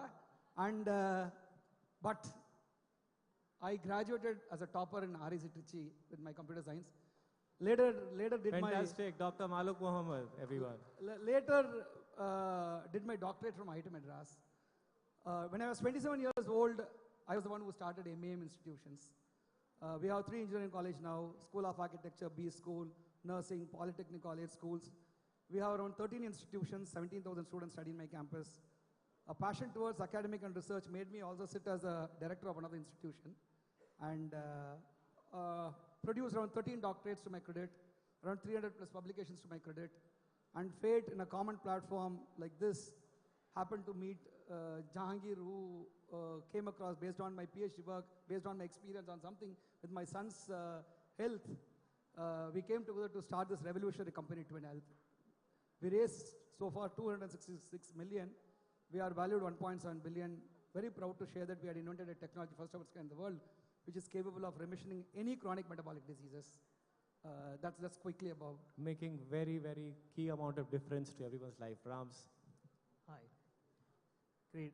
I hail from a very small town in Tamil Nadu and did my entire schooling there. And I think one distinctive Names are important. What town is it? Sorry, what? What is the name of the town?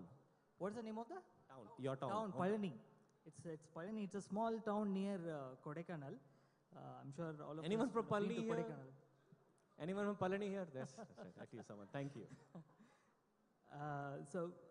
I did my schooling there, and I think one very distinctive experience for me after coming to college was that it's a very humbling experience, but I felt it's a great step up, right? Because in the schools where I went to, the number of students would be, in a class, it would be about 20, 22 people only, right? Not more than that, right? And our ground was borrowed ground. It was just open for everybody types, right? So from there to coming to this kind of a college and this kind of a campus was a tremendous step up and a very humbling experience, right? The second thing that for me, I think I learned a lot. One of the most important things that I learned is that, see, in the school, during the school time, we are always very competitive. So I was also very competitive, right? And pretty much all the team sport we gave up in 8th standard itself, right?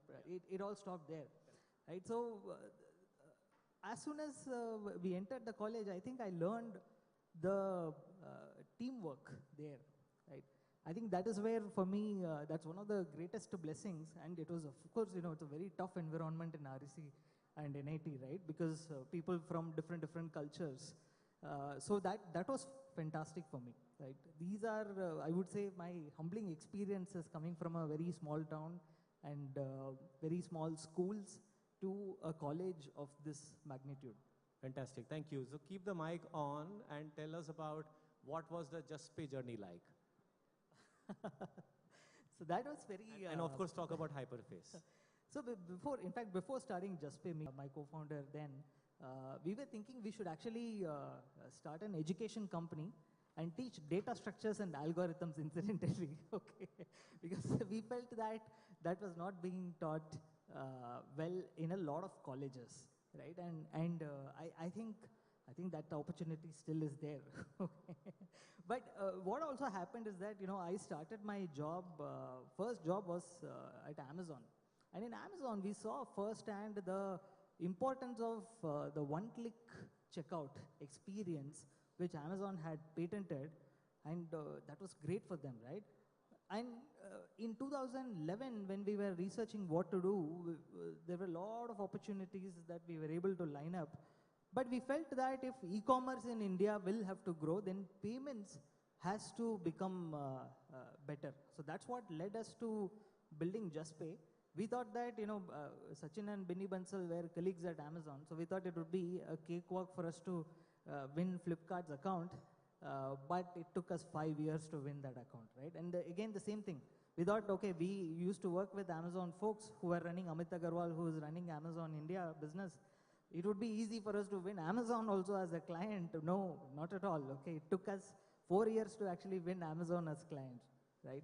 So it was very tough, and one thing that I would like to say is that we were extremely frugal. I would be like extremely careful with money, because we didn't have money to actually get our payment gateway approved by the banks. We had to withdraw our PF and then we had to make do with that. One story I would say is that at that time we had started in Chennai, and we used to travel to Bangalore to meet with clients like Redbus and all. And we used to stay in youth hostel. Okay, we would take the overnight train and wait outside youth hostel to open at 6 o'clock. And then youth hostel did not have heaters. So by 7:30 we had to take cold shower. And then we would go about our daily meetings. And by night time we would take the return bus to Chennai and then come back home. Right? So we were very frugal, right? Because the reason why we stayed there is that it was 150 rupees per person per night. Okay, so that was the reason we went there. We had to conserve our cash.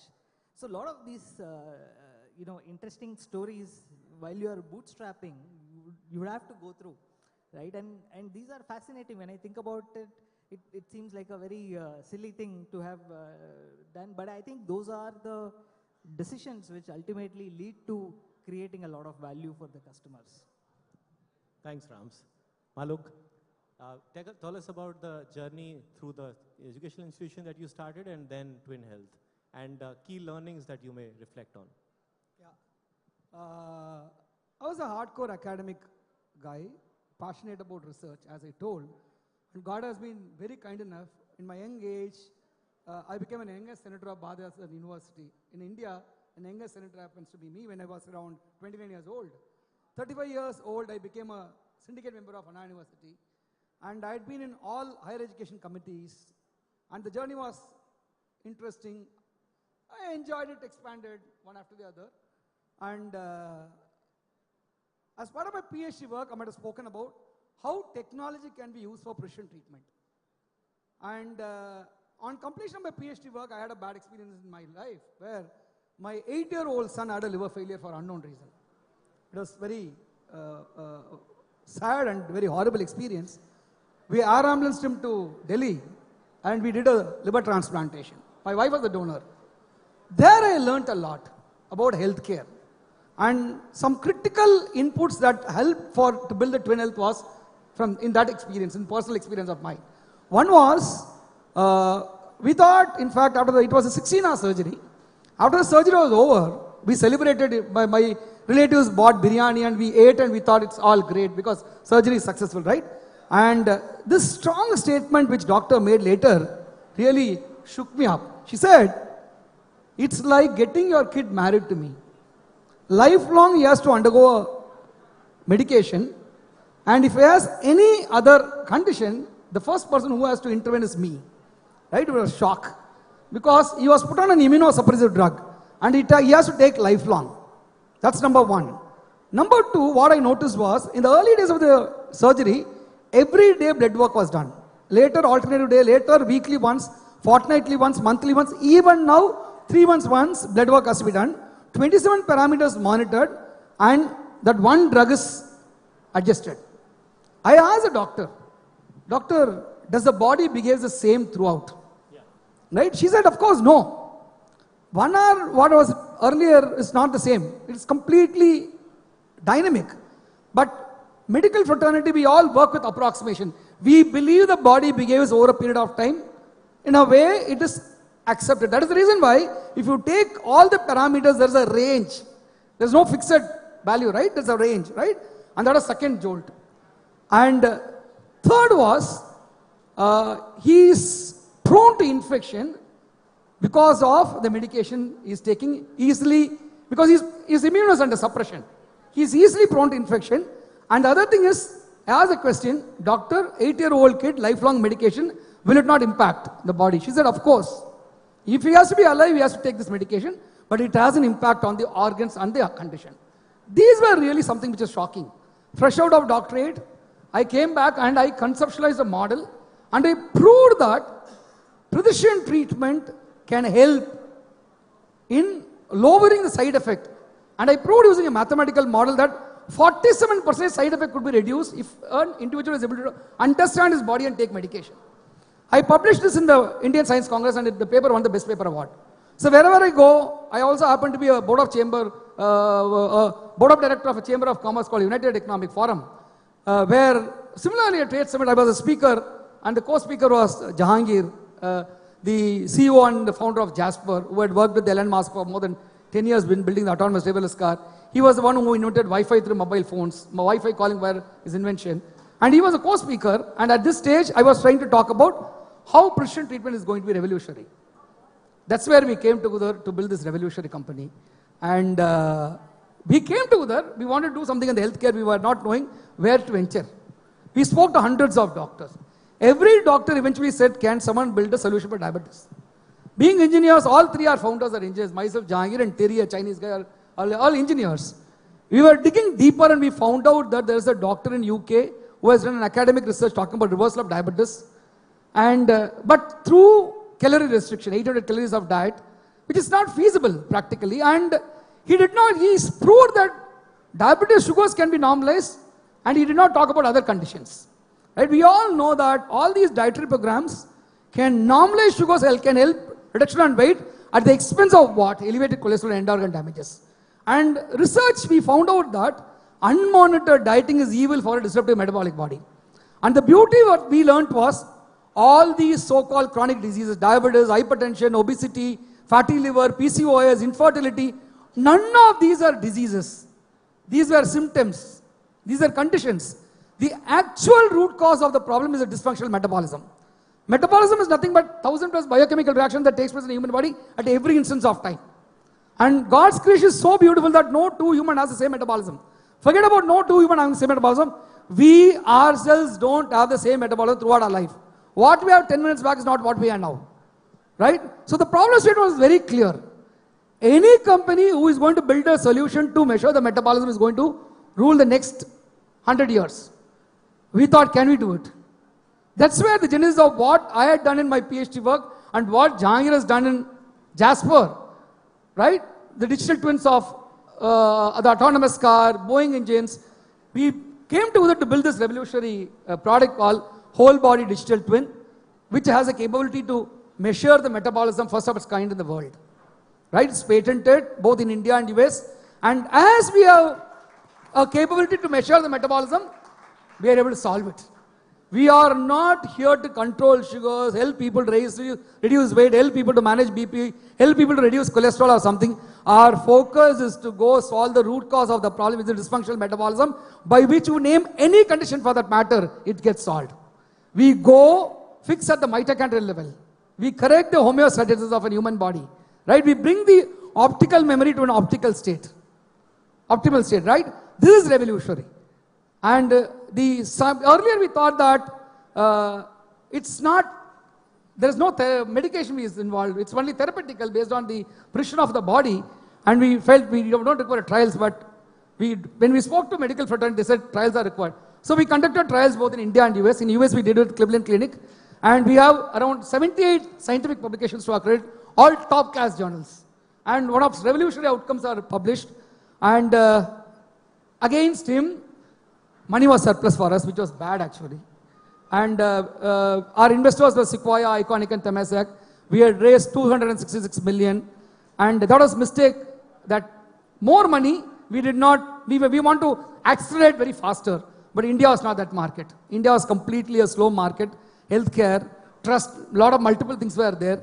So we learned a lot, and we also failed a couple of things in the services sector. And but with the learnings, it was so helpful for us to scale up in US.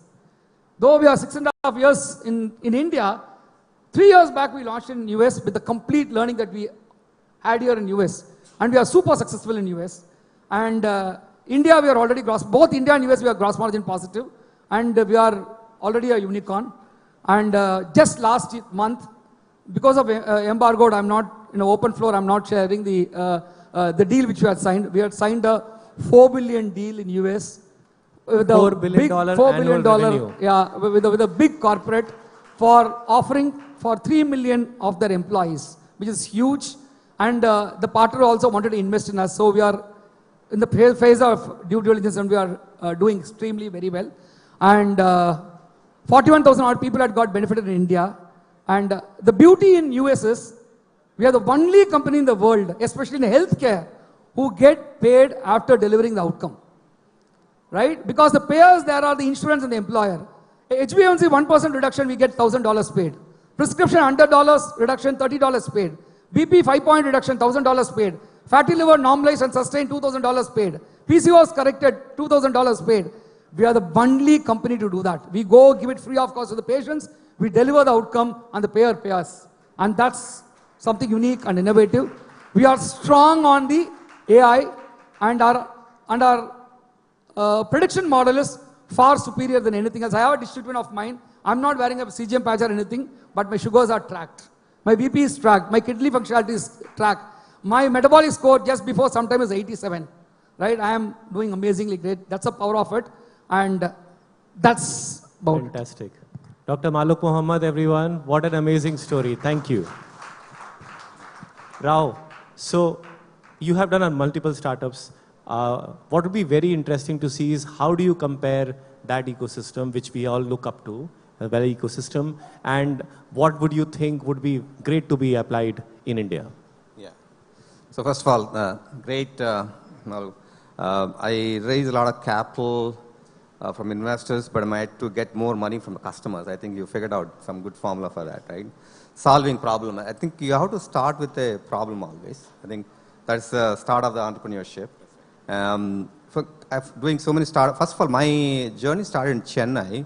We worked on a PC motherboard, and that became a successful project, and that allowed me to go to US. Anyway, the only degree I have is NIT Trichy degree.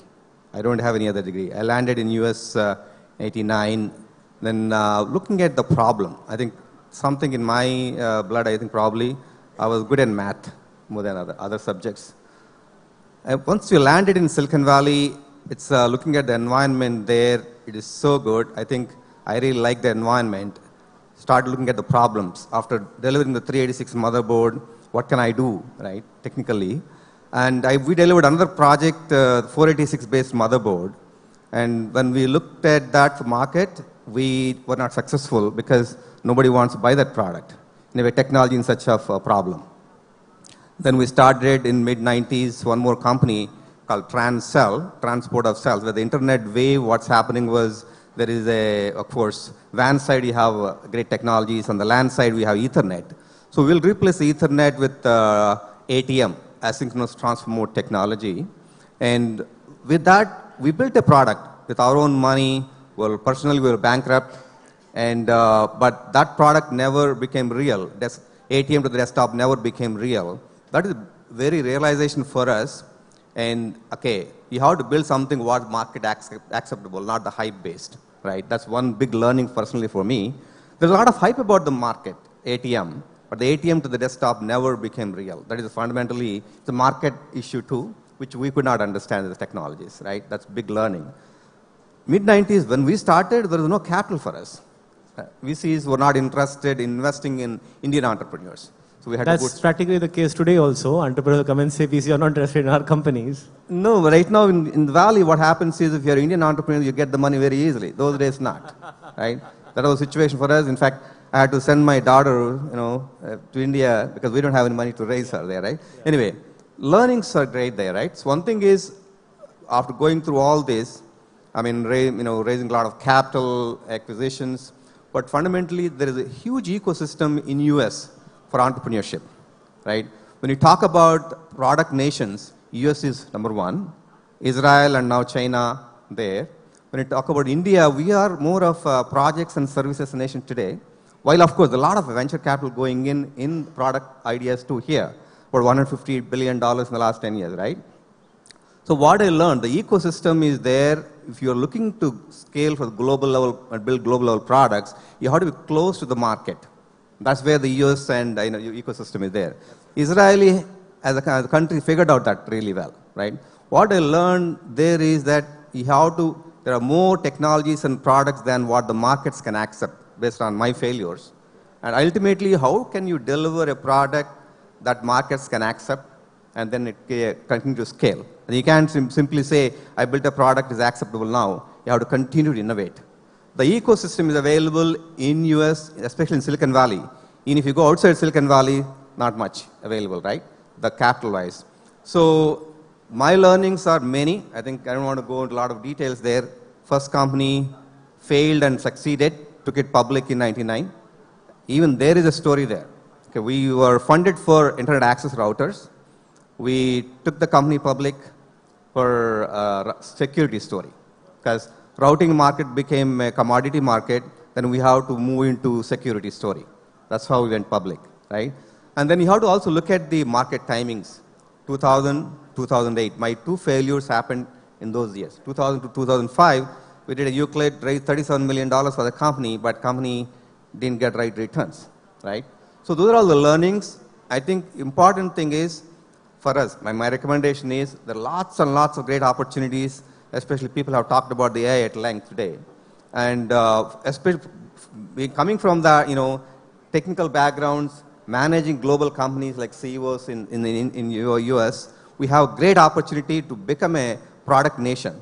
That's my recommendation for anybody who has an idea, want to be an entrepreneur. There's fantastic opportunities out there, ecosystem out there in the Valley. And of course, people like Arpit here now having capital that can invest and then help the companies to grow global. Anyway, there are a lot more things to learn from the global markets. Thank you. Thank you. I realize that we can be maybe out of time too much. So last questions to my panelists before we open up for the audience. How many entrepreneurs in the audience? Can you please raise hands just to get a semblance? Okay, about 10% people. Okay, thank you. So advice for entrepreneurs is what I want to ask each of you, but specifically, starting with you, Maluk. What is your advice? See, healthcare is something that impacts everyone personally. So what is your advice on your personal health, and what is your advice to people who are looking at doing healthcare startups in India and abroad? So personal health is something very, very sensitive. Very sad. I don't want to blame anyone, but more than 50% of the adults are suffering with some chronic conditions or the other. The 30 years of hard work that we put in, ultimately, at the end of it, we get into some complications because of this chronic disease or the other, gets into hospitalization, right?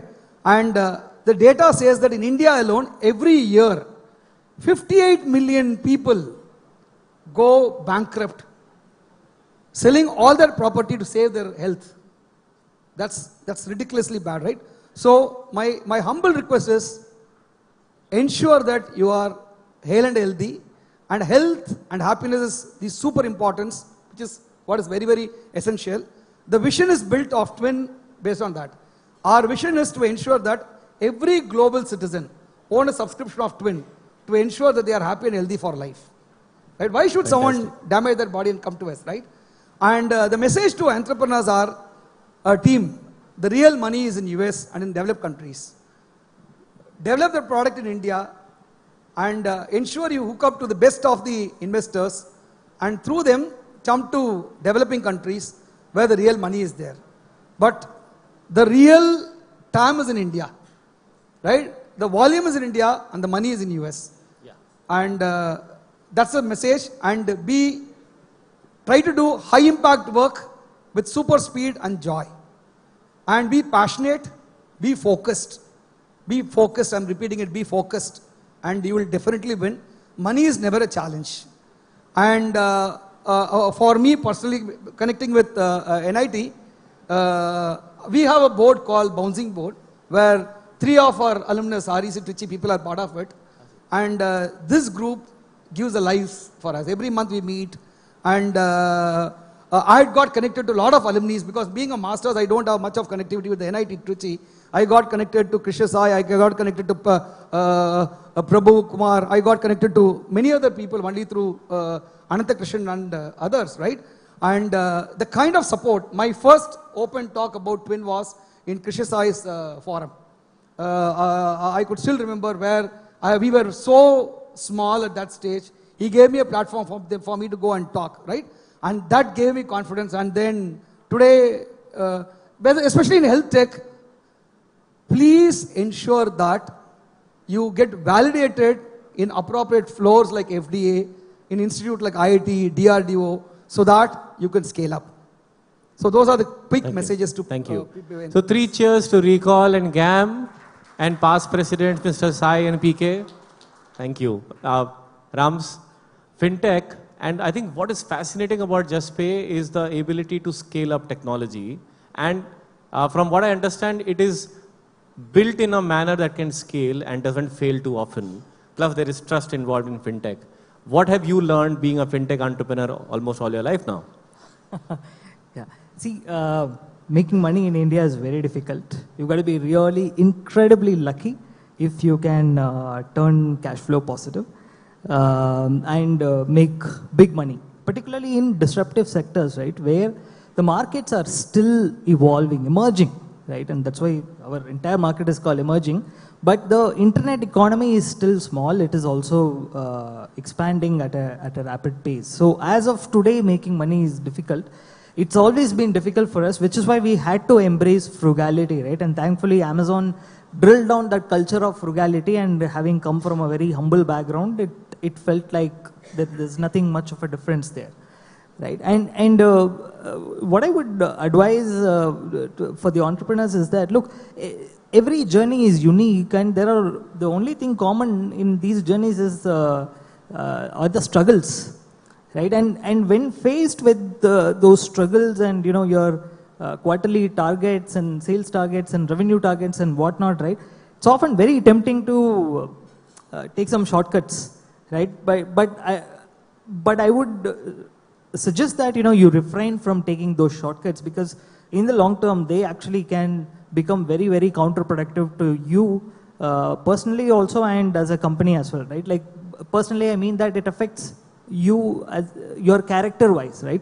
So once you take a shortcut, then you will always lean on shortcuts. Right? So that's very important, and given that, it's a good density of entrepreneurs here, I'm suggesting this one to you. Second thing is that, see, we built our foundation. If you look at all our very successful companies, it was built on the foundation of projects and services, as Mr. Rao was saying.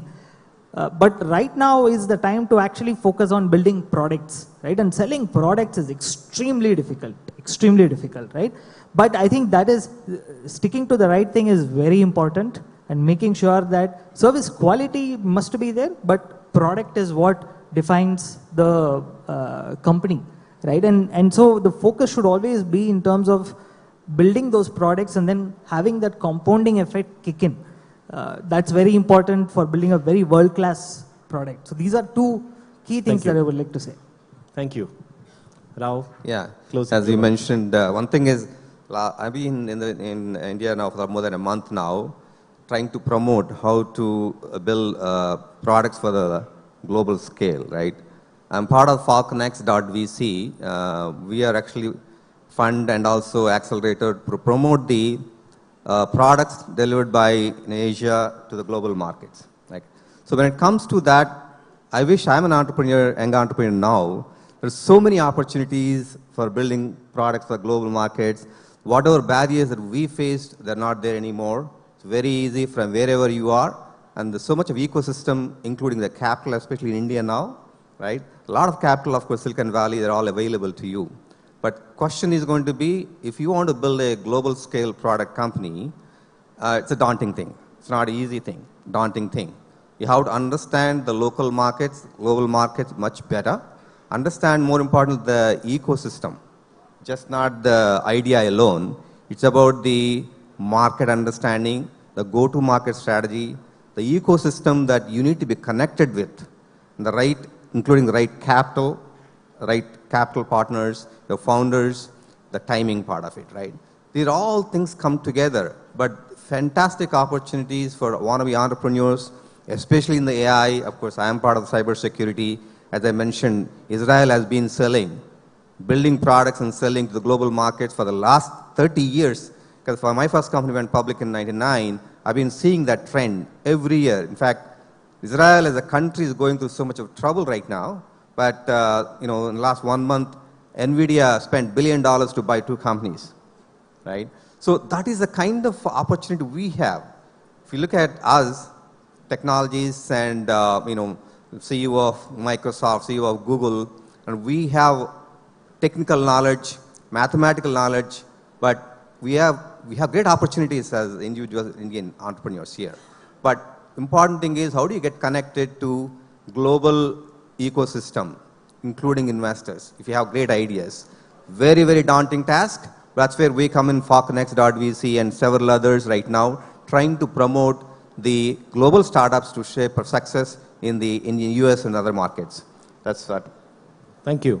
With this, I'll open the questions for the audience. If you have a question, please raise your hand and say your name and batch, and then quickly do the question. If you have a particular panelist, can we have a mic to people here? There's a gentleman in a black t-shirt and a gentleman in a kurta there. Okay. I don't think they have extra mic, so I'll just walk down.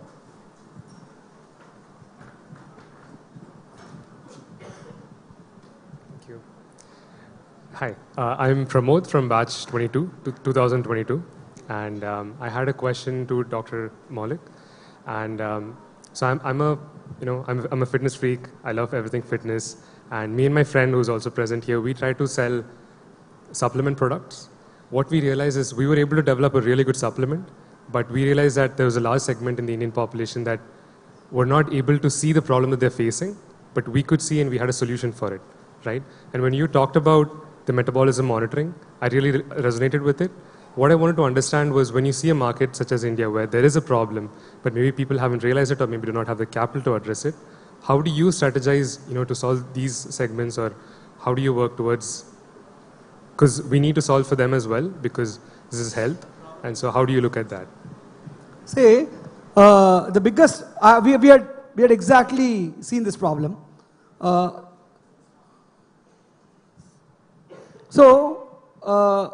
I don't know whether you realize this or not, I very clearly told we're a monopoly. Right? But if you go Google it, there are 100 people who say they reverse diabetes. Right? And don't bother about it. What we are trying to do is, we are trying to go educate people wherever possible and sensitize them with the science and the technology what matters. Right? Any company who is trying to solve the problem of sugars has failed, will eventually fail. Right? You put a patch and they say that you eat this food, sugar spikes, don't eat this food. Right? That's not the way to do it. You and me who don't have any condition, we eat sugar spikes. Otherwise we are dead. Right? What is most important is whether the body has a capability to metabolize in 6 to 9 units of insulin is what matters. This is science. Right? And I'll quote it as you are talking about supplement and as you are talking about problems, I'll ask a simple question. The entire fraternity of people who are talking about reversal are talking with macronutrients, with the carbohydrates, fat and protein. The honest truth is they are just as of fuel to the body. The actual energizing factor that is responsible for growth of hormone, growth of immune system, growth of cellular system, growth of bones is actually attributed to the 47 micronutrients that comes from the food that we eat. That's where the real challenge comes in. They are categorized as water soluble and fat soluble. In case of water soluble, you need to replenish daily. Right? There's a specific reason why I'm coming to here. Right? Say the highest micronutrient required for a human body in a given day is potassium. 3,800 milligrams to 4,000 milligrams of potassium. Assume there's a piece of tomato and all of us are given a piece of tomato which has 300 milligrams of potassium. Each of us are having a piece of tomato. Right? Can anyone tell what is the bioavailability of potassium in our body? We ate 300 milligrams of potassium. No one can tell. Because the bioavailability of potassium or any nutrients for that matter depends on the other nutrients which is present in the body at that point of time. That is metabolism. So I have a technology, I have a way to measure it. So we are the only company who could do it right. And eventually, so the so-called people who are talking about it, the boutique shops will fail and people will go experience it and come to us. We need to be patient, no other go. We need to keep educating as much as people as possible. And you need to prove through solutions like conducting trials. Then our program is validated by IIT Madras Research Park. The professors there hooked up to the program for 3 years, understood, and they went to the press to talk about it. We are now partnered with the DRDO. They did a due diligence of it. So these are things which has to be done, but those are challenges, but you need to be patient, need to keep repeatedly doing it. So blind, I'm repeating it, unmonitored dieting is evil for a disruptive metabolic body. Blind supplementation is not advisable. It will solve one problem, lead to other complications. Right? One popular businessman's son, you are all aware, he was so fat, he underwent a dietary program, he reduced weight and that became big news, but today he is in steroids. That's the reality, right?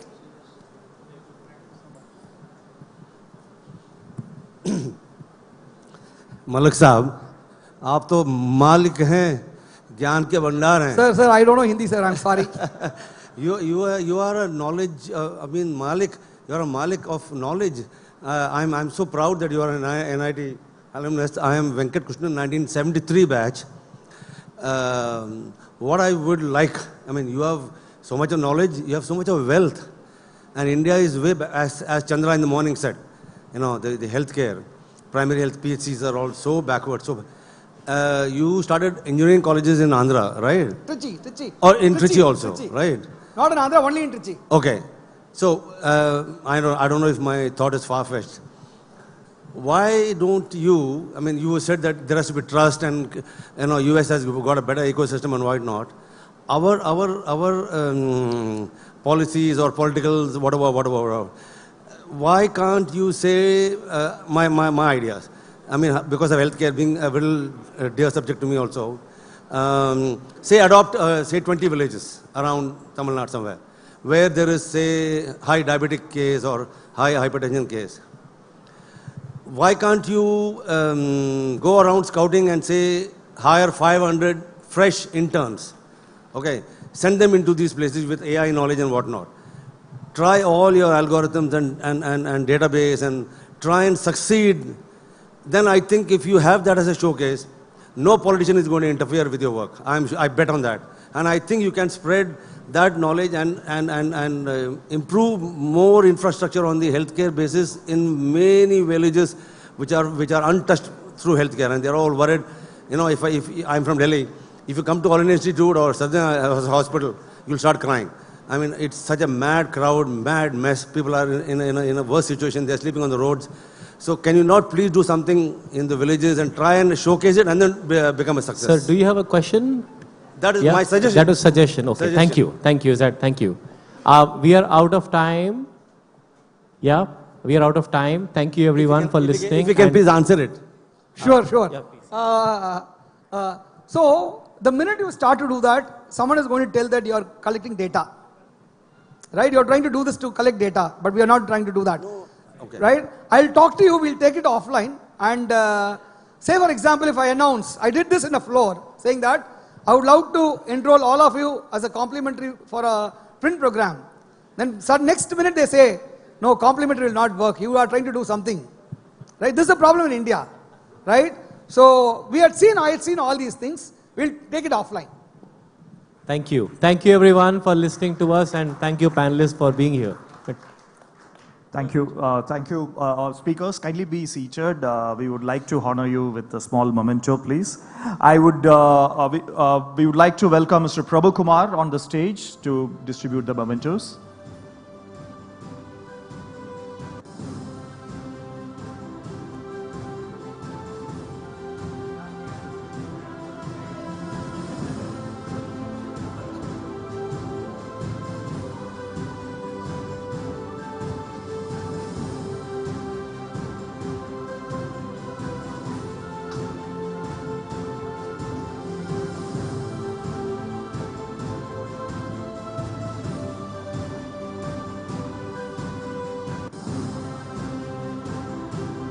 And kindly be together for a group photograph, just in front of.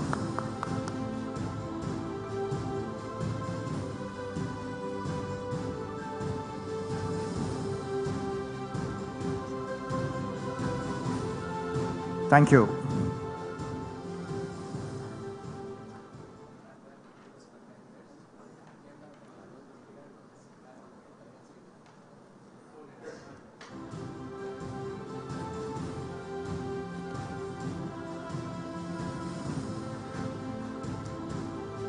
Thank you for the panel one.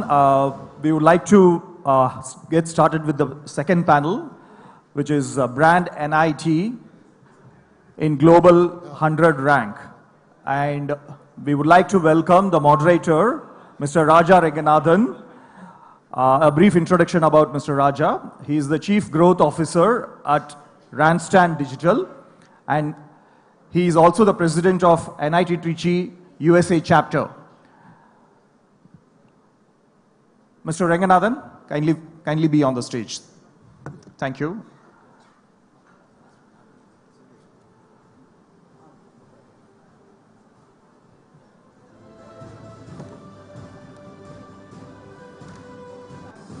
Yeah, and Mr. Ranganathan will introduce the speakers on his panel. Over to you.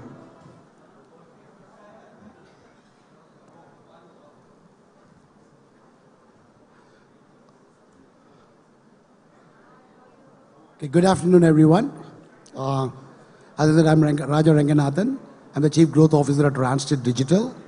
And I also play the role of the President for the Recal NIT Trichy USA chapter. It's been an honor here to be part of this panel. As it says, it's titled Brand NIT Trichy in Global 100 Rank Role. So what should be the contribution of an alumni? While there is going to be a contribution for an alumni, there are a lot of other perspectives from industry, collaboration, etc. We'll be discussing that in the panel. So with that said, I would like to invite Dean of Alumni Relations, Dr. G. Uma.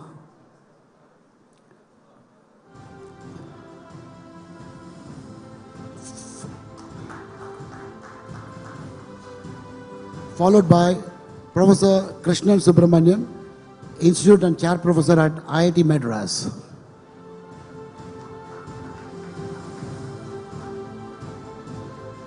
And last but not the least, Dr. N. Kamakodi, he doesn't need any introduction, CEO of City Union Bank.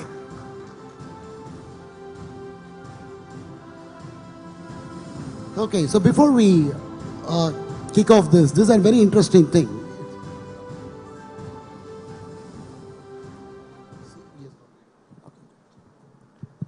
So before we kick it off, how do we get into the Global 100 ranking, right?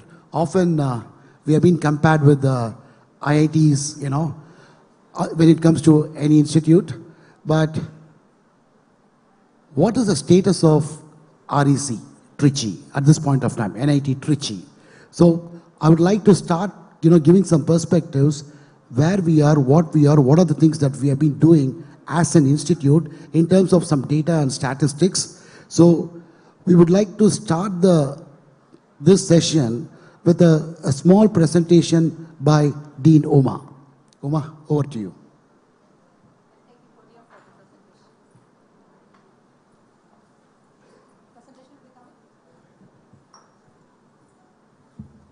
Can we roll her presentation?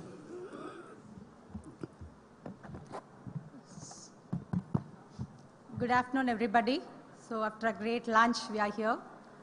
I feel very proud to be among this crowd. So let me introduce myself. I'm Dr. G. Uma, Professor of Department of Instrumentation and Control Engineering. I'm in NIT since 1999. So I have 3 roles to play. So today, I am attending this function. I am coordinating this event as Dean Alumni Relations and Institutional Development. And I am a daughter of the soil, born and brought up in the campus when it was REC Rect till my 8th standard. Then I left. I joined as lecturer in 1999. Then I did my PhD here. So I'm an alumni of this institute, passed out in 2009. And I take really very great privilege to be before you. So before I start my presentation, which will be played, today morning, Mr. Palnivel Rajan sir was telling about that the institute values not only in the academics or not only in the infrastructure or not only in the research and collaborations happening in the institute, but the role the alumni, the stakeholder, the student stakeholders takes after 10 years or 20 years or 30 years speaks about the institute.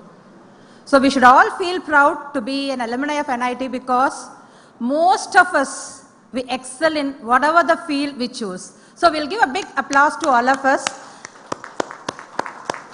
So as today morning director was telling that we are no longer lesser than IIT Chennai. Krishnal Balasubramanian sir is here.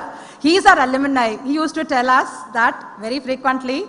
So we are no longer lesser. We have around 1,500 CEOs and 750 to 900 founders and co-founders. Many academicians across globe in India and also internationally. My presentation is not still on, sir. Yeah, I think.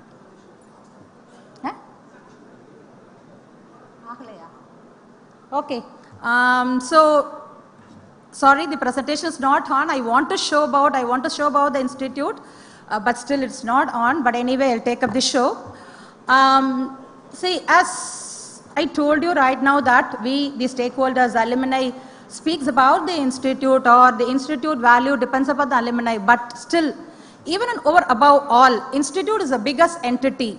So we are all here because only of the institute. Right from its inception in 1964, as REC, we had legendary visionary principals and directors. Nobody can deny it, right? We have in our stall, we have posted the past principals and directors. So every one of us are visionary in one of the other kind. So we have been converted to NIT Trichy in 2003, and then now we are celebrating our Diamond Jubilee year from 24 to 25. And in 2000, right from the beginning, I have seen the history and I have witnessed the history also. We have got many industrial collaborations and international collaboration. So even during 1974, we had a Russian delegate visiting our institute, spending some time in the lab with our faculties, and our faculty were doing collaborative research. So that speed is getting up every then and now, and still we are continuing. After converting NIT Trichy, before that, REC Trichy was known for its academic excellence, which is very clearly seen the way in which our alumni are shining in the chosen field.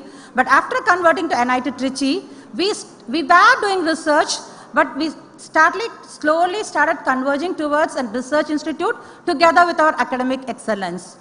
So the last 2 decades, we are doing extremely well in terms of research publications, patents, industrial collaborations, etc., which is clearly indicated in our national ranking.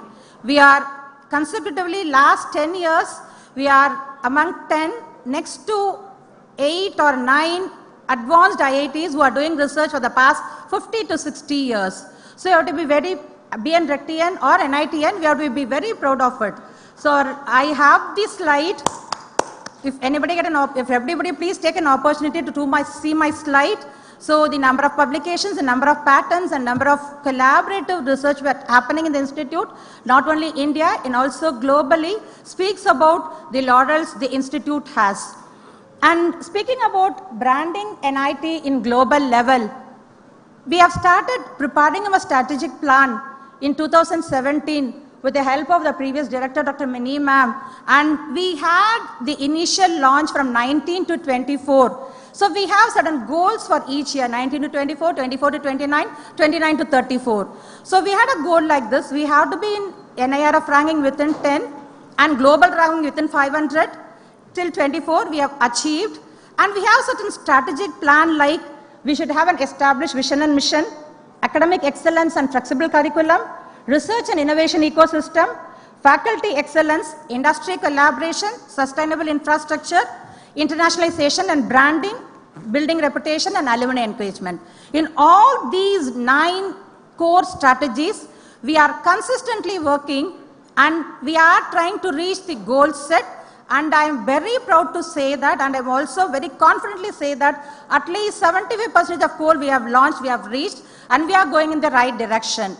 To say few applause of the NITs, so when we start in 2019 with our strategic plan, we plan to have around at least 10 to 12, at least 10 to 12 center of excellences in the campus. So our first center of excellences on manufacturing was initiated in 2012. Right from that day till 23, we have established around 12 CO center of dynamic excellences based on industrial collaboration or on academic collaborations. And we have many national initiatives we are part of it. So we are part of National Supercomputing Mission, MOOCs, PMRF awardee. As we are within 25 in NIRF ranking, we are a PMRF awardee institute, and we have skill training hub, and NAT is the Innovation Facilitation Center. And the next 5 years, we started looking for startup and innovation ecosystem in the campus. So we have started the work already. The last 5 years, we have Institute Innovation Cell, SEDI, Center for Entrepreneurship and Development and Information, and we have an MSME Design Implementation Agency. So all these helps us to take up the institute in the next 5 years to take the institute to the next 250 ranking. And has been launched in this GAM 2025. We have planned to have an NIT Research Innovation Hub with the tune of around 150 crores to be built in the campus with the support of our own institute, government funding and alumni funding in the next 5 years, which will surely increase the innovation ecosystem and startup and entrepreneurship culture in the institute and take the institute to the next level in the global branding of 250. And in the next 5 years with this platform, we'll be able to reach within 100, which is the topic of today's talking. And I just want to mention about the strategic plan what we have regarding the QS world ranking.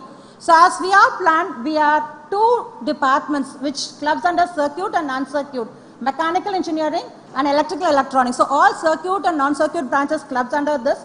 So we are within 451 to 500 this year. And in South Asia QS ranking, we have reached 73 from 150, I suppose, this year. So I think we are in line with our strategic planning, which was launched in 2019. So surely, with the support of alumni, which is again one of the core strategy, alumni engagement and internationalization. We have also done few things internationalization, then the next slides can tell you about. So we have research, R&D projects, consultancy, and we have so many collaborations through MOUs with academic, industry, etc. The one which I want to talk about is international research collaboration. So that through the scheme called SPARK, Scheme for Promoting Academic Research and Consultancy, we are collaborating with almost 7 or 8 countries. We have around 15 projects, And through this, in the last 5 years, we have around 1,500 international publications and with very good number of citations. Our international publications have very good citation, which is one of the criteria for QS ranking. And apart from this, there are few departments which I can easily mention, and we also feel proud about it. See, we have MSc, MTech Transportation. I think it's one of its kind in India, and especially in NITs. It was started in 1967. And I also feel proud that my father is an alumni of this institute who did his MSc Transportation in 1974. And our Center of Excellence for Transportation has really spoken throughout India, not only in India, also in the world, international level. So recently, looking into our profile in transportation, we have got an international project from Board of Asia for Transportation Studies, studying regard general impact on the safety precautions on the road travel. So it's really a very applaud to the Department of Civil Engineering. So like this, we have other things. I have one more previous slide. So the last, but one the strategy which you have to follow to be in top 250 or top 100 is alumni engagement. So our institute has started Alumni Institute Interaction Cell in 2017, and it has been brought under a deanship and institutional development and alumni relations. And we have an office. I have a team of members working with me. So we interact with the alumni in all the different heads and include alumni in each and every part of the strategy we follow to take up the institute to the next level internationally. So few I have mentioned. I'll just talk about one. So in research and collaboration in international level is, we have signed an MOU with Illinois Tech. We have signed so many MOUs with international universities. But why this is so special is, again, it's an alumni engagement. Dr. Ram from 1974 batch, he is behind this MOU, and we have faculty exchange, student exchange, research collaboration with him. And surely, whatever we do now, if we scale up and if we gear up little with the support of all alumni sitting over here, surely I feel that we can take our institute within 100 global ranking, not according to our strategic plan, but even 5 years before, 29. Thank you. Okay, thank you. Thank you, Dean. Uma, that was a great perspective about what is the current status of the institute. Now, I would like to start my, this session getting rolled with Professor Krishnan. You are from IIT, you are from the academic background, and you're also associated with the institute. You're on the board of directors for NIT Trichy for several years. We have the perfect recipe. If you look at what Uma talked about it, right? They are collaborating with industry. They are doing a lot of research cells, right? Still, of course, in NIRF, we are in the top 10. I think the formula is there, but still, we are not yet there. So can you share what it takes to get from your IIT experience? First of all, let me say thank you to NIT Trichy and Recal for being here, making me come here, and I'm very happy to be here. Just also want to say that some of us had the privilege of being at NIT Trichy or then REC Trichy for not 4 years but 5 years, and it was a very enjoyable time. And I would say this is the best of time most of us have ever had, being in NIT Trichy or REC Trichy. Just want to also point out a very interesting fact that when she gave the presentation, I don't know if you saw the last slide. The gender ratio there is, it puts you in the top, probably 1% in the world. Of the 6 names, 5 of them are women. So I must say that there is a transformation that NIT Trichy is going through. Having said that, see, we are talking about global rankings here, right? Global rankings is something that I would say is to some extent a metric that is important, but not necessarily the only good thing to happen. This is one of the reasons why the national NIRF ranking came about, because some of these global rankings are not necessarily tuned to the Indian context. So for us, I think the first thing that we must look at is how does NIT Trichy go from 8 or 9, which has been the ranking for the last many years, to maybe 1 or 2. I want to leave that one because IIT Madras is holding on to that for quite some time, and we worked very hard towards that. So let me allude to why we believe that NIT Trichy over the next 10 years has the potential to be not just number 1 or number 2 in India, but also definitely in the top 100 in the world. And the reason why I can say that confidently is because I've been through the process in IIT Madras. Let us look at what are the metrics usually. The metrics are two ways. There is a subjective metric and there is an objective metric. Objective metrics are basically some of the charts that Dr. Uma put up a few minutes ago in terms of number of publications, number of citations, patents, number of funding that you get. So there is a significant room for improvement there. All right. So if I look at what we were in IIT Madras, say 12 years ago, so let's say 2010-12 time frame, we have actually gone up very significantly. Okay, I give you examples. We used to be like struggle to have about 1 publication per faculty per year. Today we are at like 4 publications per faculty per year. Similarly, the citation numbers have gone up by almost an order of magnitude at IIT Madras. The funding wise, in terms of research funding, in 2012 we were about 150 crore rupees per year. Today we are about 1,100 crores of funding per year. So this patent wise, we were probably 15 to 20 mostly Indian patents filed. Today my director is willing to go on the record and say that we are doing 1 patent per day. Wow. Of which 25% are international filings. When I talk in terms of endowment is in 2 forms. One is alumni funding, the other is also what's called CSR funding. Together we were probably nothing much to write about in 2010-11 time frame. Today we have reached 500 crore rupees per year. So this transformation happened in a very short 10 to 12 years, and now having done that, I can very confidently say that we have a very clear blueprint and recipe for NIT Trichy to achieve these kinds of... okay. So are you saying, Professor, that because everyone looks at, there are a lot of parameters are there, but the one key thing is the research share and the patent. That is because it's a 3-vector. If you take the 3-vector, right? Vector 1 is the role of the institute itself. That is where the faculties and the research and the chairs, everything comes. Then the role of alumni and the role of industry and collaboration. Absolutely. So do you think that if we make the number of, if we have more number of research chairs and PhDs, will that contribute to get into an accelerated path? So as Dr. Uma mentioned in her speech, that one of the key metrics that goes into the evaluation is the number of publications, the quality of publications, the citations indexed by those publications, and the number of PhDs that are put out by the institute. These are very vital statistics numbers.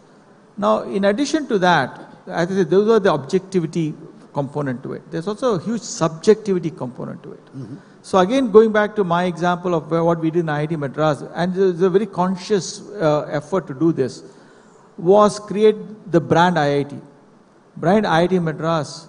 So if you look at what we have done over the last 12 to 13 years, we have gone very consciously. We have actually hired professionals to go out and make sure that there is always a positive news almost every day in every vernacular media on something going on in IIT Madras. That's a conscious effort that we have made. Similarly, and to be honest with you, making this transformation is a cultural change within the institute. It's not easy to do that. I can assure you that 12 years ago when we started doing this, there was tremendous resistance. In fact, when I used to take an industry team to one of my faculty, I will get a earful saying, hey, these guys came 6 months ago, you are wasting my time. Why are you bringing them to my lab and wasting my time? Today, they ask us, can you please bring in more people? There's a big cultural change. I used to go and ask faculty, hey, can you please allow me to patent this? No, I have to publish this. I don't have time for patenting. Today, we don't do anything. People come and ask, can I patent it? So the cultural change happened over 10 to 12 years. This cultural change is already emerging in NIT Trichy, And I think as long as Dr. Uma and Dr. Aguila and others are going to pursue this aggressively, I think this can happen. Okay, thank you. So I want to change lane now. I think I'm moving to, Kamakodi. So you are from the corporate financial services, industry. You're also an alumni, right? From your perspective, what ways and how the external, industries needs to collaborate? There are some collaboration happening. I'm not saying, as she said, but still the pulse is not in the field. The power is not in the field. So how we can change this, or what better ways to do that? Any perspectives from your side? Thank you for giving me this opportunity. I think just my previous speakers, when Dr.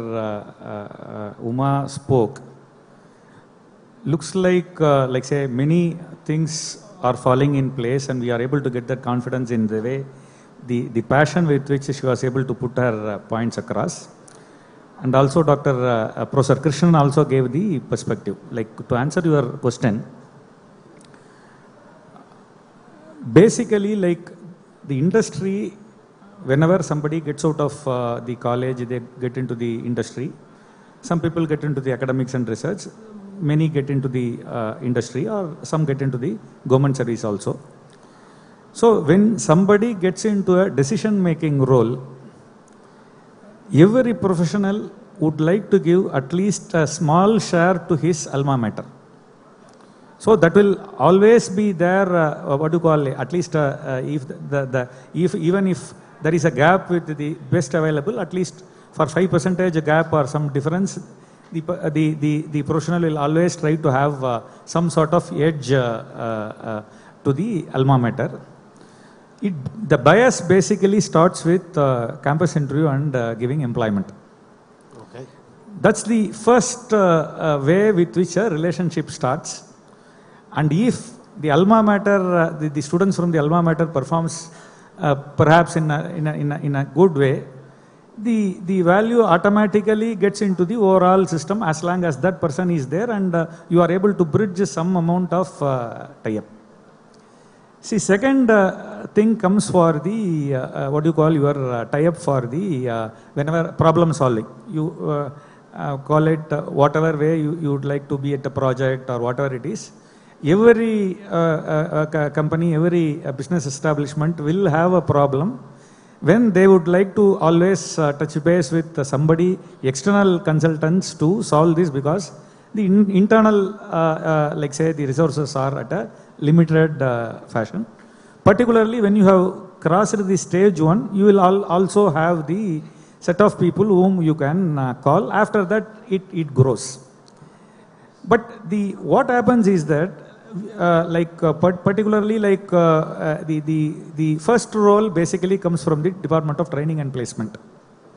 To what extent, what Professor said, to what extent that world also has become a very highly competitive world.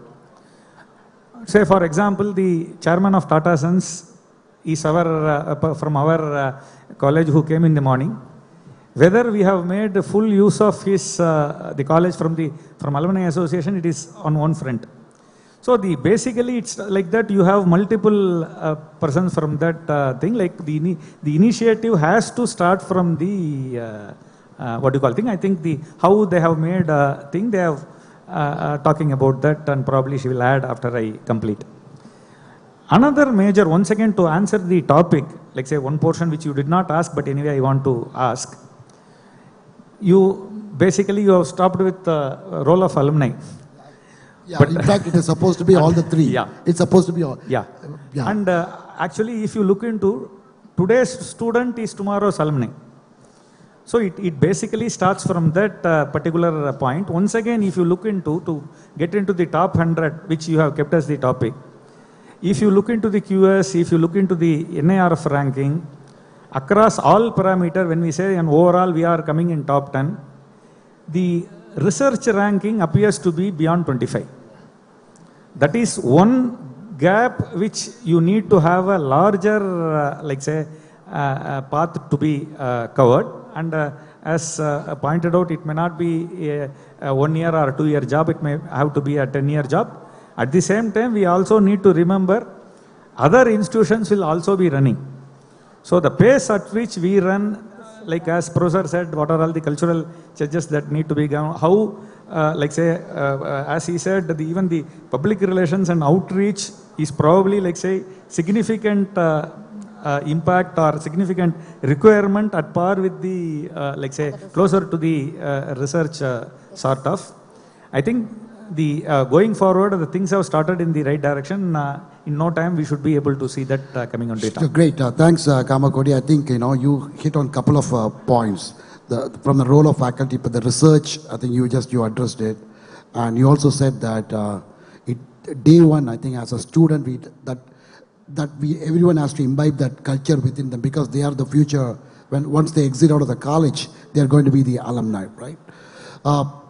That's an interesting perspective. Now, of course, I also found you made it, how do we get, because I often, when I interact with a few US universities, some of our alumni who are professors in, Penn State and Cal State, so on and so forth, they keep talking about, hey, whenever we share all the group, NIRF ranking, they keep talking, hey, can you tell me the top 3 research that institute that's going on with the college? Okay, we'll say, oh, we have an IoT lab, we have an AI research happening, etc. But everything is subjective. There's no impact, right? Impact to the industry, or because maybe we are not creating noise also. Because sometimes you got to create noise, right? Then only all this, the perspectives will change, right? Anyway, thanks for that. Now, Uma, I'll come back to you, right? You're part of the Dean of Alumni Relations. Kamakoti said, everybody should, give back to the alma mater. That's what I think he said. What do you expect? I think a lot of alumni are here, and a lot of people are, by the way, watching, and, we are streaming this. They are watching on, from their systems and laptops and whatnot. What do you think that, or what do you expect as a Dean of Alumni Affairs from the alumni? Actually, I was having in my presentation Close. We are growing in all aspects, the number of faculty, the number of students, the number of research labs. But as rightly pointed out by Kamakodi sir and Rajaranganathan sir, like we lack little bit in research, like we are doing research, but taking it to the next level, translation research is not happening. That is, otherwise we'll not be able to get an output product which can speak about, or which can speak the strength about the institute. So taking the research, academic research, so to make a point of it, like as when many of you got graduated before 2000, the strength of the faculty was around 150 or 145 when I joined in 1999. We were in academic institutions and we got converted to NIT in 2004. So right from that day onwards, we are recruiting faculty with PhD or with research background, and the recruitment after 2018, we have got around 173 faculty members with their PhD in centrally funded institutions, most of them, around 75 to 80% of the faculty from centrally funded institutions with postdoc experience internationally. So what is required is, like, they need to be slightly tuned, or the research should be tuned. So I require the alumni support in terms of collaborative research with the young faculty members in different areas. So in our stall, we have prepared the strength of the institute, strength of each departments, and many proposals from young faculty have been published. So I've given a QR code, so you can scan and get connected with the faculty and help them to take the research which is in the academic level to the translation level. This is one side. The other side is internationalization is very important when we speak about ranking globally.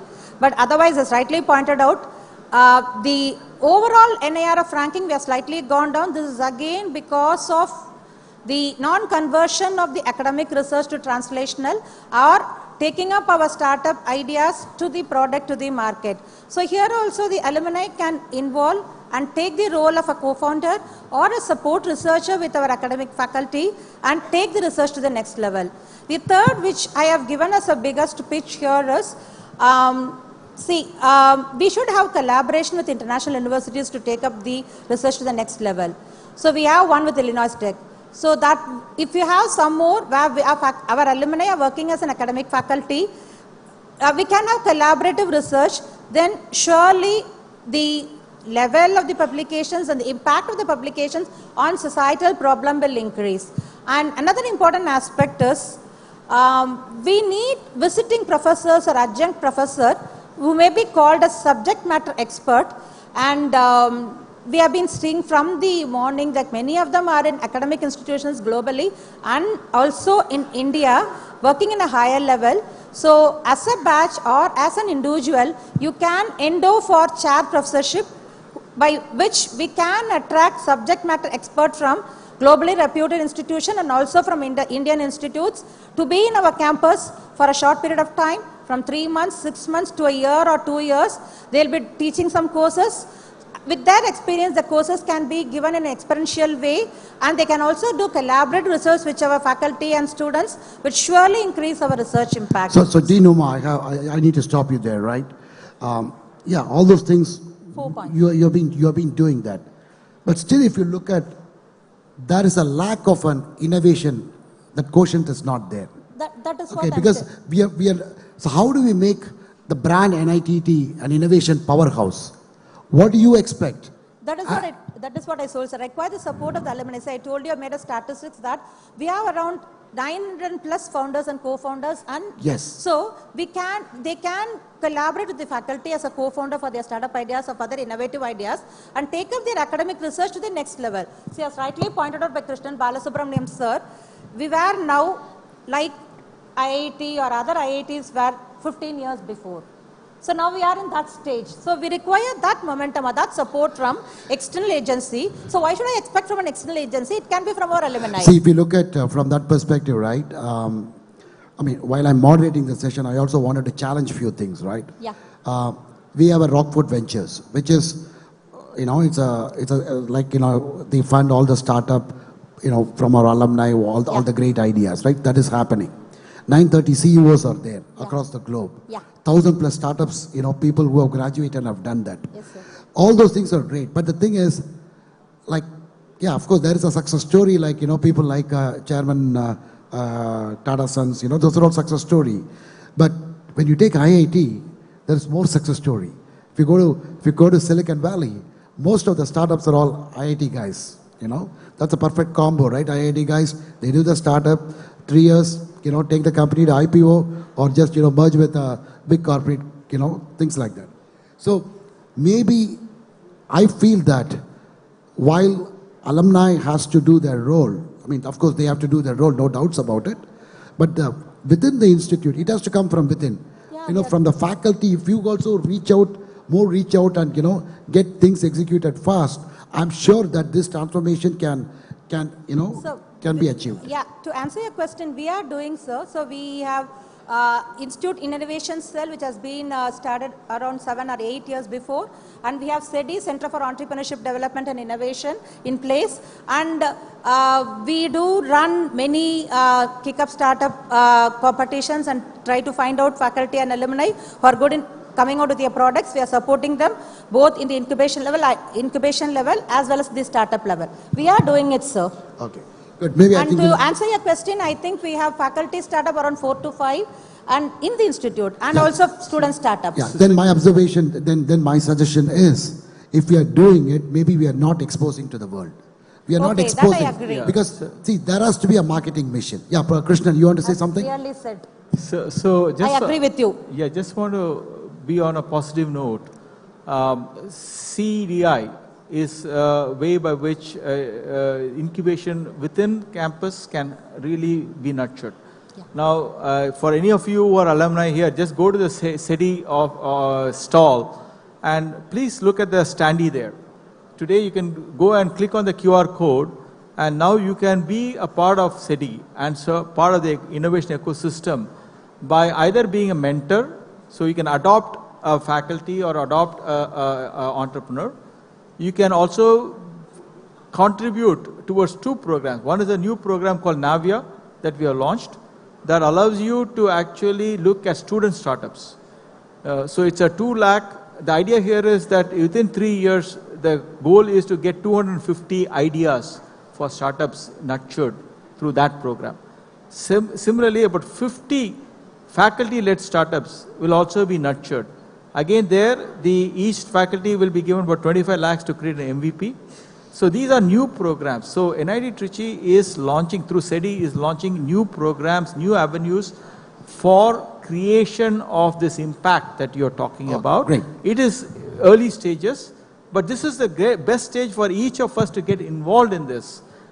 So there's where you can contribute with financially, you can contribute your time, and I think make a big difference. The other major announcement that I think all of you read in the newspaper just a week ago is the NIT Trichy Research Park.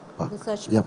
Please, again, you can contribute directly, you can contribute your time, you can contribute expertise, you can contribute through your organization towards the development of the research park. Okay, good. In the interest of time, yeah, you want to say? I want to add one thing, sir. So as sir rightly pointed about SEDI's stall, I have also received research proposals from young faculties, around 30 proposals, which can be really taken up to the next level, is being displayed in our institute. We have a small QR code. So I have a request to all of the alumni who have gathered here, please visit our institute stall and just give a small information about you by clicking the QR code.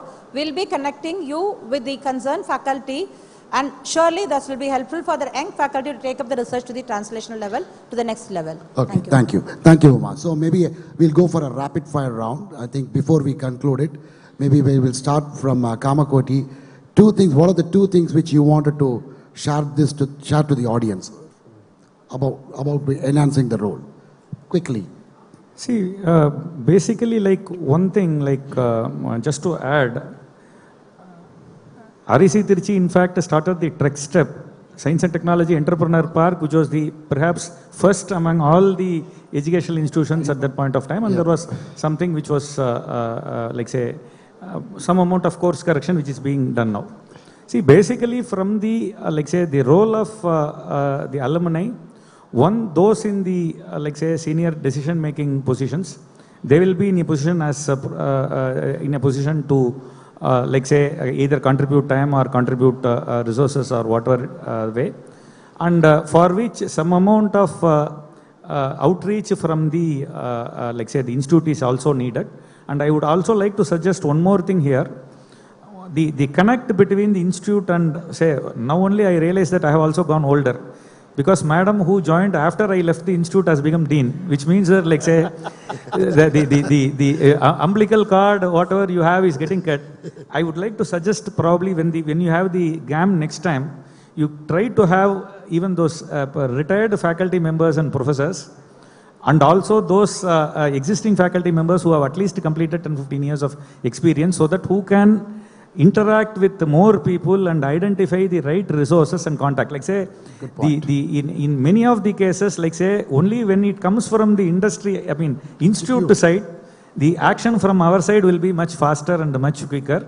But I would like to say and assure on behalf of the thing, at least every, like say, old student is interested in whatever support that is to be given by the thing. But what that can be done by us, like say, it can be probably, it's from the industry side to identify and ask for the right request. Great, thank you. Thank you, Kamakoti. Professor?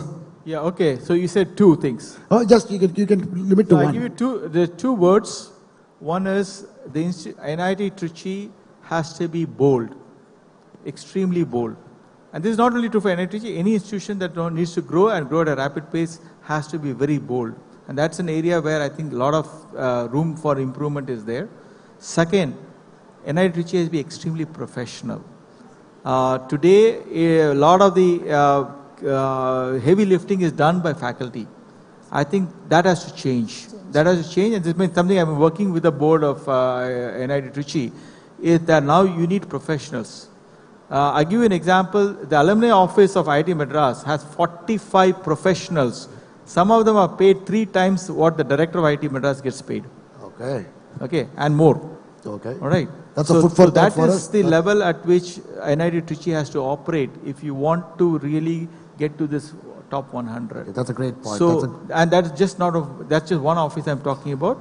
The global engagement office, another 45 to 50 people. Every one of the office today which was 1 or 2 or less 12 to 13 years ago, today has 40 to 50 to 60 people. Yeah, Madam, Dr. Aguila, Madam should listen to this.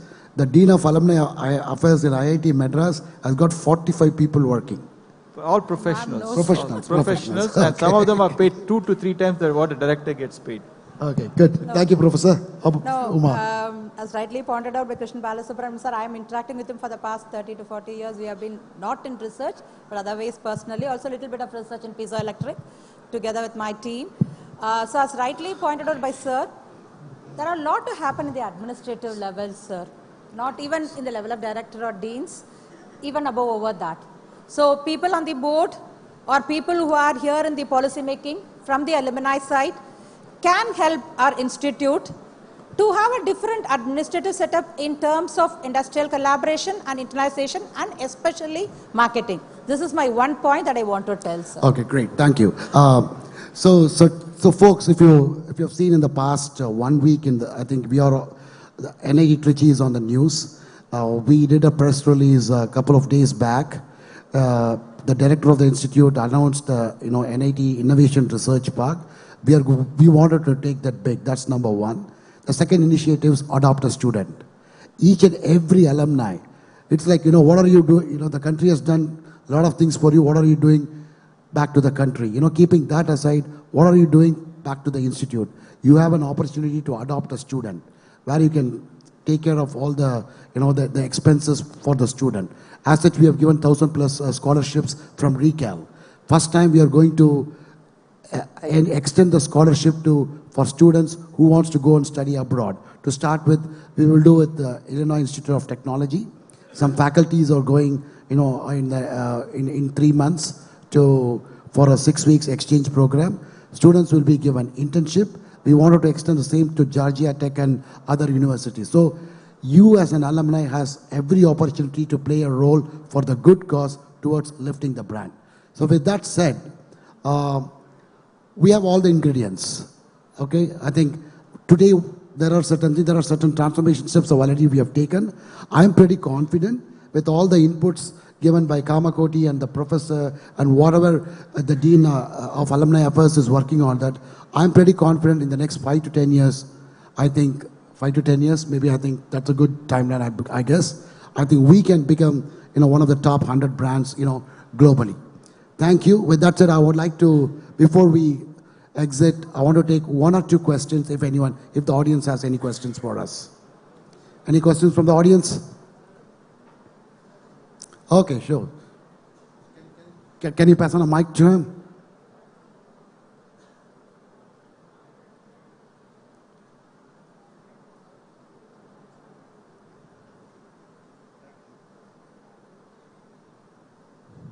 Can you enable the mic?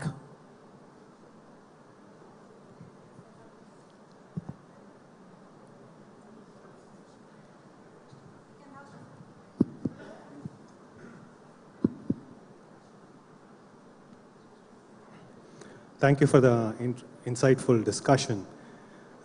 Since the topic is branding of NIT Trichy in Global 100, I just wanted to make a point which is very tangential to what Professor Krishnan did, which is being bold and being professional and employing professionals to really take it to the next level.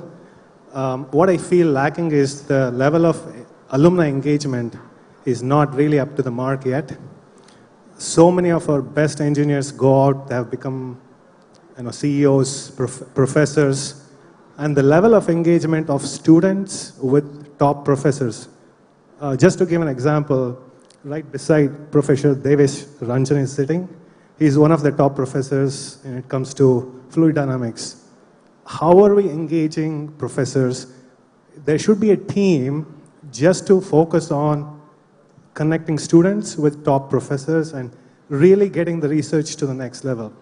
And then the marketing machines can kick in, really take it to the press. Right? If this is done, I think branding really will elevate in the next 10 years. So this is just a point. I think if there is a structure through which we can engage the best alumni NIT alumni to, especially in research, I think that's the quickest step because we already know we are all students from the institute. We can really engage at a much faster pace. Just wanted to make that point. Sure, I really appreciate that. That's a great input for us. Any other questions? Yeah, one more. Yeah. Wonderful session. I am Harindranath, 1992 batch, MTech batch, chemical engineering. Are you able to hear me? Yeah. My question is, how many sessions you have conducted to your students from the industry experts? But that is one thing. And second thing is, say you are doing great research.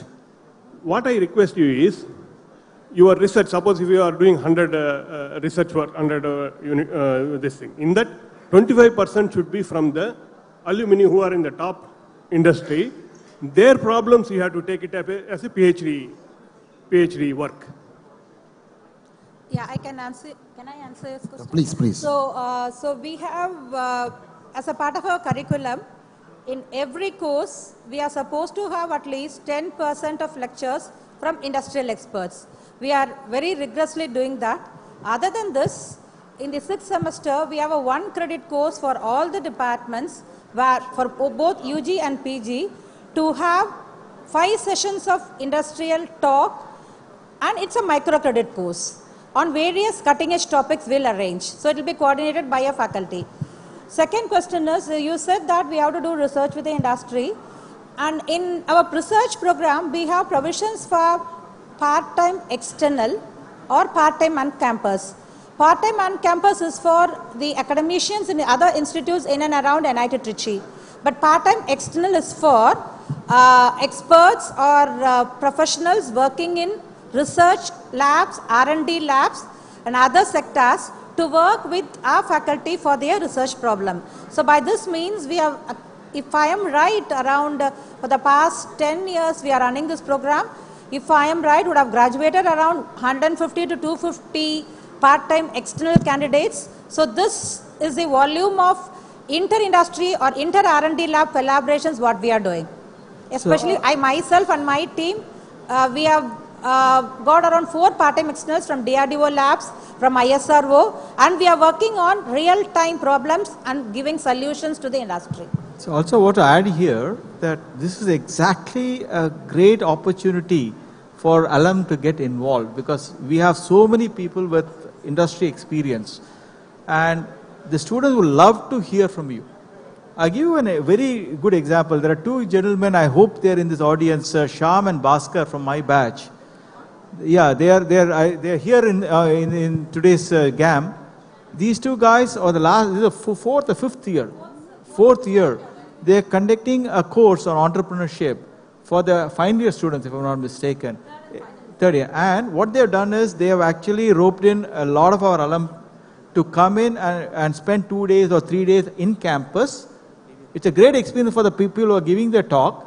And I can tell you that if you even come there for 2 days and interact with the students, you will go back with so much happiness that you will never ever deny another reason not to come back. Okay. Yeah. So this is an example where you as alum can actually come back and help the process significantly. On behalf of Recal, I request each one of you to come forward. It's a great opportunity for you to collaborate and, be a visiting faculty or, give some lectures of your choice, right? I think definitely for more information, you can reach out to Recal. Once again, in the interest of time, you guys have been an awesome audience. I appreciate all the patience that you have showered. With that, I think we conclude this session. Thank you. Can I ask one quick question? Sorry. Yeah, can I ask one quick question? I think when we are talking about branding, I'll say 2 things which I'm Devesh Ranjan from Georgia Tech. We talked about Georgia Tech MOU. I'm going to just announce that I'm happy to sign an MOU with NIT Trichy any given day. Wow, congratulations. Thank you. But I'd like to point to 2 things which is very important. And I think Professor Krishnan talked about stories in media is very important. When I go and talk about, so I'm the chair of ME at Georgia Tech. When I go and meet my alumni, they know a lot of things which is happening at Georgia Tech because I am very active on LinkedIn. They see what's going on LinkedIn. You have 45 people at IIT on the alumni relationship. I'll say invest in people who are talking about the stories happening at the school. You're not just the research, but also talk about social mobility. I came from a state in Bihar where 50% lives below poverty line. I'm here because of NIT Trichy. Those stories need to be told. Thank you. Couldn't agree with you more. Yeah. Okay, thank you, thank you. With that, we conclude our session. Thank you, audience, and thank you, speakers. Kindly please be seated. I would request two of our alumni, Mr. Ravi Vishwanathan and Mr. B.V. Ramanan, to hand over the mementos for the speakers. Requesting you both to be on the stage, please.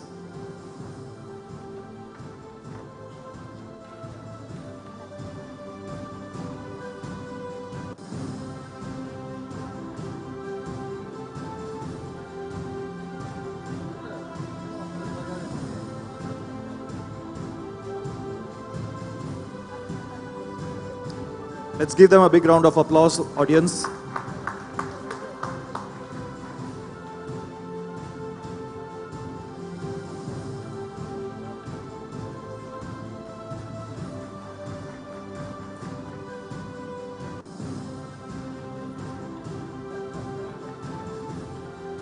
Thank you. Requesting all to be a little more closer for a group photograph.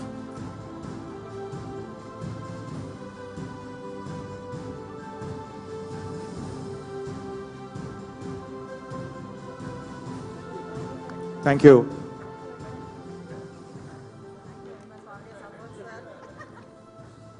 So moving on, we are getting into the next panel, an interesting topic, alternative journeys and stories. Once.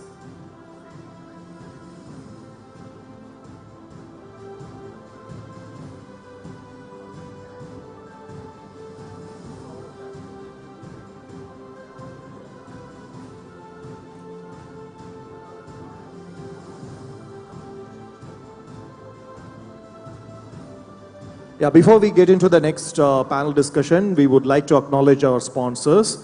So requesting Mr. Mahalingam sir to come and talk about, introduce the sponsors, please. Yeah. Sri Vishnu Education.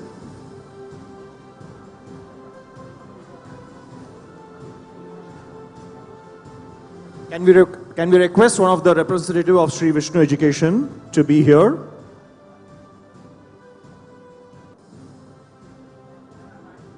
Yes, please.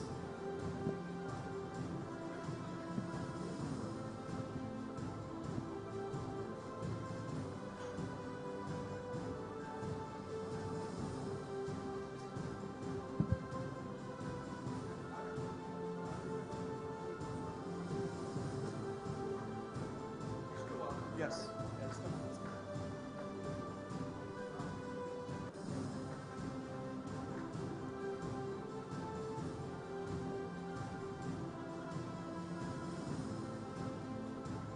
A big round of applause, audience.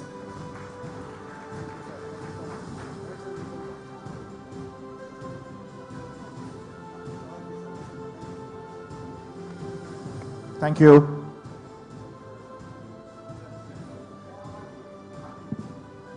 All right, so moving on to the next panel, alternative journeys and stories. For this, we would like to invite the moderator, Ms. Maragadavalli, popularly known as Maggie of 1996, our alumni. She is a co-founder of Sangatna Angels and also the founder of Happy Feet.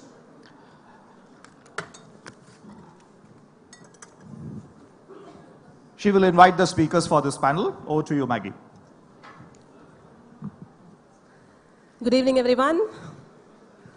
It's a bit ironic that after so much focus on academic parts of the organization, we are going to talk about alternate careers. So I hope everyone is ready for it. I'm going to call my panelists and we will go by the year. It's just easier. That's the order I'm going to call them out. And you can read about all of them, when the slides pop up. So I'm going to tell something that I've learned which you won't find on the slides. My first panelist, Saravanan Balakrishnan. Come on, Saravanan. And the interesting thing about Saravanan is he somehow convinced his son also to work with him, which is I don't know how many of your parents here, but you can understand how difficult that is. So big applause for that. Second panelist I'm going to call is Satish Chakravarti. Satish had a scholarship to Berkeley, but NIT Trichy was so much fun, he didn't go the first time.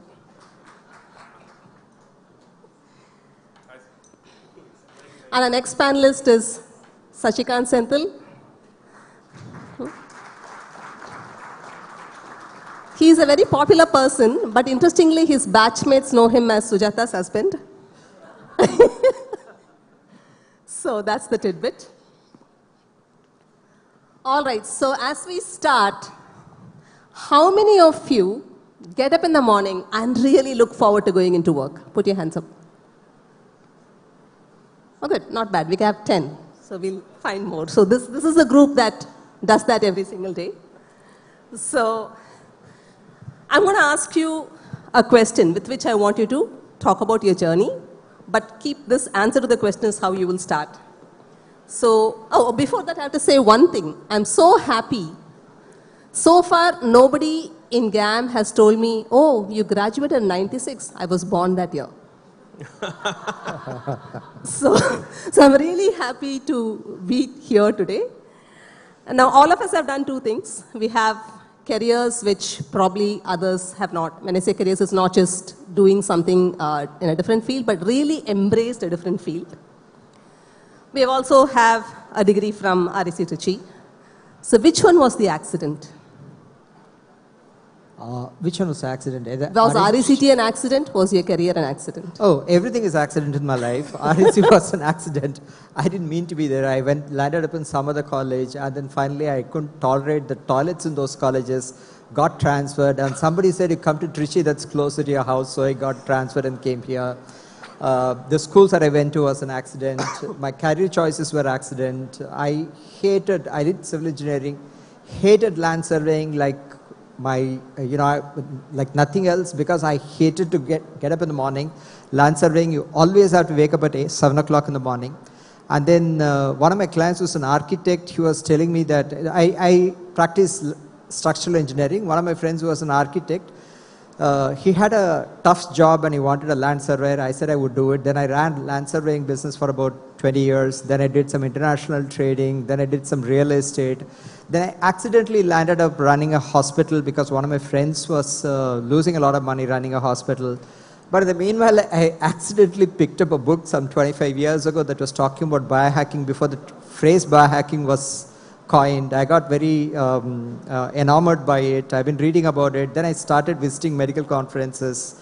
With all of that put together, one fine day I realized that doctors are sitting on multi-trillion dollar opportunity, but then for some reason that I don't understand even today, they were blind to it.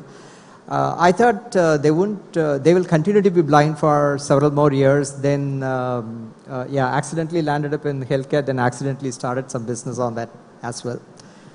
Your accidents? Oh, well, for me, in my case, REC was the accident. And right out of school, but technology and engineering was always a passion.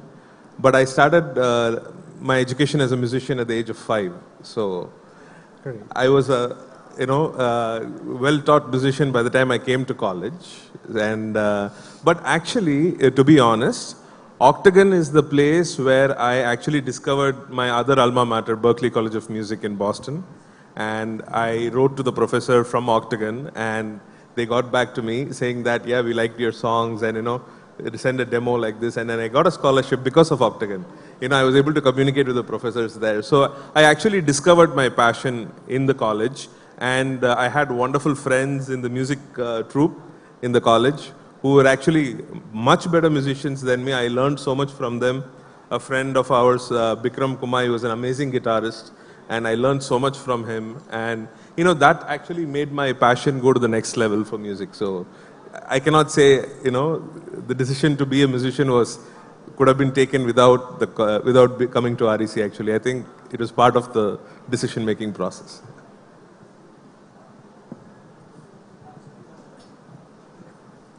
Check. Yeah, I'm pretty much like Saravana. I think my life is full of this control alt delete. Every 2-3 years, there's a reset. So it's been changing every 3 years, 4 years. But the broad direction is public life, but the roles have been continuously changing since the day college was. Unlike Saravanan, why I went to REC it was the farthest from my house. So I ended up insisting that I will not stay in Chennai. And of course, Anna University was the big thing that time. And my only thing was I will not stay in Chennai. That time I didn't know there was a college called REC. It was a second option, somebody had put it. But then that happened like that, yeah. Great. One thing that you said, Satish, was about how engineering mindset kind of weaved through. And what I hear from, you, Sashikant, and Saravanan is also that sometimes you connect the dots backwards and it makes sense, although everything looks like an accident. Yeah. So if we have to connect the dots backwards, and maybe we'll start with Sashikant this time, what would be the basic thinking that kind of weaved through all your decisions and, that will be very core thinking of yours, your approach to life, first principles thinking, if you may? The first principle is to break those principles. So one constant thing has been like, why? Why has always been something which has driven this thing. And also this idea of seeing how you feel about it. Constantly being aware of how you feel about it.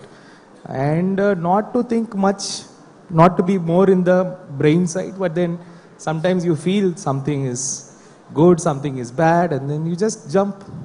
You don't think much, like a bungee, and then you find out what it is. So it's a life full of discoveries. Just like we go into exams, we jump into it and figure out what it is. Absolutely, right? Yeah.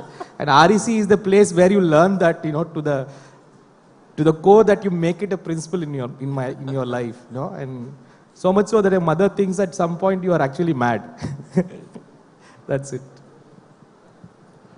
Well, for me, all of my pursuits, including music, one of the main attractions for me as a musician is the ability to be able to create something original. So the creative process was much more attractive to me, in the field of music. So I felt that I was better positioned as a musician rather than an engineer to contribute something creatively original to what I'm doing.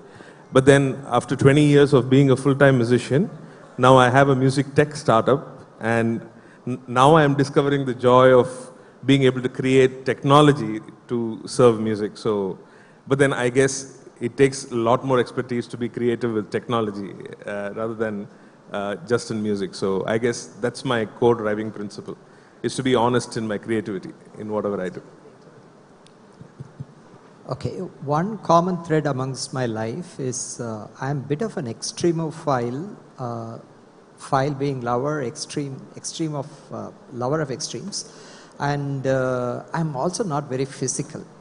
Typically you are an extremophile, you become, you take a bungee jumping and stuff like that. I'm not very physical, but then I do that in my mind. So I need to keep pushing boundaries all the time. But in a constructive way as much as possible, solve new problems. That has been the common thread on everything that I do. Solve new problems, and if the problem is meaningful, it's good. But I think that's the only thing that has been driving me, nothing else. But interesting. Then, having said that, life is 5% perspiration. Sorry, 5% inspiration, 95% perspiration. You have to go through shit before you have one moment of aha. In my current role, I do that almost on a daily basis. There's a lot of inspiration, very little perspiration. I think this is the happiest period in time, unlike a lot of people for whom the happiest time is NIT Trichy. Yeah, I think no doubt about that. Because I asked this question, I also took a minute to think about what it was. I was framing the questions.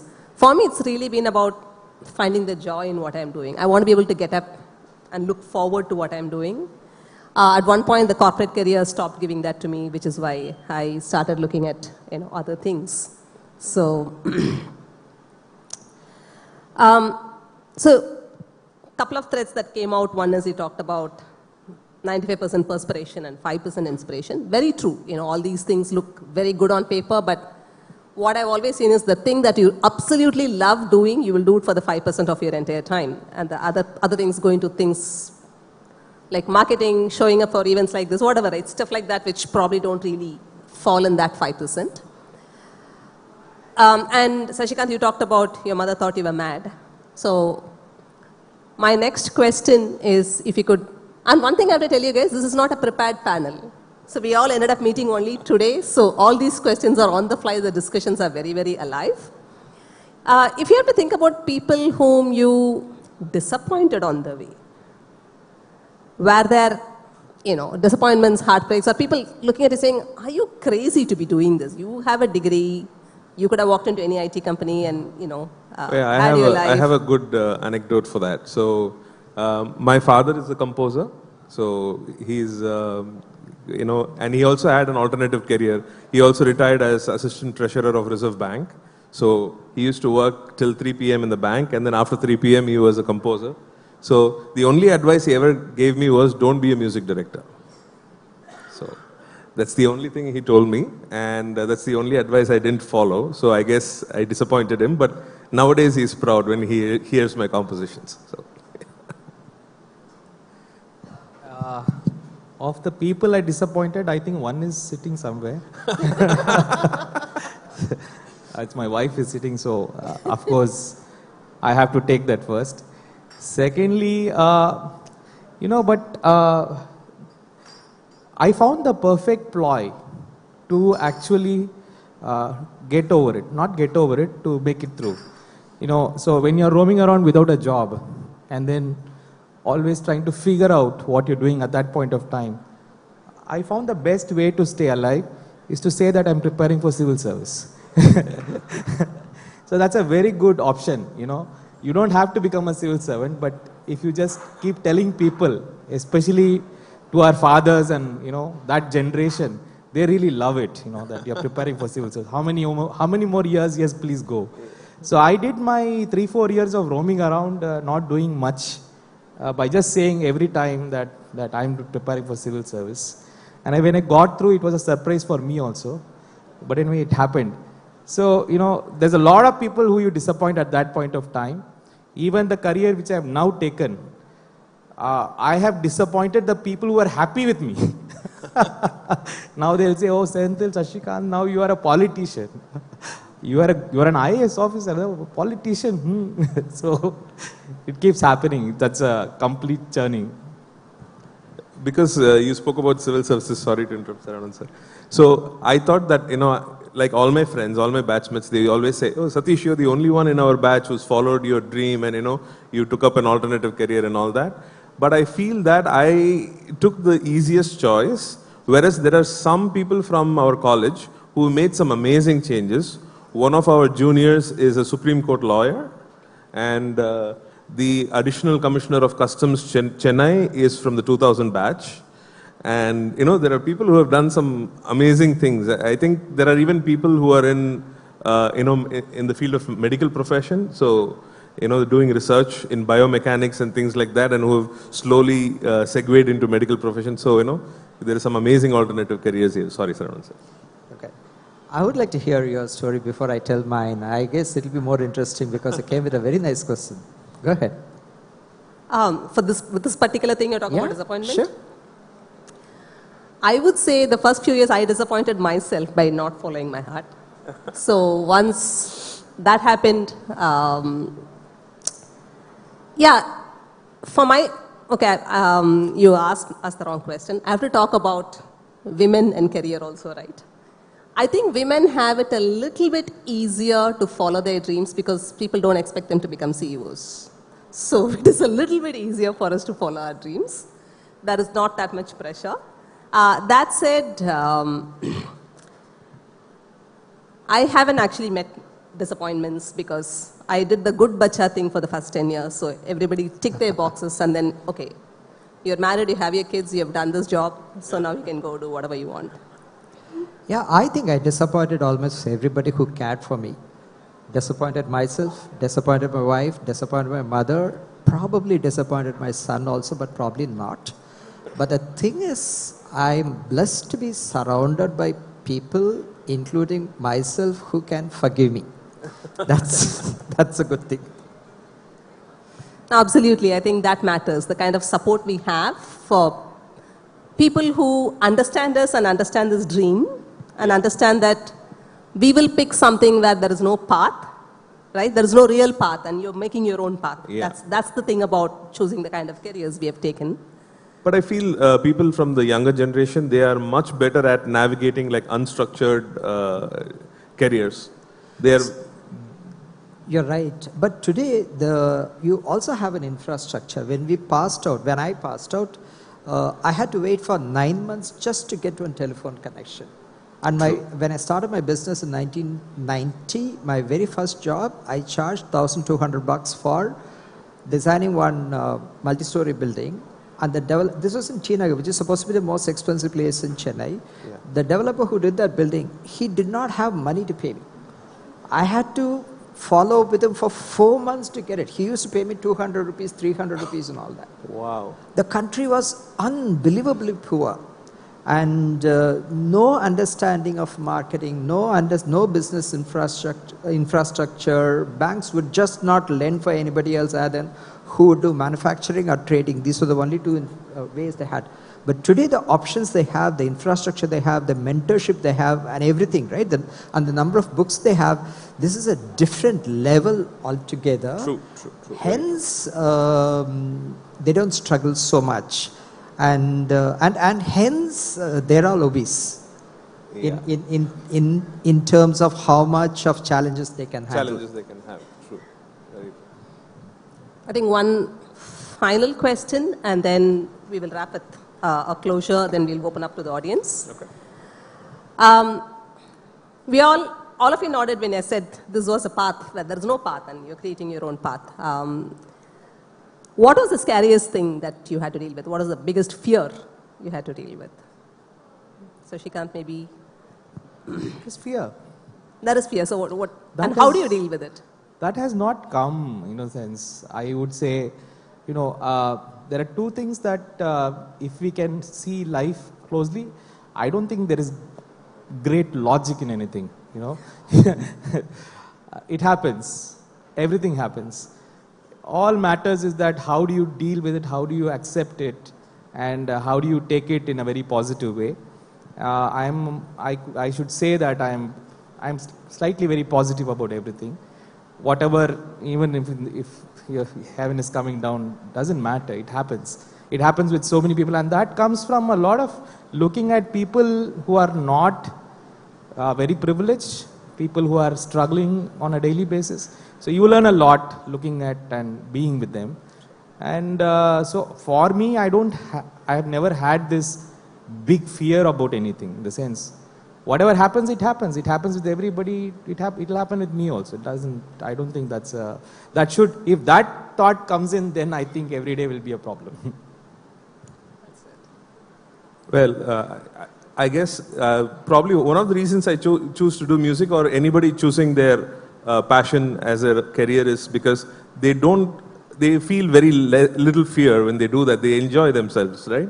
So you enjoy your job, and and when you're creating music, there's no question of fear. You're just having more fun than listening to music. So I guess, yeah, so fear is not a part of that equation. So.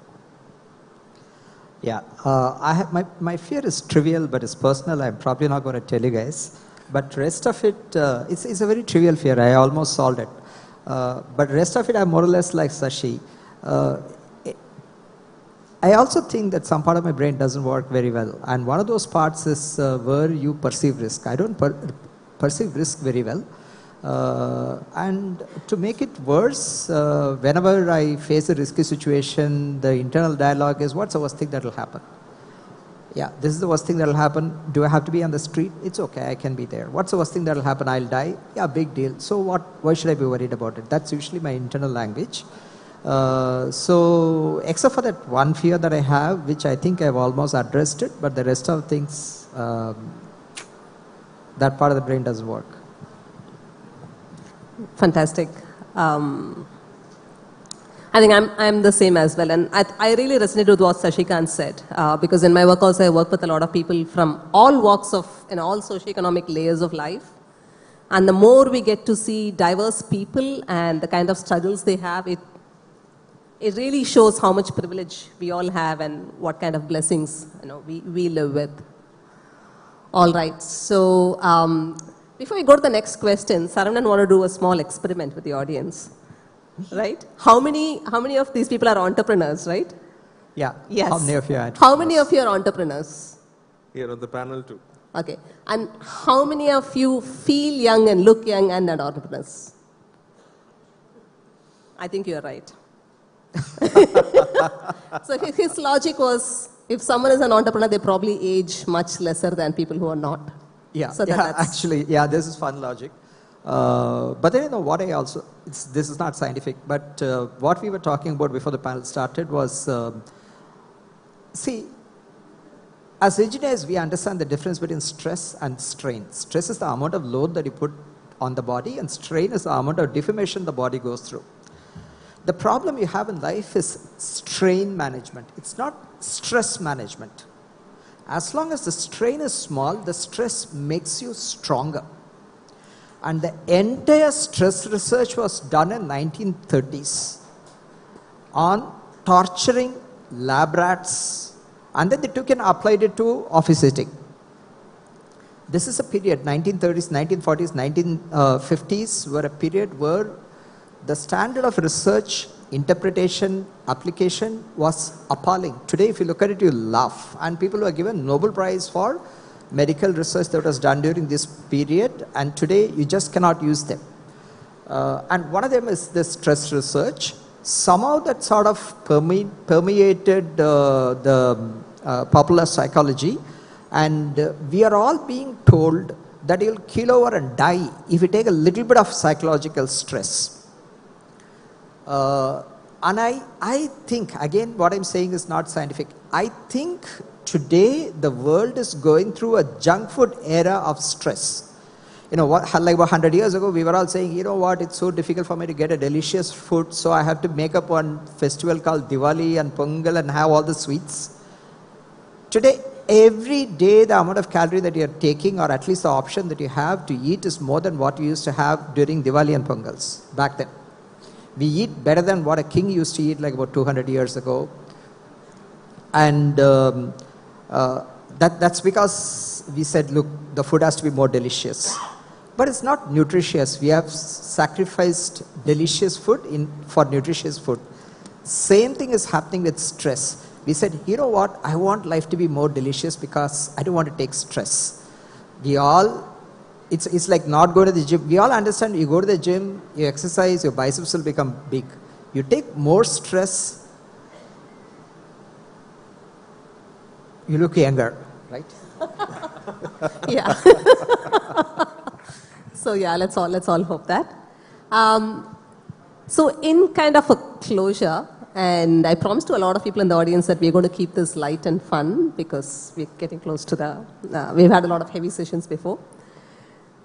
So what message do you want to leave audience with? If someone comes to you and says, you are my role model, I want to follow my dream, what would you want this person to not do?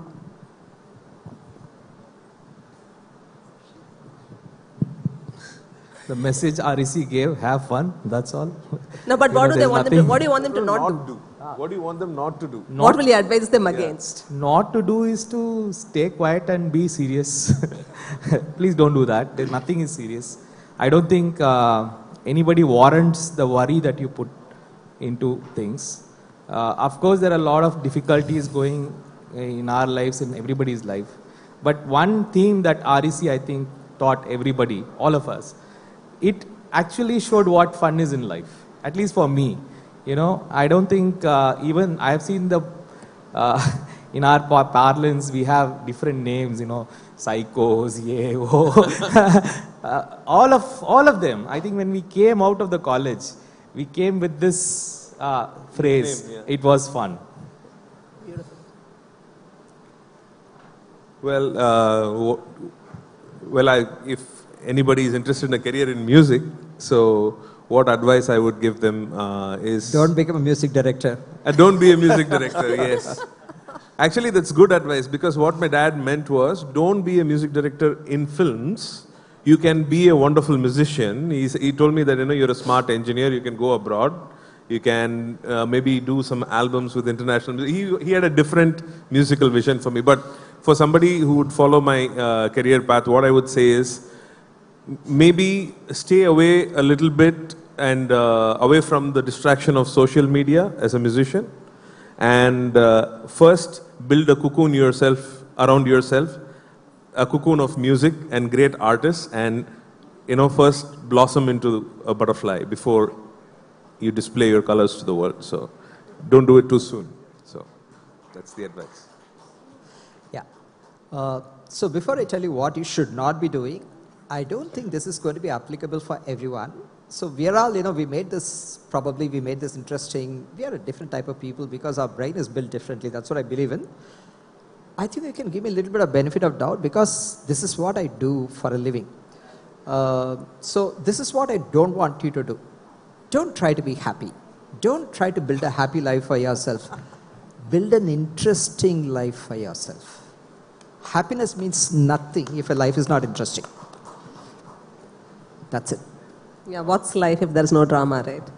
So, awesome. We can probably take 1 or 2 questions from the audience, but only fun questions. There's very less Any fun. questions? What's happening? Yeah, there's one hand up here. Yeah. We go through some very serious sessions before this. Yeah, I guess so. So Shikant, this is a question for you.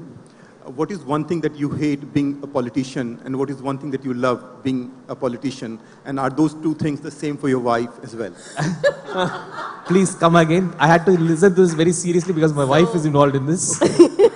I said, what is one thing that you love being a politician now, and what is one thing that you hate being a politician? And are those 2 things the same for your wife? I think I know what my wife hates. But what do I love being a politician? I have been very passionate about others. I have been very passionate about people, and my emotions are there, to be very frank. I don't have a very personal emotion. That's exactly what my wife hates. But my emotions are very much in the public realm. So I am like fish in the water when I am in public space, be an IAS officer or a politician or an activist, whatever I have been doing after college and even in college. That's my discovery. So that's the best part, that you are in the space where you naturally belong to. And I absolutely hate nothing. Being a politician, being in a political party, like any other organization, you have some pros and cons. And of course, when you leave yourself in front of the people for them to judge, for them to, pass, their comments and on your life, I think that part also I enjoy, because that's what it is. So I don't think there's absolutely anything that I hate about what I do in the public realm. But if I've been a private person, then probably everything about me I would have hated. All right, any more questions?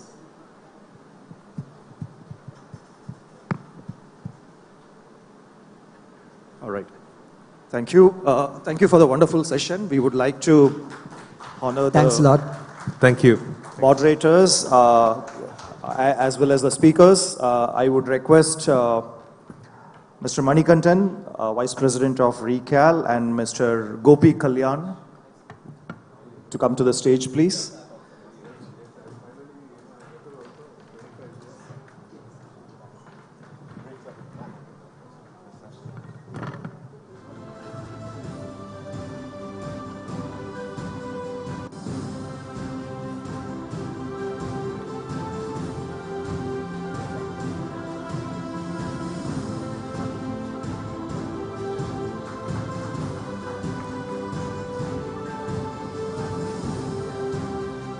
Requesting all the speakers to come closer, please, in front of the center table, yeah, for a group photograph.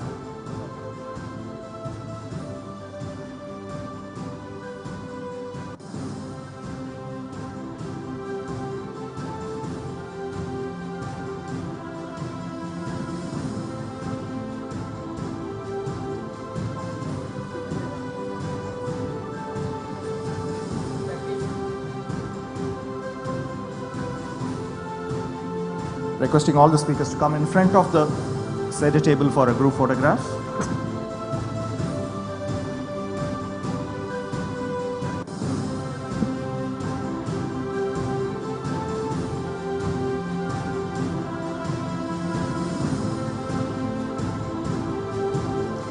Thank you.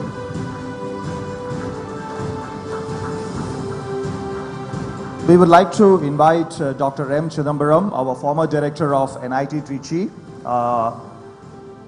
Dear sir, inviting you to the stage, and I would like to invite Dr. Uma as well as our Mr. Shashikant Senthil as well to honor our ex-director.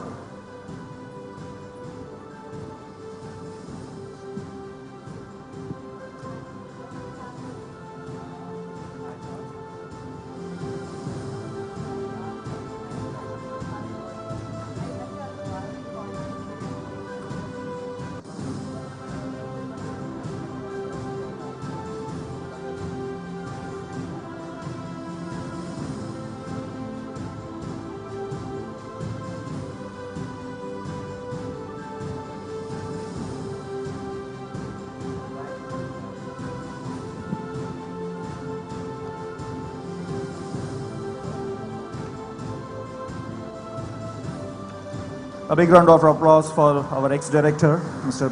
Chidambaram.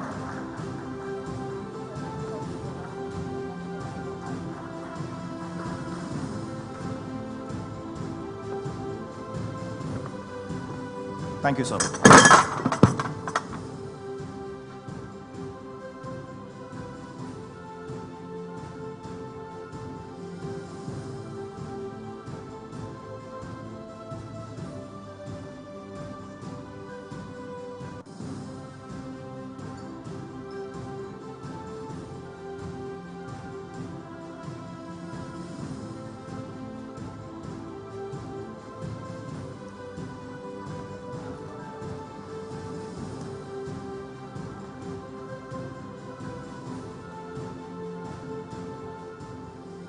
We'll begin the next session, which is breaking barriers to the wealth creation, in next 2 minutes.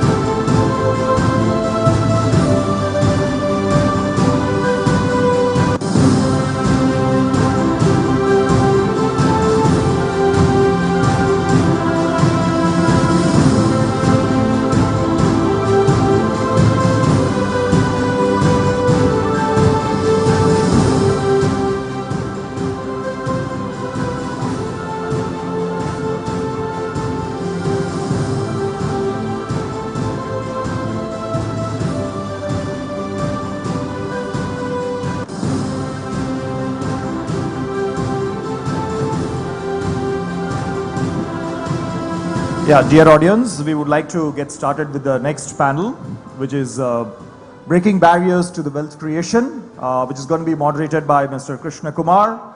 I would like to invite Mr. Krishna Kumar to the stage. He's the director of Lion Hill Capital. And requesting Mr. Krishna Kumar to introduce and invite the speakers.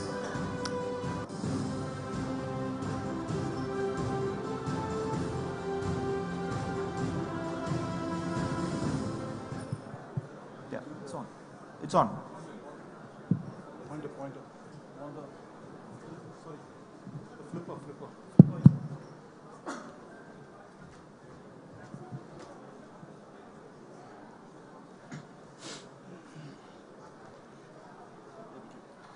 Good evening, friends and professors and past directors. It gives us a lot of pleasure to come on the last session of this hall, the barn. We have an interesting topic, breaking barriers to wealth creation. A lot of us were kind of in doubt about the kind of style of investing to do, whether we buy long-term thematic funds, whether we buy mid caps, small caps or large caps, and what point of time in the cycle should we buy or invest, basically buy mutual fund units or invest, right? After a big run, what do we do? Do we kind of bail out? And also, do we try to run a concentrated portfolio, of stocks which is good for us, or should we diversify ourselves? So a lot of thoughts are there in our minds, and today we have experts from across the industry. First, I would like to invite Mr. Arunagiri.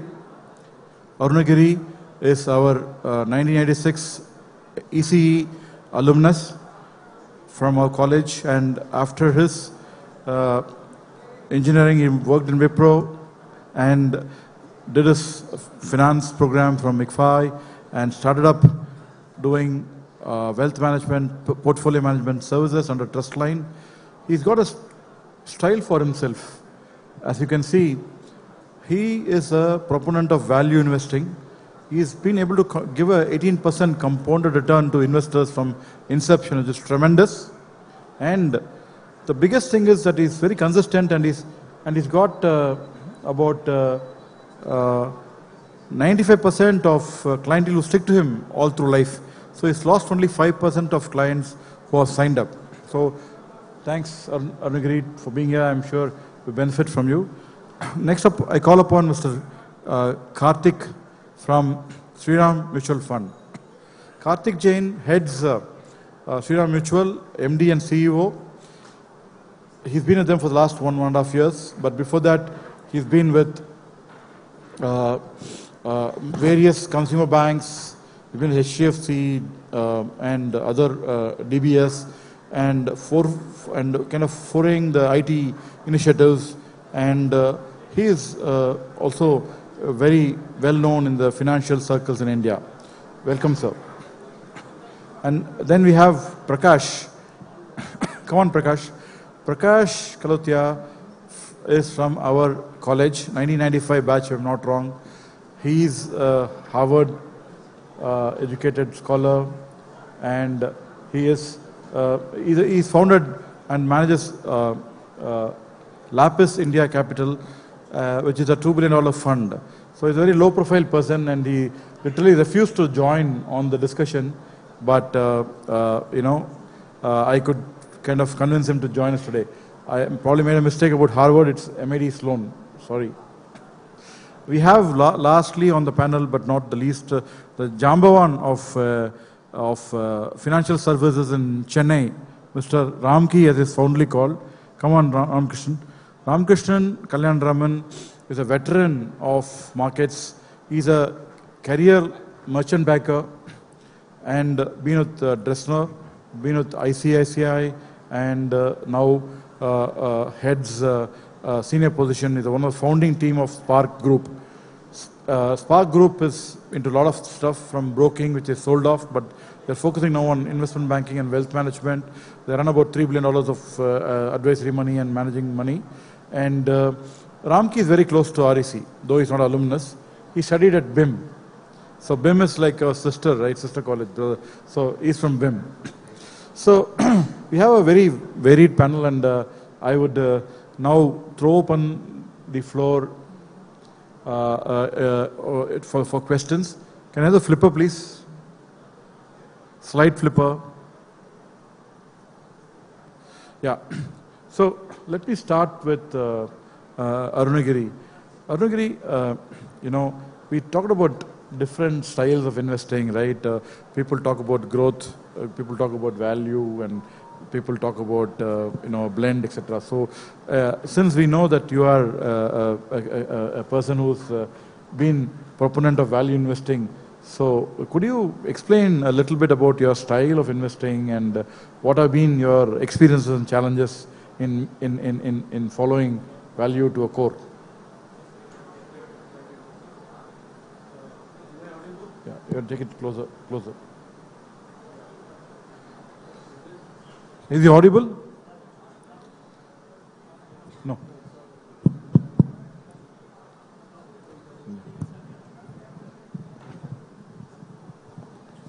Yeah, yeah, thank you, KK. Before I respond to it, let me also talk a little bit about value investing. Very often I'm asked, whether value investing, does it work in India? In Indian context, does it work?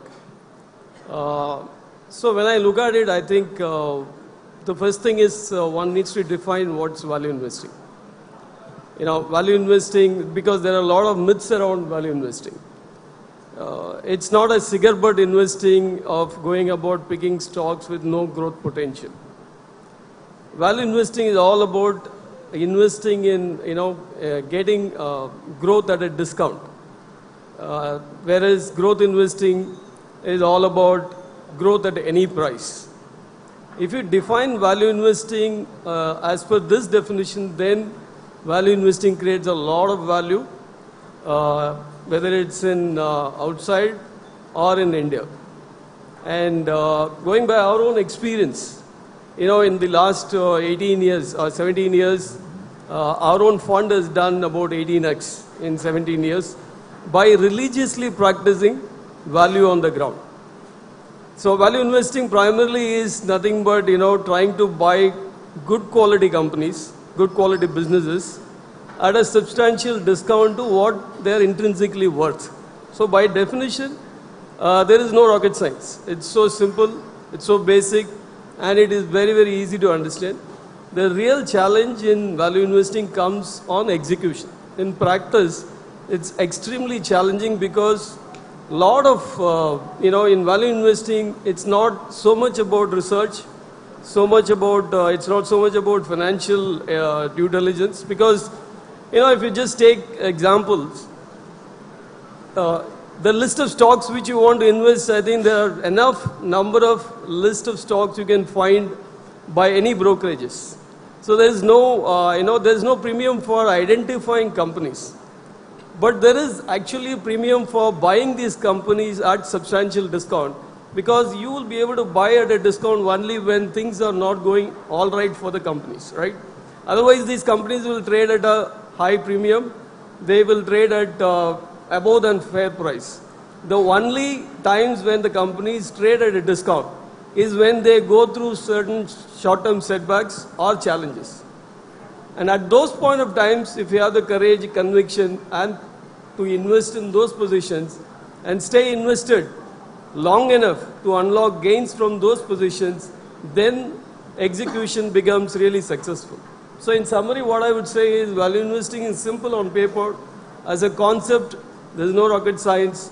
You are trying to buy companies, good quality companies at a discount to intrinsic worth. But the real challenge comes in practice. You need to have a lot of temperamental skills, behavioral skills to execute your strategy on the ground successfully. Yeah. So just building on what you said, Arunagiri, if I just stay with you, quality comes at a price, generally speaking, and with the markets at the levels where they are, the valuations they are. So do you find it a challenge to pursue value style in this current environment? And during these kind of situations, how do you approach the portfolio?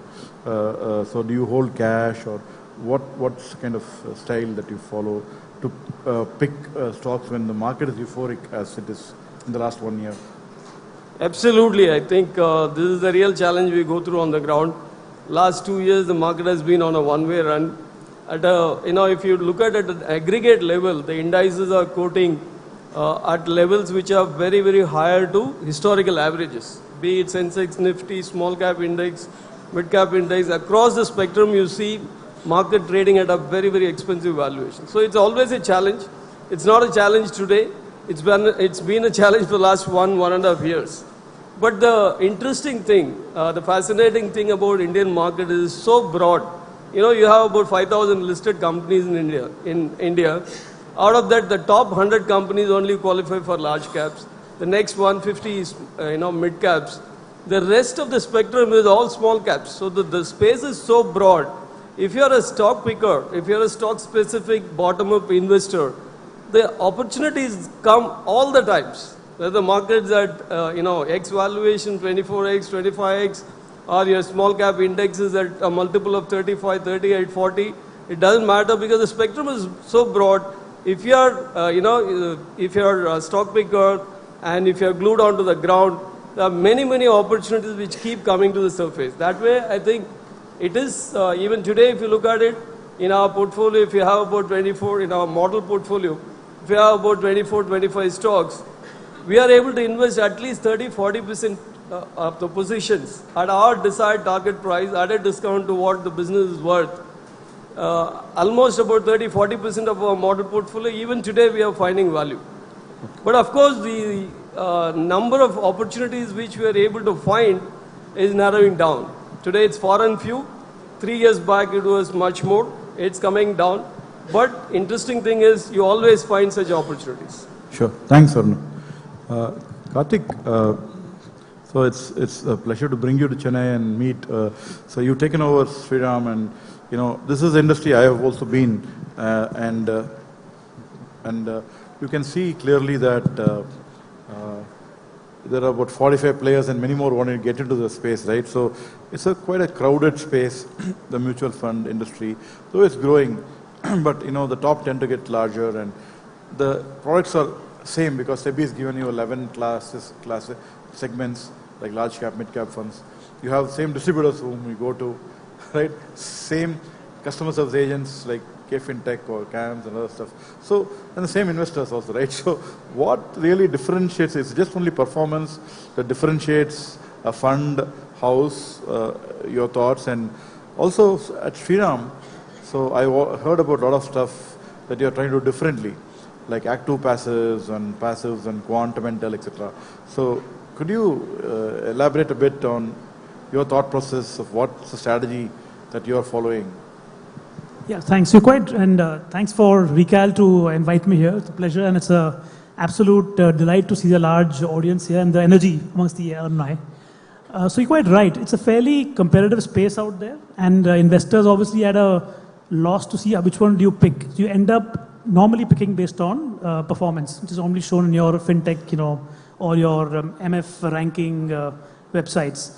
But the interesting insight is still until now, about 3/4 of the retail AUMs are still through distributors, right? So therefore, obviously, there's somebody out there, an intermediary, who's influencing the end customer.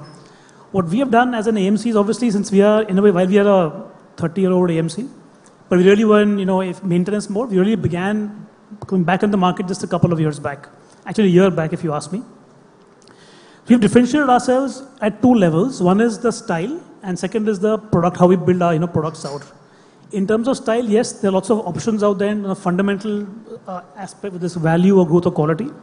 When we began looking at our strategy, our investment advisory council guided us saying, look, pre-COVID, right, when the interest rates were far lower cost of capital, you had more predictable outcomes. A buy and hold kind of worked. Post-COVID, what's happened is interest rates have gone up very high, and there are a lot of uncertainty, compressed business cycles. a buy and hold may not work always. So they advise us to have a quant element in our strategy.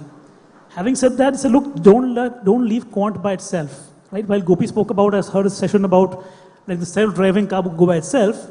We noticed there was a steering wheel there as well, right? So I'm assuming that even the self-driving car, the machine, still allows for a human overlay and human touch when things are required, right? So similarly, if you see, while we have a quant engine that runs now for all our strategies, we don't leave it only at the machine level. It's not just rules-based. We have a fundamental overlay as well.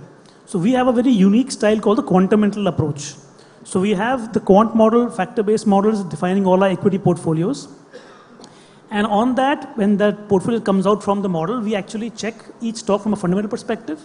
And we also add back any high conviction stock. So the entire final portfolio construction is done at a fundamental level. So that quantamental approach is actually helping us to differentiate ourselves in the marketplace. The benefit of this over, let's say, a regular fundamental approach, pure fundamental approach, is that for a mutual fund, few things. One is, of course, since we are always under pressure in that sense to consistently give returns over a period of time, right? So three things the benefit is here. One, of course, it reduces biases because the core portfolio comes from the model. So that reduces the inherent, human bias. Second is that because it's an algorithm running, you can go through a large amount of data very fast. So it gives you a lot of flexibility, and you're able to detect patterns much faster. Or else you have to have a large analyst team to analyze, all the trends and so on. And third, most importantly, is that because there's a algo at the back end, we can backtest our strategy. So normally we backtest any strategy before launching it for at least 10 to 20 years. So we know exactly how the model behaves in different cycles, and we have our own threshold performance levels. So we only approve the strategy if it gives a certain, let's say, amount of alpha. Alpha as in your performance of the fund versus the benchmark, and a certain hit rate. So that gives far more comfort to our channel partners and the investors. Say, look, we know how this model is going to work. We know how it behaves in different cycles, and that tells you it's more predictable that way. So that's on the style side. On the product side, like for example, we said, look, if we are coming in in many ways a late entrant, and there's so many product categories, how do you differentiate yourself? Now you mentioned SEBI has all these categories, right? So SEBI obviously what they've done is to make it simple for investors. They've predefined categories. So every mutual fund has to launch a product in a defined category with a defined name. So all have the same so all have a flexi cap fund, all have a small cap fund. But the innovation lies in the thematic category. So there you can either have sector-based funds or you can have themes. So recently, we said, look, let's look at those customer pain points. Like I'm sure many of you would have invested in sectoral funds, just cyclical nature. We found that investors, in fact, the channel distributors came back to us and said, look, many of my investors have put money into, let's say, a sectoral fund, even could be IT or pharma. Sure. But when the cycle turns, they're stuck in sector trap and they can't get out. So how do you solve for that? So we worked on this concept called the multi-sector rotation fund. So it's an example of how we looked at a customer pain point, customer insight. We used our quant model. It took us about a year to build it. We had about 180 different kind of models. So see, can I build a product where we would have top 5 or 6 sectors and rotate across trending sectors only? Sure. And that kind of built a product that was differentiated in the market. Thanks, Karthik. So, thanks Prakash for coming in.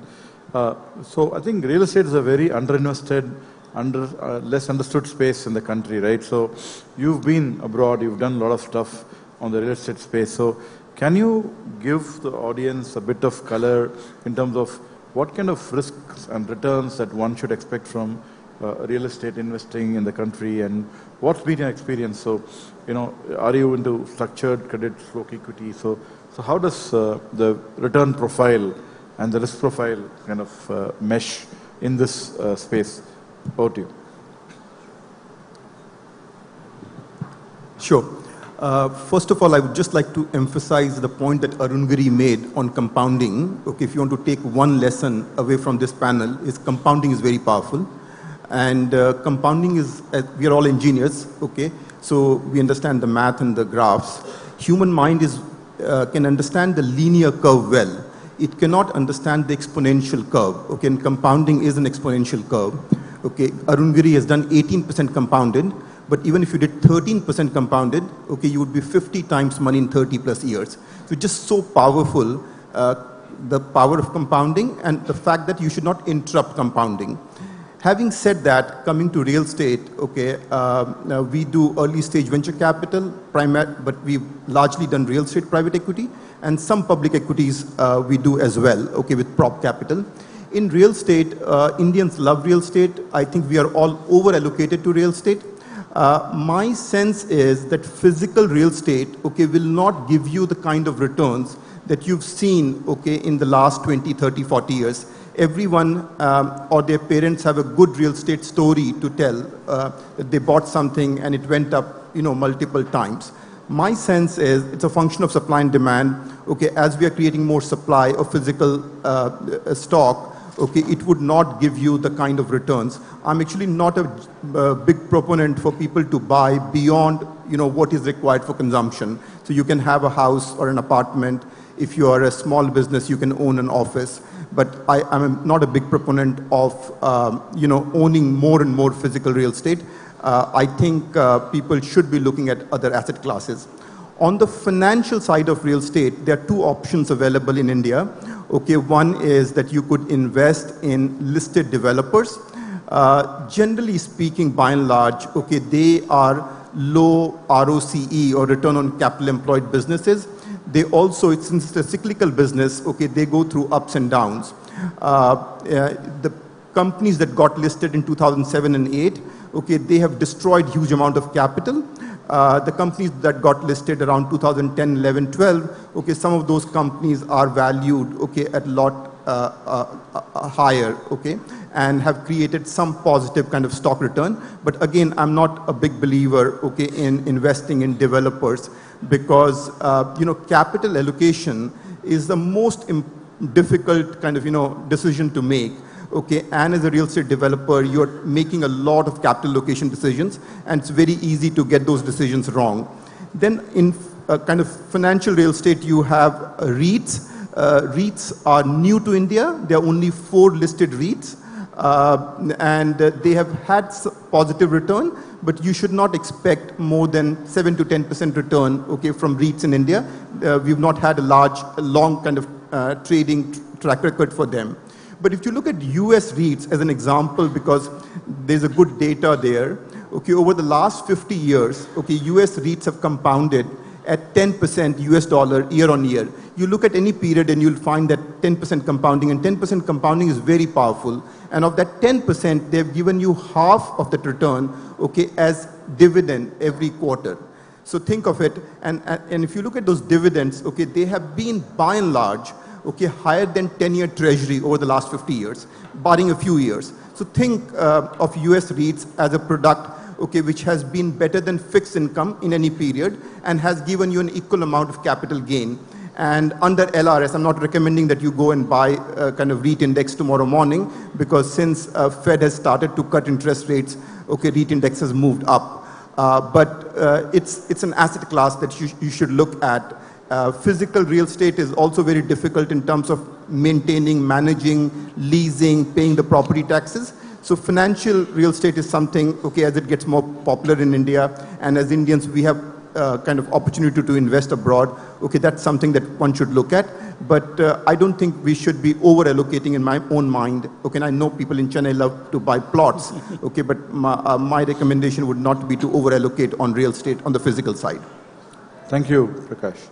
So now we move to the Mahaguru, who is the wealth manager, right? He allocates, selects people sitting here, gives them money, and is answerable to the client. So Ramki, so from a wealth management perspective, how do you look at a portfolio of assets and, for a client? So could you throw a bit of color on how does one go about allocating towards asset class, different assets in the portfolio, and how do you do it? The inner source. Thanks, KK, and good evening, friends. Asset allocation is probably the starting point of investing, and very often people bypass that and get straight into investing, and that's where, in my view, a lot of mistakes get done. Right? Well said, well said. And the principles of asset allocation are probably centered around 4 pillars: risk, return, liquidity, and suitability. Right? Risk and return, very often people believe it's understood. A higher return expectation means that inherently you're taking a higher risk. But unfortunately, the converse is not true. And when I say the converse is not true, a higher risk does not necessarily guarantee higher returns, right? And as was mentioned earlier, the two don't go linearly, right? I was just watching a YouTube video a couple of weeks back by the Vice Chairman of Ogilvy and Mather. And he was talking about a speedometer where he was talking of, normally speedometers have kilometers per hour. And he was talking of a speedometer which also said how much time you save when you're accelerating between 0 to 20, 10 to 20, 20 to 30. And the finding is that when you're on the lower end of the speedometer, that is at the lower end of the risk curve, you probably save more time in a speedometer context. And by trying to accelerate between 70 to 80, you don't save the same amount of time. So the same is true for investing, right? When you are assuming a higher degree of risk, you are not going to get an incremental degree of return. So I think risk return and understanding the paradigm of risk return is extremely critical. The second or the third variable around that is liquidity, right? Liquidity is what is your liquidity need, right? And liquidity has two forks to it. There is a liquidity of return in terms of the principal coming back and a liquidity of steady income. If you are a retired person and you don't have a salary, then the liquidity of steady income becomes extremely critical. So you are not going to lock yourself into a long-dated product which is not going to give you steady streams of income. And the last variable is suitability. Given all this theoretically, people speak of mutual funds, people speak of PMS, people speak of REITs, direct equities, private equity, pre-IPO and so on. What is it that is suitable for you?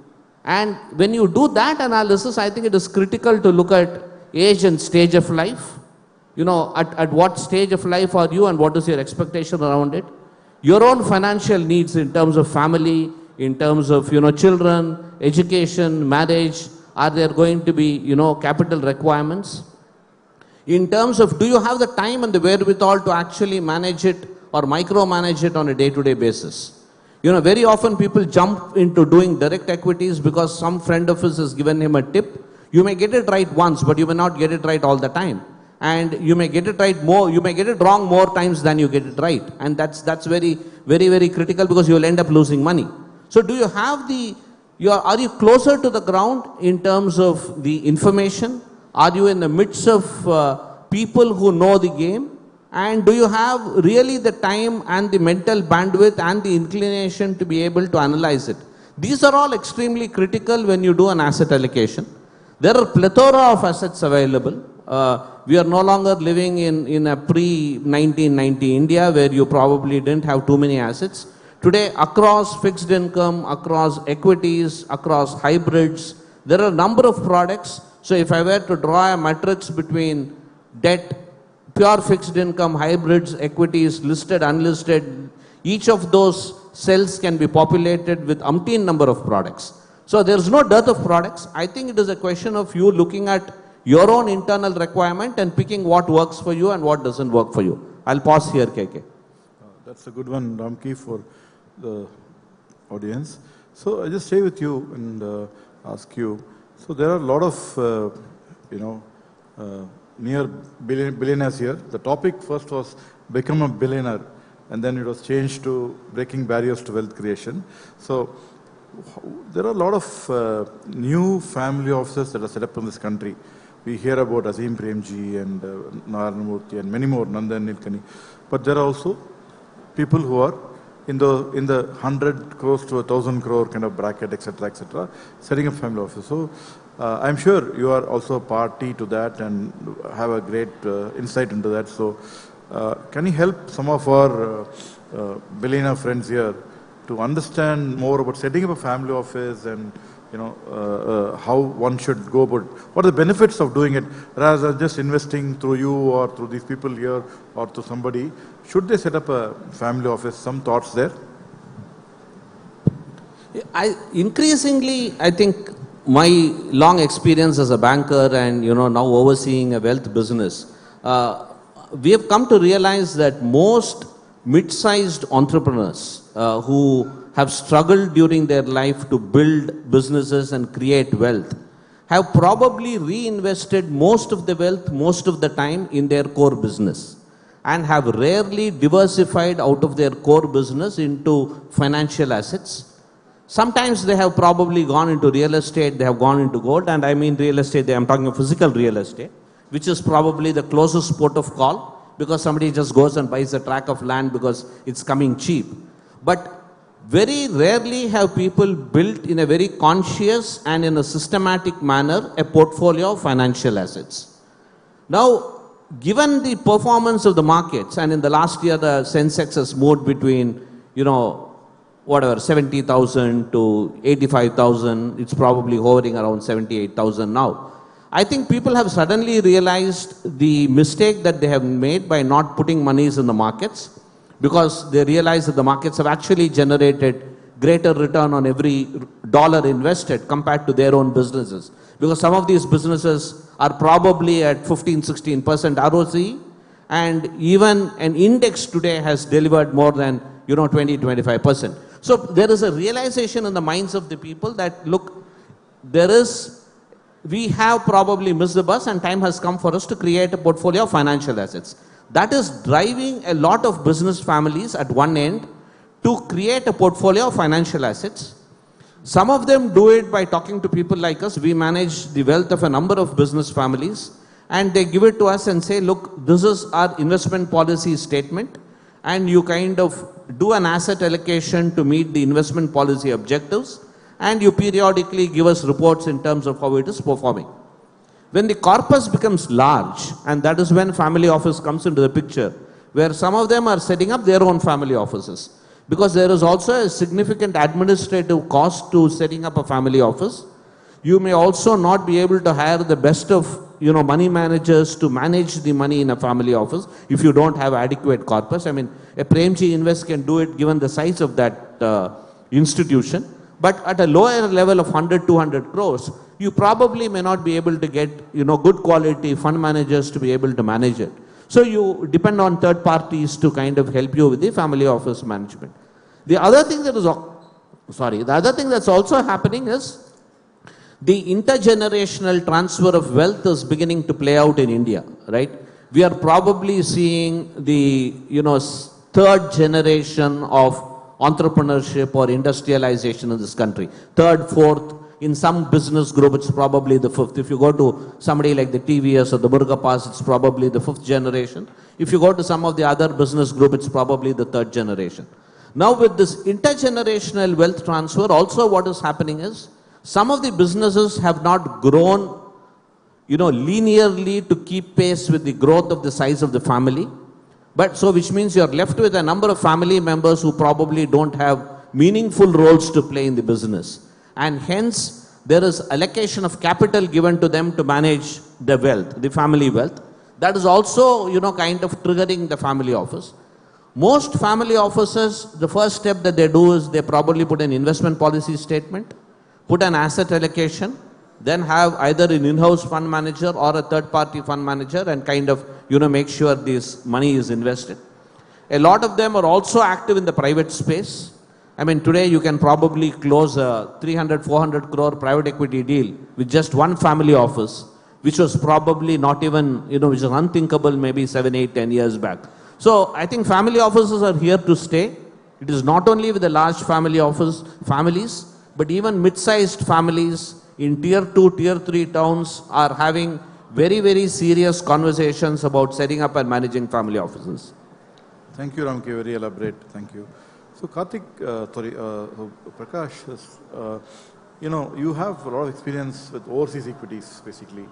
You've been there. So there is a lot of interest amongst a lot of people to be a owner of Microsoft or Apple or, invest in overseas ETFs, etc. So what is your experience there, and do you think that it's worthwhile for an Indian investor to look at a developed market like US or Europe when you have a 20% return potential in India?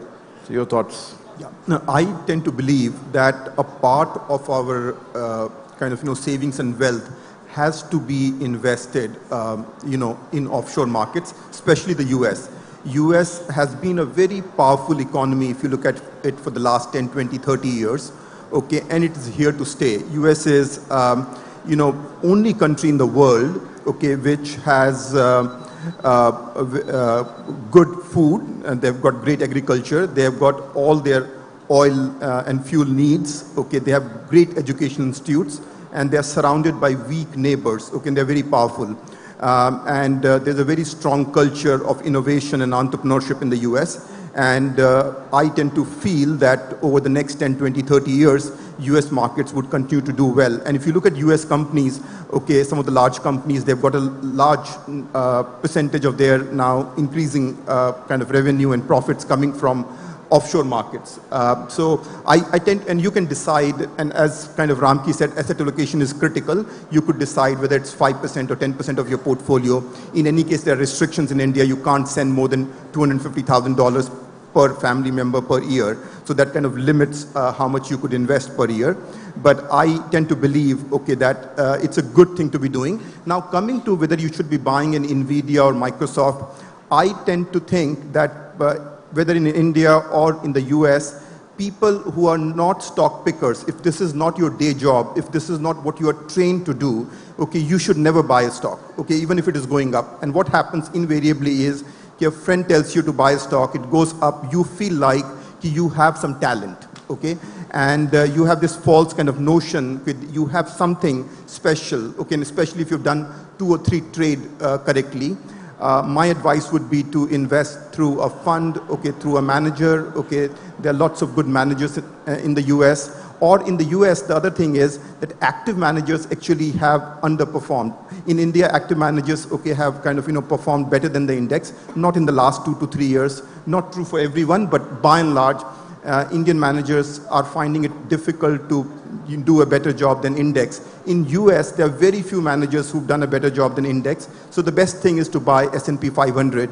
Also costs you very little. You can buy it for 3, 4, 5 basis point. Unlike Indian market where wealth management is very, very expensive, you've got to, pay 1.5%, 2%, okay, and expenses also compound with the passage of time. So, in short, yes, a part you'll be diversified, okay, Indian rupee has been depreciating 2 to 3% every year. If you look at a long-term kind of, graph, it depreciates, actually it remains constant and then suddenly depreciates by 25%, like it's happening right now. So you would have some protection, okay, you would be diversified, okay, in terms of currency. Some of us, okay, have, expenses in US dollars, okay, as our kids grow up, they go and study abroad, okay, as you travel abroad. So it's good to be investing. Don't buy a stock directly, invest through a manager, or buy passive index. And S&P 500, okay, is a good index. Warren Buffett says that if you could buy one stock, buy S&P 500. Great. Karthik, couple of questions to you. One is, if you look at the fixed income segment, that mutual funds, etc., I think the kind of taxation regime that's been dealt on them has kind of given them a big whammy. So what is your sense? Is there still a reason to allocate some money to fixed income products? And so are you making something, adding to the portfolio structure to make it a little more attractive? So any thoughts on that? That's one question on the fixed income side. The second question I want to ask you is, on one side you have the industry growing basically, but then a lot of shares of the investment pool is taken by alternatives basically. We'll come to that, but alternatives are taking a big share away. And then within the MF industry, the passives are at 7, 8, 10% now, right? Compared to negligible levels earlier. Like Karthik said, like Prakash said, it's getting more and more familiar for people. So is a mutual fund losing on both sides basically in terms of market share per se of the entire pool? What are your thoughts there and how are you trying to look at it from a strategy perspective? Very good question. So the first point on the debt funds, you're right. The taxation obviously has negatively impacted the attractiveness of debt funds, and most of the HNI customers who are investing in the longer duration products have now actually come down quite a bit. So mostly it's the corporates who invest in the, from their liquidity management or the debt funds. But the point is that from a point of view of, so two things. One is if you look at your own objectives, debt funds obviously have a role to play, especially because if you're looking at more shorter duration goals, let's say even a simple overnight fund or a liquid fund is excellent for your cash management purposes. It gives a higher return, at least twice of a standard savings account. So great way to park your money in a very relatively safe way. That's one. Secondly, for the retail customer, right, if you think of it, debt funds essentially have the behavior of a mutual fund, right? So a few things, the benefits there are that one is it allows for things like SIP, SIP or STP or systematic transfer plan or withdrawal plans, right? So you can have those tools. We can park money in the short term and do a, say, liquid fund and then move it to an equity fund if you want to. From a tax perspective, if you have capital gains on a debt fund, you can sell it off against losses in other investments. Also, compared to, let's say, other, say, a regular fixed deposit or other, options, the debt funds, you only pay capital gains tax once you redeem it, right? It's not while you're holding it. And finally, obviously, there are lots of options available, right? From the duration, from short duration to long duration. So debt funds, therefore, have intrinsically certain benefits that help in your overall goal planning. And your advisor would obviously, guide you accordingly. But the interesting part is that if you really, but they also are subject to, let's say, if you look at the more, which are the longer duration funds, the moderate to longer duration funds, are also subjected to mark-to-market risk, which most people can't really understand. So it's best to let mutual funds handle it. And a great product option is a hybrid funds, right? Where you have a debt and equity mix. So classically, you have the balanced advantage fund or the aggressive hybrid or the multi-asset allocation. So there what happens is that the fund manager will do the allocation for you. And many of these funds also are equity oriented, which means that you get the equity taxation benefit from a hybrid fund, which gives you, let's say, 65% of equity exposure or lesser if it's hedged. And you get the benefit of a debt exposure with equity taxation.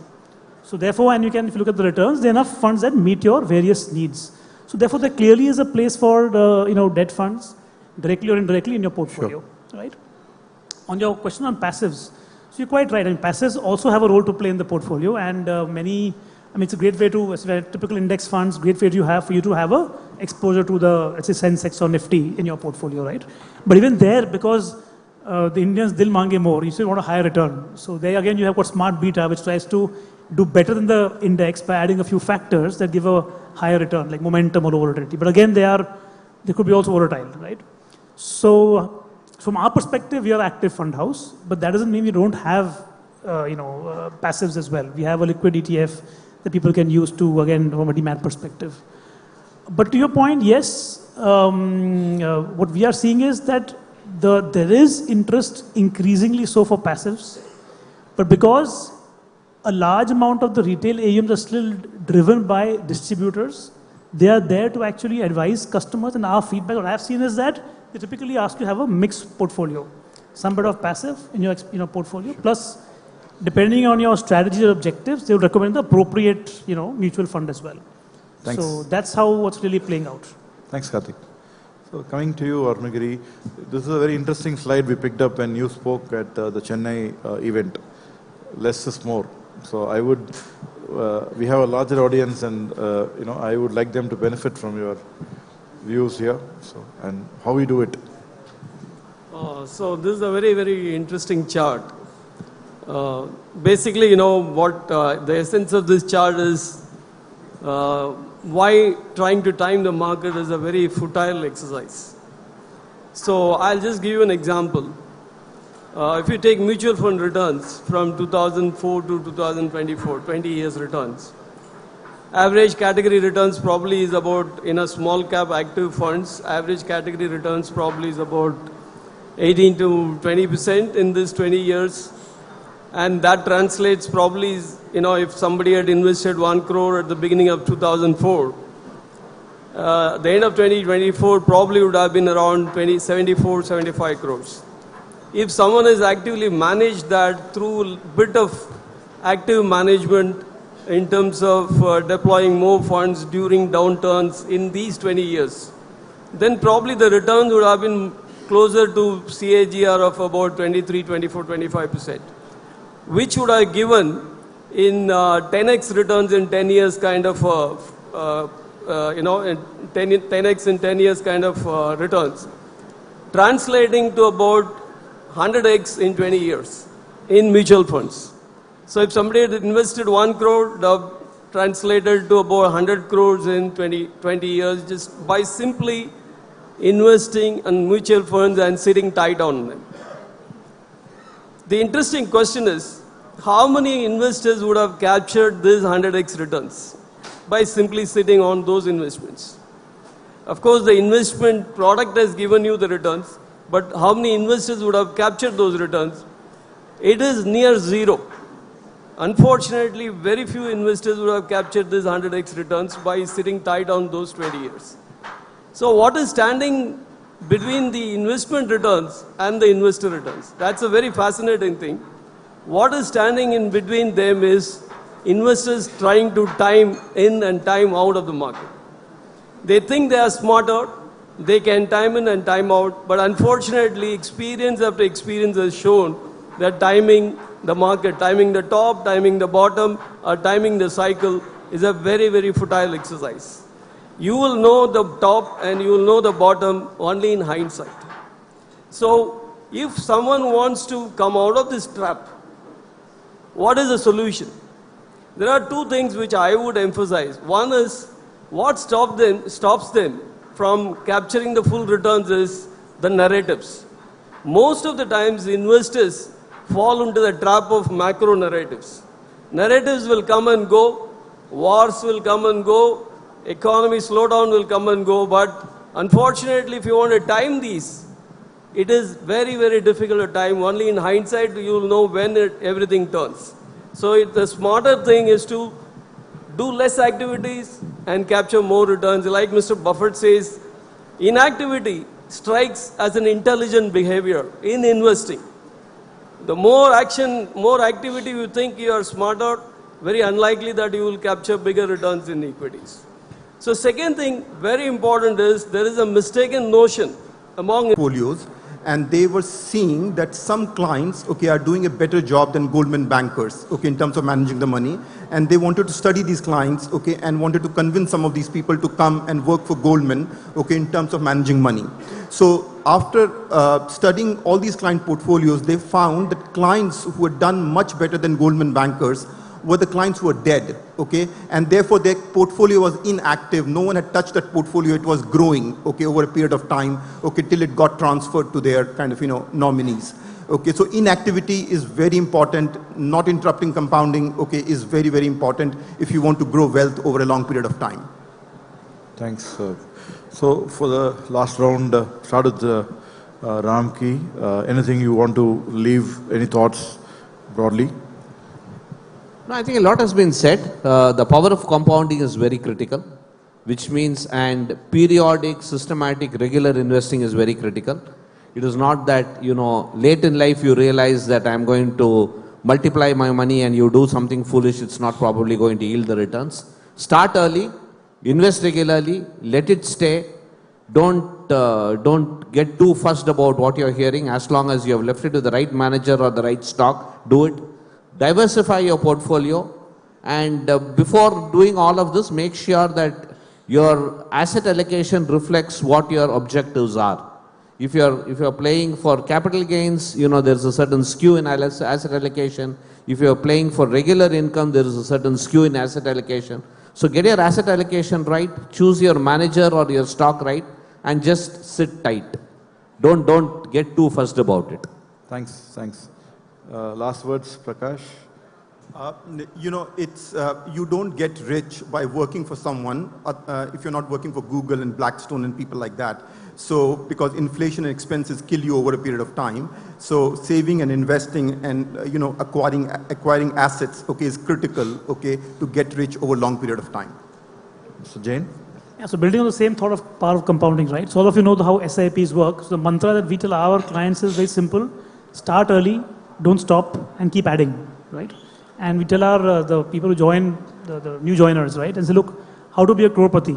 So if you join at 25 years of age, and you retire at 60, at 25, you just put a SIP of 1,500 rupees every month. And that compounds at 12.5%, which is a basic return on an annual basis. you'll earn 1.1, you'll be at 1.1 crores when you retire. So now it's simple math. Therefore, if you want to retire at, say at 10 crore corpus, do 10 times. 15,000 rupees when you start working as SIP, and you will, be whatever your corpus goal is. And if the returns are higher, it gets even, Sip karo, maaf karo. That's the motto. Yeah, Ramki, you want to say? No, I just wanted to make one more point. Don't get too fussed about cost and taxation. They're probably on the margin. I think money is made by compounding. Yes, there is a cost to that, and there will be tax. You can't escape taxes. Taxes are as certain as death, right? But don't get too fussed about taxation, and don't get too fussed about costs. So, let me score a brownie point here. I was part of Sundaram Midcap Fund, which we ran for more than 23 years now. Part of it for 20 years. And a 10 rupee invested in 2002 is now 1400 rupees plus, so 20% CAGR. So that's the power of compounding for you gentlemen. Yeah. And lastly to you, Arunagiri, for closing remarks. This is something which I want to leave with the audience here. We did a small internal study within our organization some time back. We had done in the last 17 years of our asset management business about 120 stock picks. Out of that, about 60% has given multi-bagger returns for us. 6x to 10x, 12x, 13x kind of.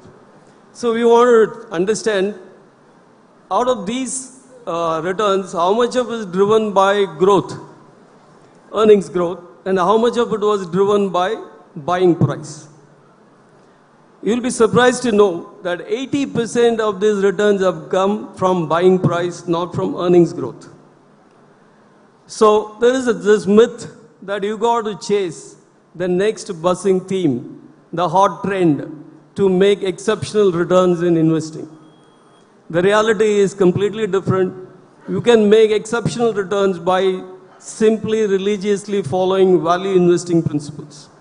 Like Seth Klarman, I think Seth Klarman says, much of your returns come from the buying price, not from growth.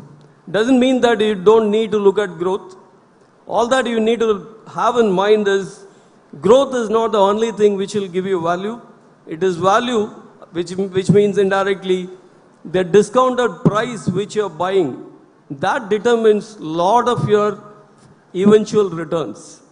That's a value, I think that's a very, very important lesson for ourselves. It was a surprising, of course we are value investors, we understand value, we are very religiously look at buying price, we are very disciplined not to deviate from that. But even our own understanding, it was a revelation that 80% of our multi-bagger returns came because we bought it right. So eventually it is buying right and sitting tight, which gives you that exceptional returns. Great, Arunagiri.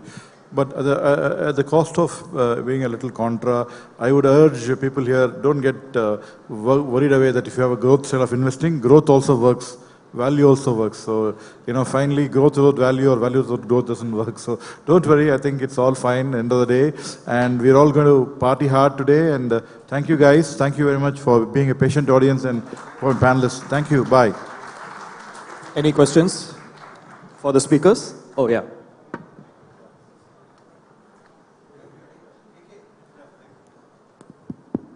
Thank you, sir. This question revolves around the broader industry. It is something related to green investing and something that's making a buzz in the US markets. What kind of exposure are we seeing in our markets? Can you repeat the question? The question revolves around green investing. I think it is making a buzz in US markets, but what kind of exposure is the industry looking forward in our country? Yeah, anybody wants to take a stab at it? So I think, see, all these are themes, right? Thematic investing works over long term, 10, 20 years.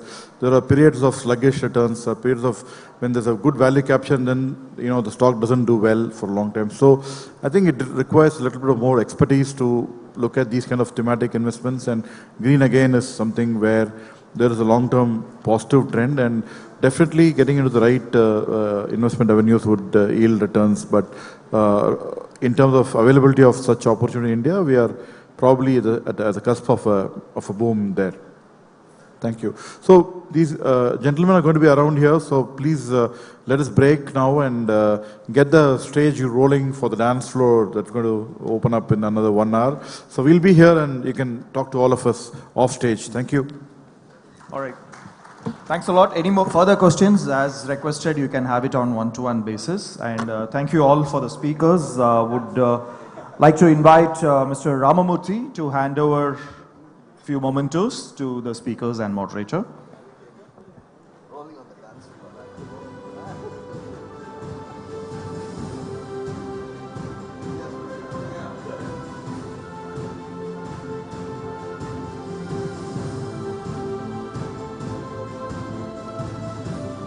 Dear audience, you were wonderful today, so kindly please have a big round of applause. Let's have a big round of applause for our speakers today.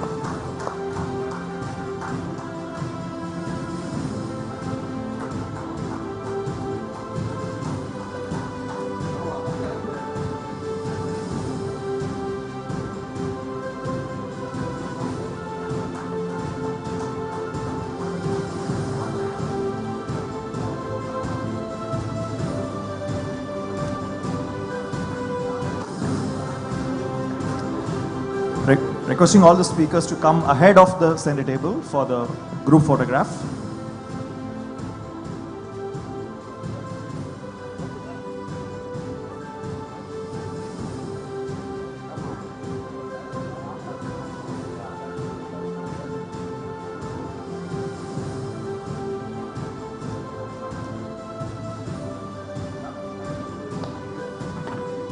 All right, thank you. And with this, we come to the end of the panel discussions.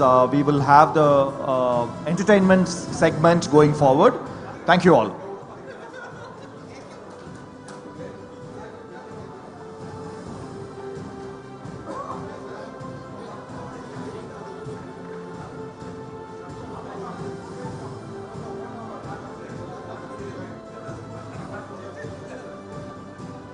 Entertainment segment is going to get started in some time, so kindly be around and join us for the dance and music and more fun events. Thank you.